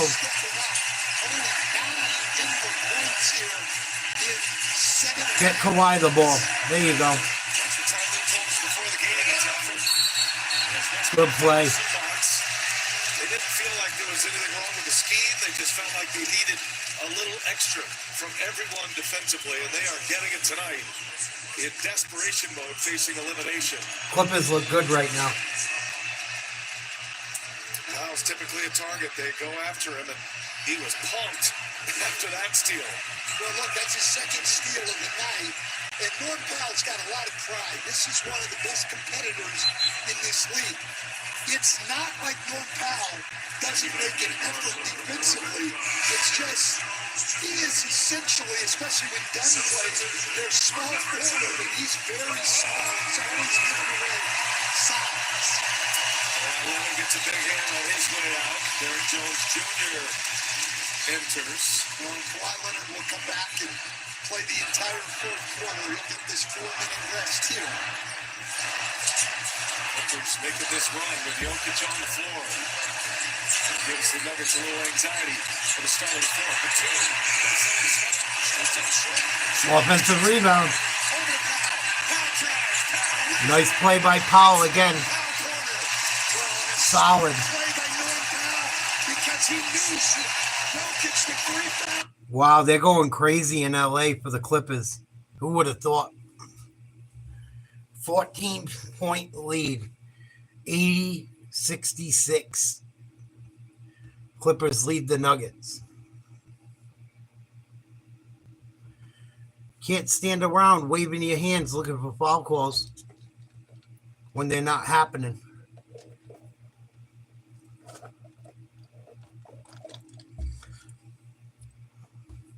I think the Nuggets are so overrated as well.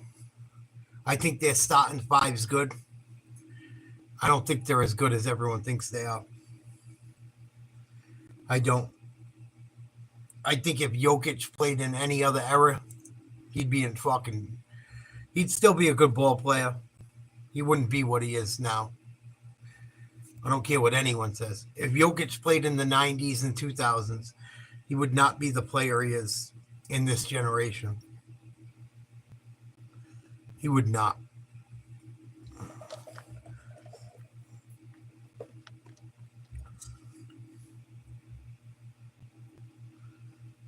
Norm Powell having a big night. Leading the way, 8 points in the quarter, 16 in the game for him. I chatted with him after game 3 about how he's picked up his game in games 3, 4, and 5. He said, I'm just reading the game a little bit better. I think the first couple games, it was tough for me, but now it's slowed down a little as the series gone on. Late in the game, too, talking to the coaches, reading how they're guarding me. I've been finding open shots, getting to my spots. And Tyler told me, it's about me making shots. You got open shots. Jokic missed the 3. Knocks down and he didn't. Then the home games 3 and 4. Out of bounds off the Clippers, son of a bitch. We never worry about Norm, though. He's a seasoned vet. He scored 37 points combined in the 3 games in Denver. He's put up over 20 points in his 3 games here, I think, to a go. Shot clock down to 4. Here's Jokic. Brown is open. Brown, it's a 3. Big 3 by Brown. Denver needed that one. Coach, as you mentioned, they were in a drought. They had not scored a field goal since Murray's bucket. Just a little over 8 minutes remaining in this third. So they go almost 5 minutes without one. Derrick Jr. hangs and scores. Well, you can see the Clippers going right at the rim. They know that Jokic does not want to pick up that first foul, and he's just allowing people to go to the rim. Jokic drives and denied. Good D. He's always met by a crowd inside. Up top. Shootout stop was for him. It was actually from Jones, who was screaming down the baseline. Here's Gordon. Gordon will dunk it down. Yeah, Denver gets a couple points off that. Denver got lucky there. Miscommunication by the Clippers on the other end. Good break for the Nuggets there. Their defense wasn't exactly good, but they were able to come up with a turnover anyway because both guys were open for the lob. Here's Powell once again. That was deflected. Turnover almost. Wow, Powell for 3. He's got the wall up and loud. What a quarter. But Zubac again. Norman Powell. 11 in the third. Opportunity, the biggest difference in this game right now. 10 more field goal attempts. Denver down 14. Under 2 minutes to go. Jokic finds Gordon. Gordon hangs and scores. He has got some serious pop and an excellent find by Jokic. He got eyes in the back of his head. Hey, sure does. That's his 7th assist on the evening to go through with his 20 points. Now, once again. Oh, wow. The Clippers are hitting everything. Another three. They got off to a really poor start shooting threes, but they've made 7 of their last 15. Wow. Nuggets hit a three. Brown. 3 for 16 from 3 in the series. Has now made 2 in a row. Brown's got 10 in the quarter. And he's trying to keep Denver in shouting distance here. Where's Kawhi? There's Zubac, tight shot. Right there, that little runner in the lane. It is pretty. That's from about 10 to 12 feet. That is such a difficult shot. And he makes it look easy. Tough shot for a center. 35 seconds left in the third quarter. Been a big quarter for the Clippers. Here's Jokic hits a three. Just when you need one. That's Wow. a second made three. The Joker's got 23 now. You got to imagine his time on the bench to start the fourth quarter is going to be short. Harden misses one. Bad shot. Nuggets can get within single digits for a deficit here. 6 seconds separating shot clock and game clock.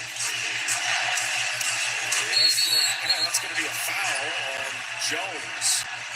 Jones and Jokic.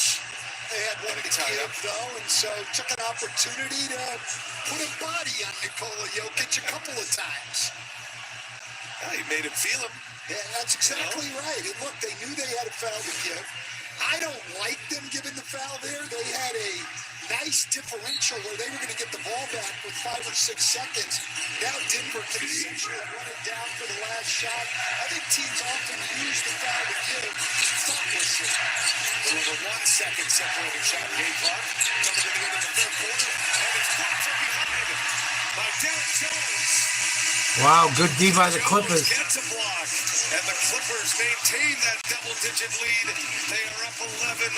They outscore the Nuggets in the third quarter by 10. Powell goes for 11 in the quarter. To the fourth we go. Game 6. You're watching the 2025 NBA playoffs presented by Google. Nuggets might have to play Jokic this entire quarter if they want to come back and end this series tonight. Jokic played the whole third quarter. And the Clippers extended their lead by 10 points.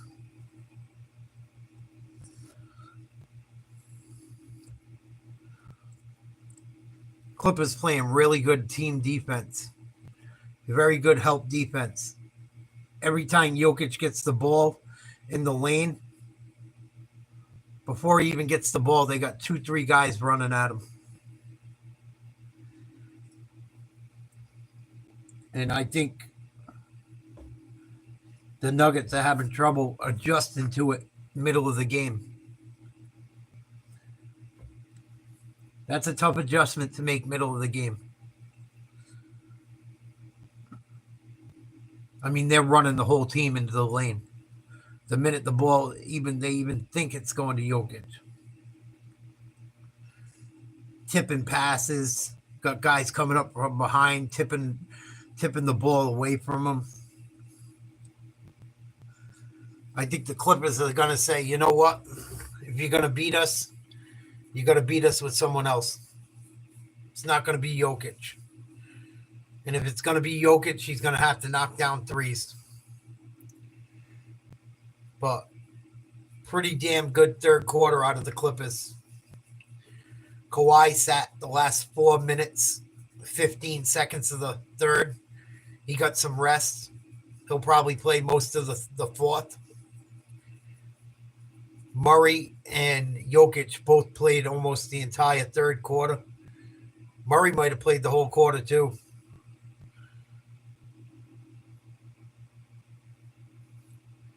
See what Jokic has. They got to rest him at some point, I would assume. I don't know if they rest him at the start of the fourth, middle of the fourth, try and get it a little closer, then put him on the bench, or you keep him in. But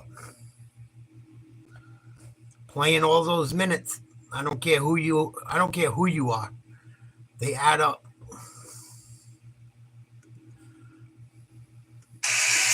Clippers here in Game 6 with their backs up against the wall. Those extra passes chasing down the rebounds, 7 offensive rebounds. And how about Nick Batum's little touch pass to Powell? Clippers outscore the Nuggets 32-22 in that third quarter, and they lead it. And moments ago, Lauren Jabara with Ty Lue. Start of the fourth. Coach, you made the decision to start Nick Batum that third quarter. You guys were hot for 12 minutes. What worked and what went into that decision-making process? I think spacing offensively, along with our pace was good, so they couldn't get back and get matched up. And then defensively, I thought we were really active. You guys are up 11, 12 minutes left, backs against the wall. What are you telling these guys right now? We got to win the quarter. We got to win the quarter. Same aggression defensively. Keep attacking on the offensive end. Clippers with the ball. Well, first possession of the fourth, the turnover. Westbrook misses the dunk. Watson gets it back and able to score. Nuggets got lucky there, boy. Well, quite honestly, not enough Clippers players pursued back. They just assumed it was going to be a breakaway dunk. You're in the biggest game of the year right now. Kawhi, big shot. Anything. Look, it's not like in the third quarter, Denver went cold. They shot 50%, 4 for 7. Denver is shooting 58%, 45% from 3, and they were down double figures. Porter Jr. and one. Strong finish by Michael Porter Jr. He's fouled on the play. And clutching at that left shoulder. Chance at a three-point trip down the floor here for the Nuggets. Came right down on that left shoulder, and Lauren, he is grinding it out, trying to play through this injury, which he would certainly not be playing through if it was the regular season. He definitely did. I talked to him pregame about it and said, how that doesn't hurt while you're playing. He said, well, anytime I live, wow, Porter Jr. missed the free throw. He's not 100%. He's hurt. It's just pain tolerance at this point, and the more that you play, the more inflammation that there is. So all he can do right now is ice it and try to rest it as much as he can. But he told me that he's gone through so many injuries over the last 4 years. There's days that he wondered if his path was being redirected. But someone told him to quote, the obstacles in the journey are the journey. He said he stopped asking why me, started embracing the hard days, because that's where the growth happens. And the mindset Clippers. Good D. It's a phenomenal story. Almost lost his career with a couple of back surgeries, even before he got into the NBA.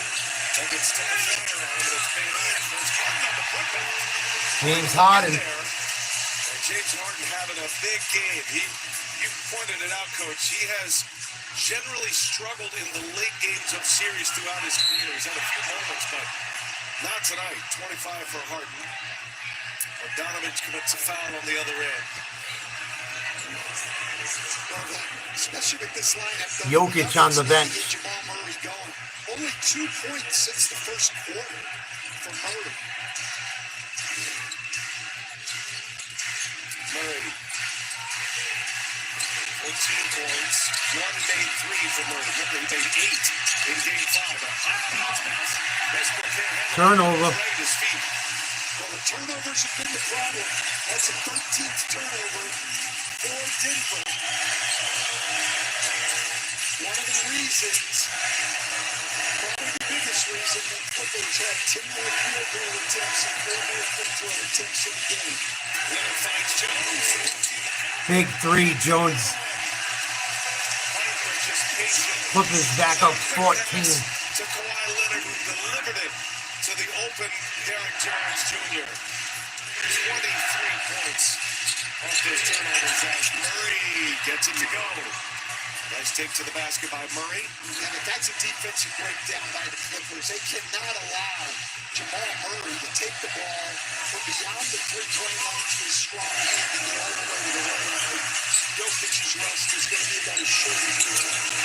Kawhi, big shot. It's a mid-range jumper.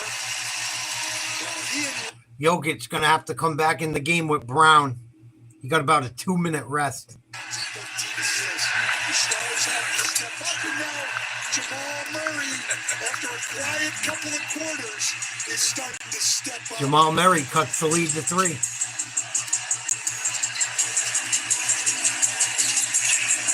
Clippers lead by 11 here. Oh, it's Watson. As Leonard went for the scoop. Watson, one of the best shot blockers in the NBA. The Nuggets want a transition take foul on that. I do not believe they're going to get it. Fouls on Bogdanovich. Great block there by Watson. High for that one. Watson, 13th in the league in shot blocking, despite not being a center and only playing 24 minutes a game. Jokic back on the floor. Murray will get a quick breather. He and Gordon. Jokic and Brown off the bench at the 8:36 mark. So when Jokic returns, Denver down 11. Well, but they're -5 tonight with Jokic on the floor. You can win the Jokic minutes. It's almost impossible for Denver to beat you. Yep. Most of that in the third quarter. That was a great run by the Clippers in the third. Jokic finds Brown, wants a reset, and that's Westbrook in the corner, and Westbrook missed it. Watson knocks it out of bounds. That'll be Clippers ball.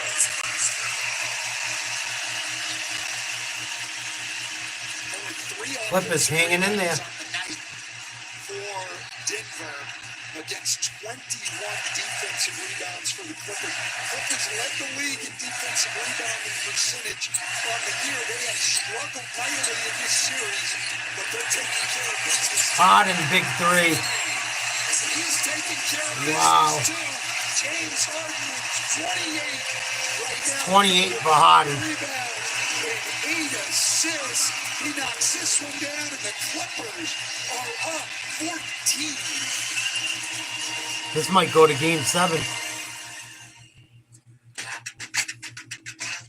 Clippers up 14. 7:58 to play in the fourth.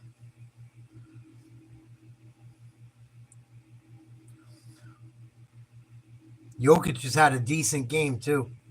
23 points, 10 for 18. 5 rebounds, 7 assists. Porter Jr. with only 5. Westbrook with 10. Brown with 12. Leonard has 26. Harden has 28. Harden had a huge first half. Jones Jr. with 8. Batum with 6. Bogdanovich with 3. Norman Powell, I believe, has 16 at least off the bench. I think Murray's flirting with about 20 for the Nuggets.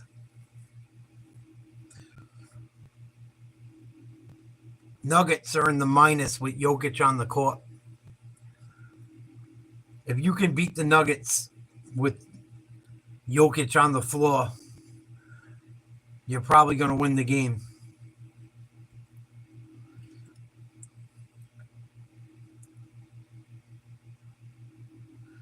Jokic is -8 on his time on the floor tonight. Michael Porter Jr. -24. His shoulder's all messed up. They might even have to stop putting him on the bench. If it was the regular season, he wouldn't be playing right now. He did something to his shoulder in one of the last few games. I think it was the last game. I could be wrong. Really screwed up his shoulder pretty good. If it was the regular season, he wouldn't even be playing. Norman Powell, 19 points. Huge night from him. Shooting the ball very well. Playing great D.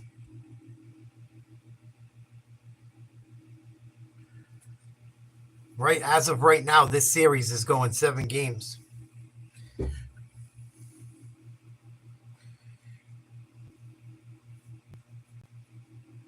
Nuggets really better get some stops.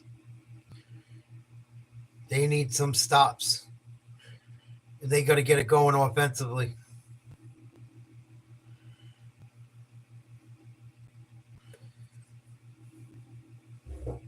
How many minutes has Jokic played? Jokic has already played 34 minutes. Gordon, 36. Murray, 37. They might start to get a little gas down the stretch. They may get a little gassed. Kawhi, like the Clippers look good as far as minutes. Harden's played 39. But other than that, Kawhi 31, Zubac 29, Powell 34. The rest of their team under 30. Be interesting to see how this last 8 minutes go. 102-88 LA. One of his best games. Nice steal by the Clippers. And able to force another Denver turnover. The impact of Nick Batum on this game. Nicholas Batum's been a stud. Bogdanovich finds Jones. Jones gets it right back. Bogdanovich can't hit. Westbrook with the rebound. That is a good look.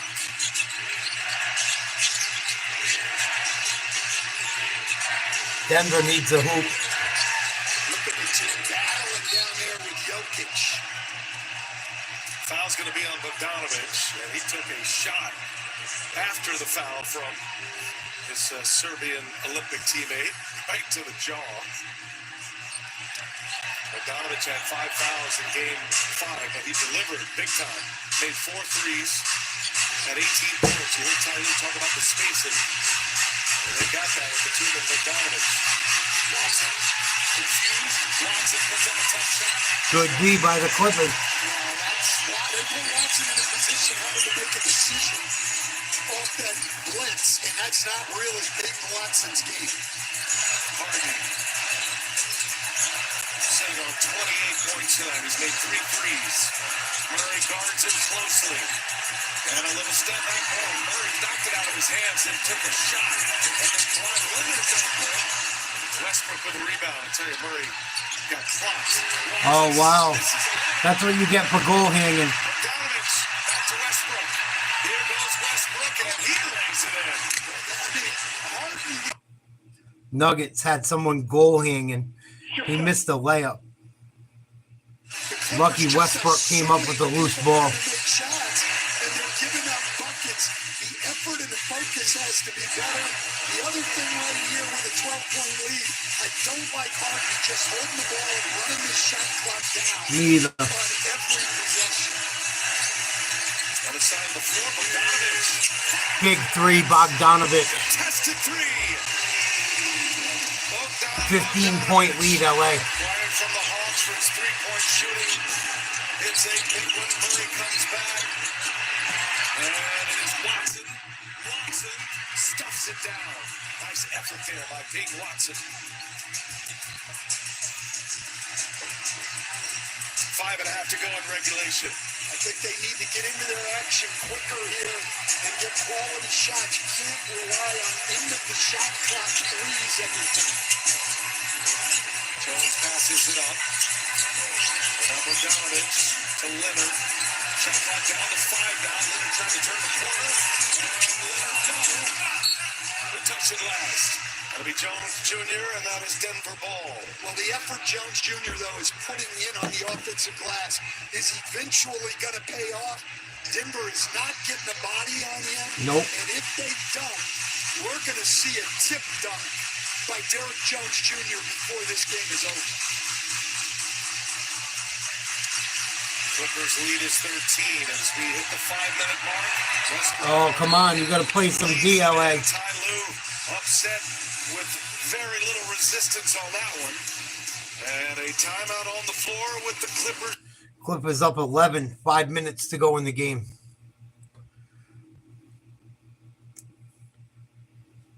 Yikes. Clippers got to play some D, man. The last few possessions have not looked well. Have not went well. Have not looked good. No bueno.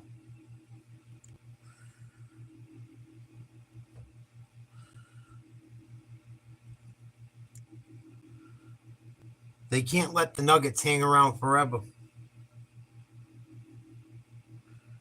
Cannot let the Nuggets hang around.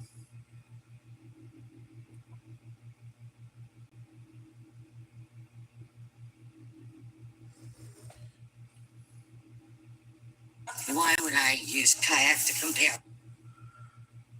11-point game, timeout Clippers. Trying to push a game 7.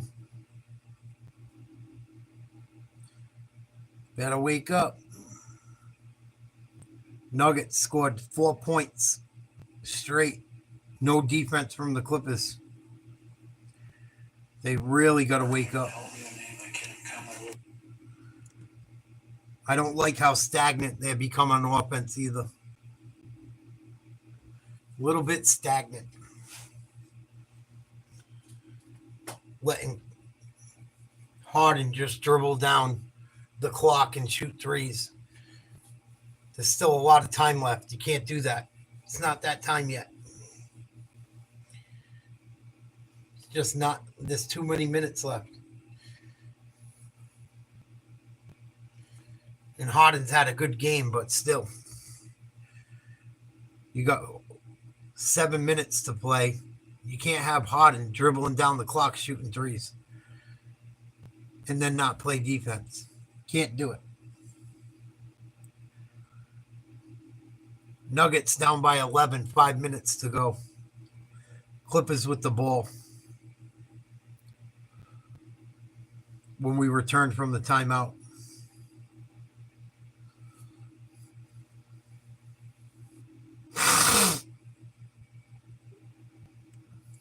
Max.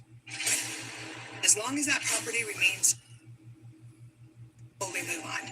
Janelle, I'm so mad. I'm going to have to get some lawyers involved. I'm not trying to rip you off, Mary.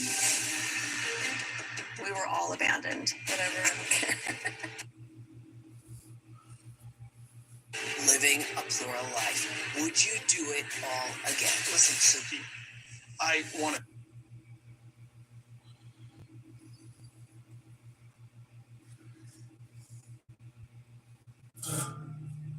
Shut you down now. The next 3 minutes, we got to cut this thing to 6. We got to make a run here, all right? All right, we got to refocus on our defense, all right? No mistakes. Got to make this run right now, fellas. Take a lot of time here, a lot of time. Stay together. Stay together. There is a lot of time. He's right. Intense huddles, these two head coaches. Interim head coach David Adelman of the Nuggets. Just his 9th NBA game. State Farm audio assist. It's good to hear. Ty Lue. Nuggets with the ball, up 11. 2016 with the Cavs. Under 5 minutes to go in regulation. Clippers lead it by 11. Murray guarding Harden, who's had a big game tonight. And that shot clock is way down. Batum, no good. Going with the rebound. Here come the Nuggets now. This is what Ty Lue wants now. They've had a couple of breakdowns. The ball's gotten to the rim very, very easily. He wants more focus. Notice he has not gone. Tough shot, Jokic. I think we're going to have to see him down the stretch, and here he gets up. Jokic's too big right there. That's a lazy pass, even though it got deflected out of bounds. You cannot get careless at either end of the floor right now. Well, it does get Clippers look like they're losing focus. Will sit. Powell ended up guarding Jokic last time down the floor. That was easy pickings for Jokic, who has 25 now. 25 points. Harden better get across half court. Got 5 boards. Harden 28, Kawhi Leonard 26. Now had the big third quarter. He's sitting on 19. And with 5 to shoot, Powell gets it back. What a play by Powell. And Powell to the line. Good play by Powell, forcing the foul. Clippers don't look too hot right now. They were cruising. Last 2 minutes, 3 minutes. They're getting a little bit lackadaisical. Better hope Norman Powell knocks these free throws down. You don't want this lead getting much lower than what it is. 105-96, LA. Powell hits the first, pushes the lead to 10.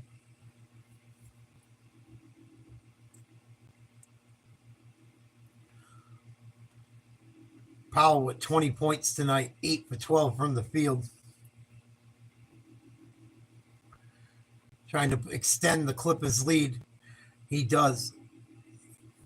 Clippers up 107-96, 3:56 to go in the fourth. There's your game ball right there. I would agree, even though the three stars have had outstanding games, I would agree with you. And the other thing I'd do is I think Victor Chummy Jokic, no good.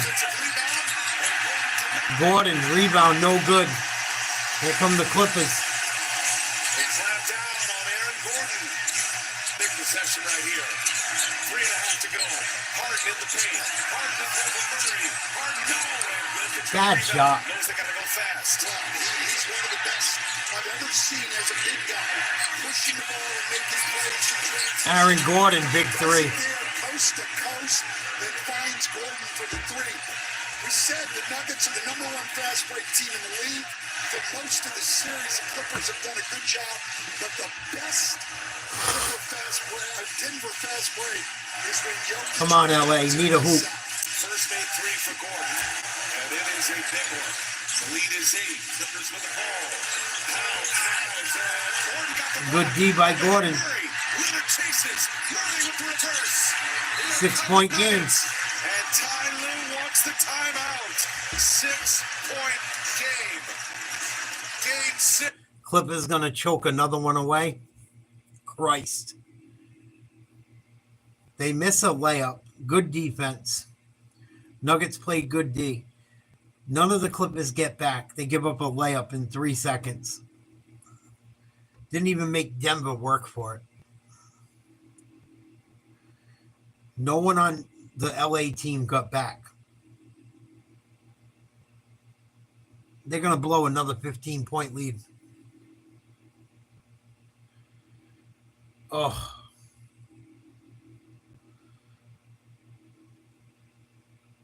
They're going to blow another lead. Clippers better get a bucket here and a stop. Or else the Nuggets are most likely going to come back and win this game. They'll at least have the opportunity. Lack of execution down the stretch. Unbelievable. Unbelievable. 2 minutes, 43 seconds to go. Fucking unreal. For a second time, Rockets with a big win at home last night. Go to the NBA app or NBA.com for more on that one. We're set up for a finish here. 2:43 remaining in regulation. And the Nuggets on an 11-2 run. It took just 3 minutes. No field goals for the Clippers in over 3 minutes. Clippers need a basket. You better get Kawhi going to the hoop.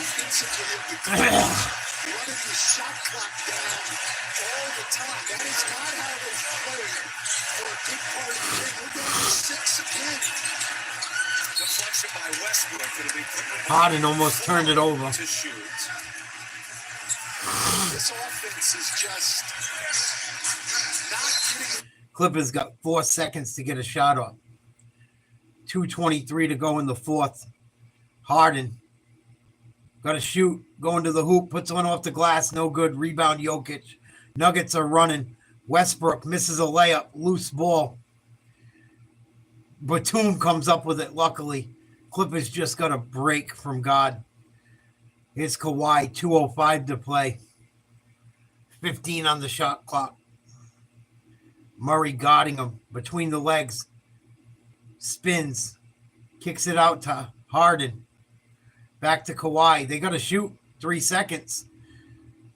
Powell from the corner hits another big shot. Was that Jones or Powell? Norman Powell. Another 3. Wow. To it, though, and he has been a ballerina. Jokic.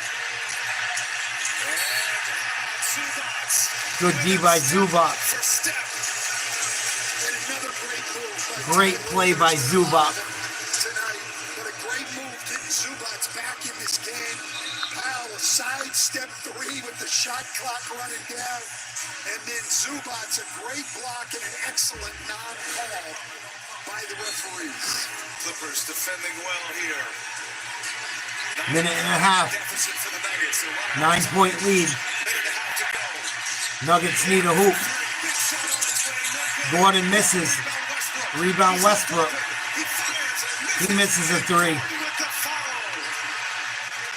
Gordon lays in another offensive rebound. 110-103 Clippers. Minute 10 to play. Powell goes to the hoop. He gets stripped. Nuggets running. Bounce pass to Westbrook. He gets blocked by Zubac. Nuggets keep the ball. Brown with it. Driving on Harden, and they call a blocking foul on him. Brown's going to shoot 2, I believe. 58.5 seconds to go in the game. What a play by Batum. Batum leading the series in block shots, but he is doing it all. Knocked down a couple of threes. Block shots. And a great extra pass for an assist. Batum, 6 points, 5 rebounds, 6 assists, 2 steals, and 2 blocks, and they are plus 12 with him on the floor. Brown at the line. Nuggets down 6. I think the most impressive number on Batum's line, 33, not the number on his jersey, but the minutes he's played tonight. He averaged 17.5 in the regular season. It's only the 3rd time he's gone with 30 minutes all year. The Clippers seem to be doing a lot of hoping the clock is going to run out. 58.5 seconds is a long way to go. 5-point game. With force and a sense Clippers with the ball. Right now, you know Denver's coming after the ball. You can't do anything lazy or careless. The room is 15-5. 15 seconds to go, and Ty Lue Good timeout. sprints in there to get a timeout. Clippers trying to hang on, trying to save their season. Facing elimination. Can they What a force game. Game 7? Clipper ball when we come back. I'm glad I stayed up for this. I'm gonna miss you, sweetie. Well, this is it. Yeah. 5-point lead for the Clippers. Trying to hold on to it. About 50 seconds to go. They score a bucket, they're in good shape. They score a bucket and get a stop, they're in very good shape.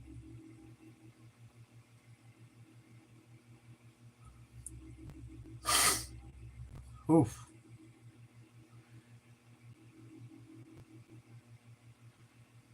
Fucking Clippers gave up 2 15-point leads in this game. They gave up a 15-point lead in game 1. They gave up a fucking rebound dunk to win the game in game 5. This shit should be over. Clippers got to finish, man.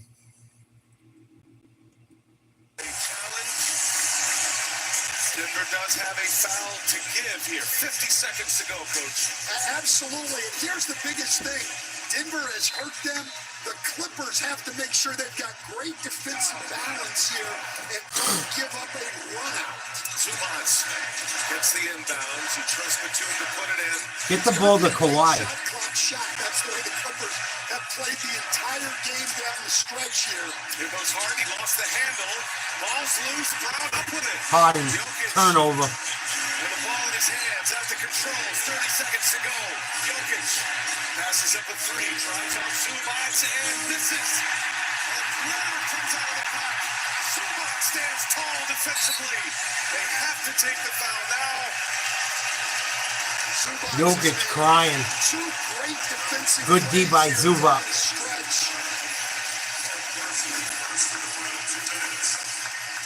Great spin. Good D. With a little foul there. Nah. How about the footwork? It's a good D. Big man's moving, and Zubac with 4 blocks. And Zubac will go to the bench here, Bogdanovich in, because they know now that Denver's going to have to give a foul unless they can get a steal here on the inbounds. And so they want their best free throw shooters in the game. It's an area where Zubac has struggled in the series, only shooting 58%. Denver had the foul to give and had to take it immediately. Next one will put the Clippers at the line. 20.4 seconds remain. Fresh 14 on the shot clock. David Guthrie making sure all the timing is accurate. And here we go. The two will put it in. Clippers 5-5. Leonard's got it. And Westbrook fouls Kawhi Leonard. Leonard at 81% free throw. Here's the game. Kawhi knocks these down. It should be over. Has not had a game under 20 points in this entire series. His 30th playoff game with at least 20 points as a Clipper. At times, Blake Griffin. Close games tonight. Chris Paul's the leader in that category. That Knicks game, what a Good finish. game to tie, though. Blake Griffin, a great player here for the Clippers. One of the better people I ever had the opportunity to coach. I only got to do it for a short amount of time. It's the first. This is a big free throw right here. You take this to a 3-possession game with 18.8 seconds to go, and you're in really good shape. Yep. Game 7 will be Saturday night. If the Clippers finish this off, they were up 15, just under 6 minutes to go in this fourth. And now Kawhi Leonard. Oh, he missed it. And a quick timeout. Nuggets use their last timeout. They'll advance the ball. Wow. 111-105. Denver ball when we come back. Not over yet. 6-point lead. Jeepers crow. They yell MVP for everyone nowadays. Every time they yell MVP, the guys can't hit the free throws. Tatum included. MVP, MVP. Miss free throw. Miss free throw. I did it with Tatum last year. That game I went to with the Knicks. He could have iced the game in overtime twice, hitting free throws. I'm screaming MVP, getting the whole garden to yell it. He fucking misses it. Misses it. Misses it. You want your guy to hit a free throw, don't yell MVP. At least nowadays. I'm telling you. Every time I yell MVP, I see the fucking guy miss the shot.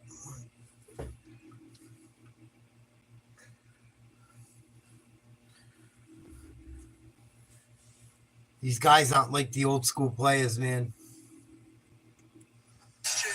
Big thing for the Clippers here now. I'm sure they're going to be switching screens.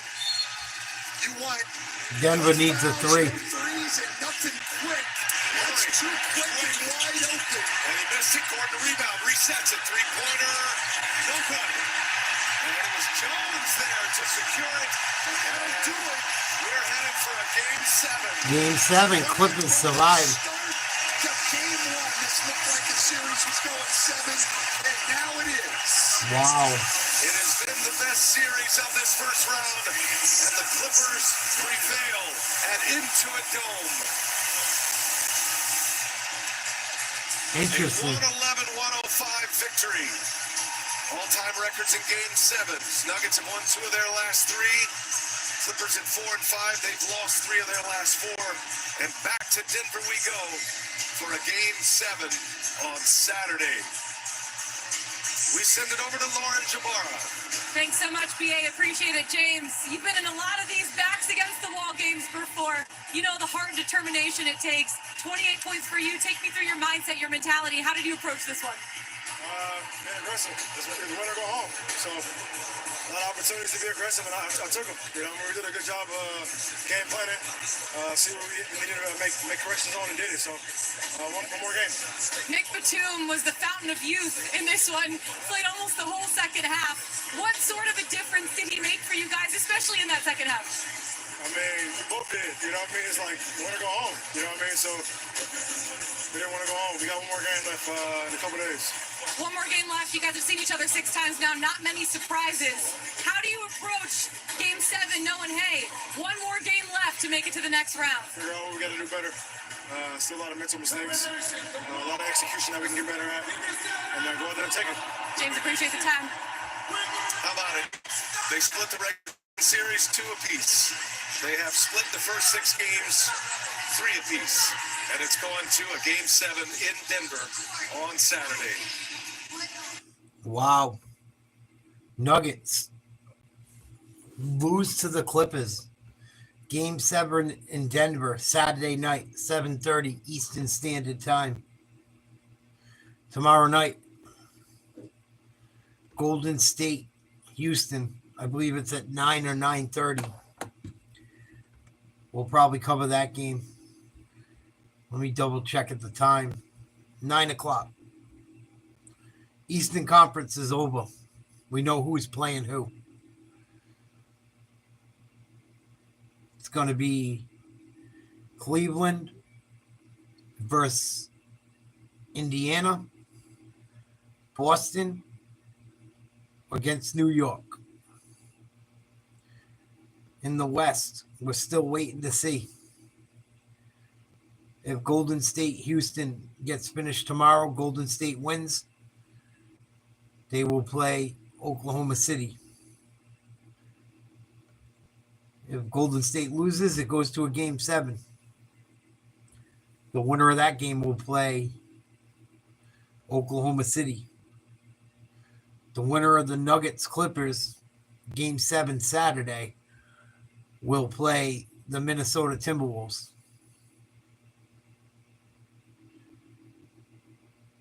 Been a pretty good first round of the playoffs, I have to say. Besides the 1 versus 8 seeds, pretty damn competitive. I'm going to call it a night. I'll catch you guys in about 15, 16 hours for the Warriors-Rockets game tonight. You guys have a great Friday. I'll see you in about 16 hours. Sweet dreams.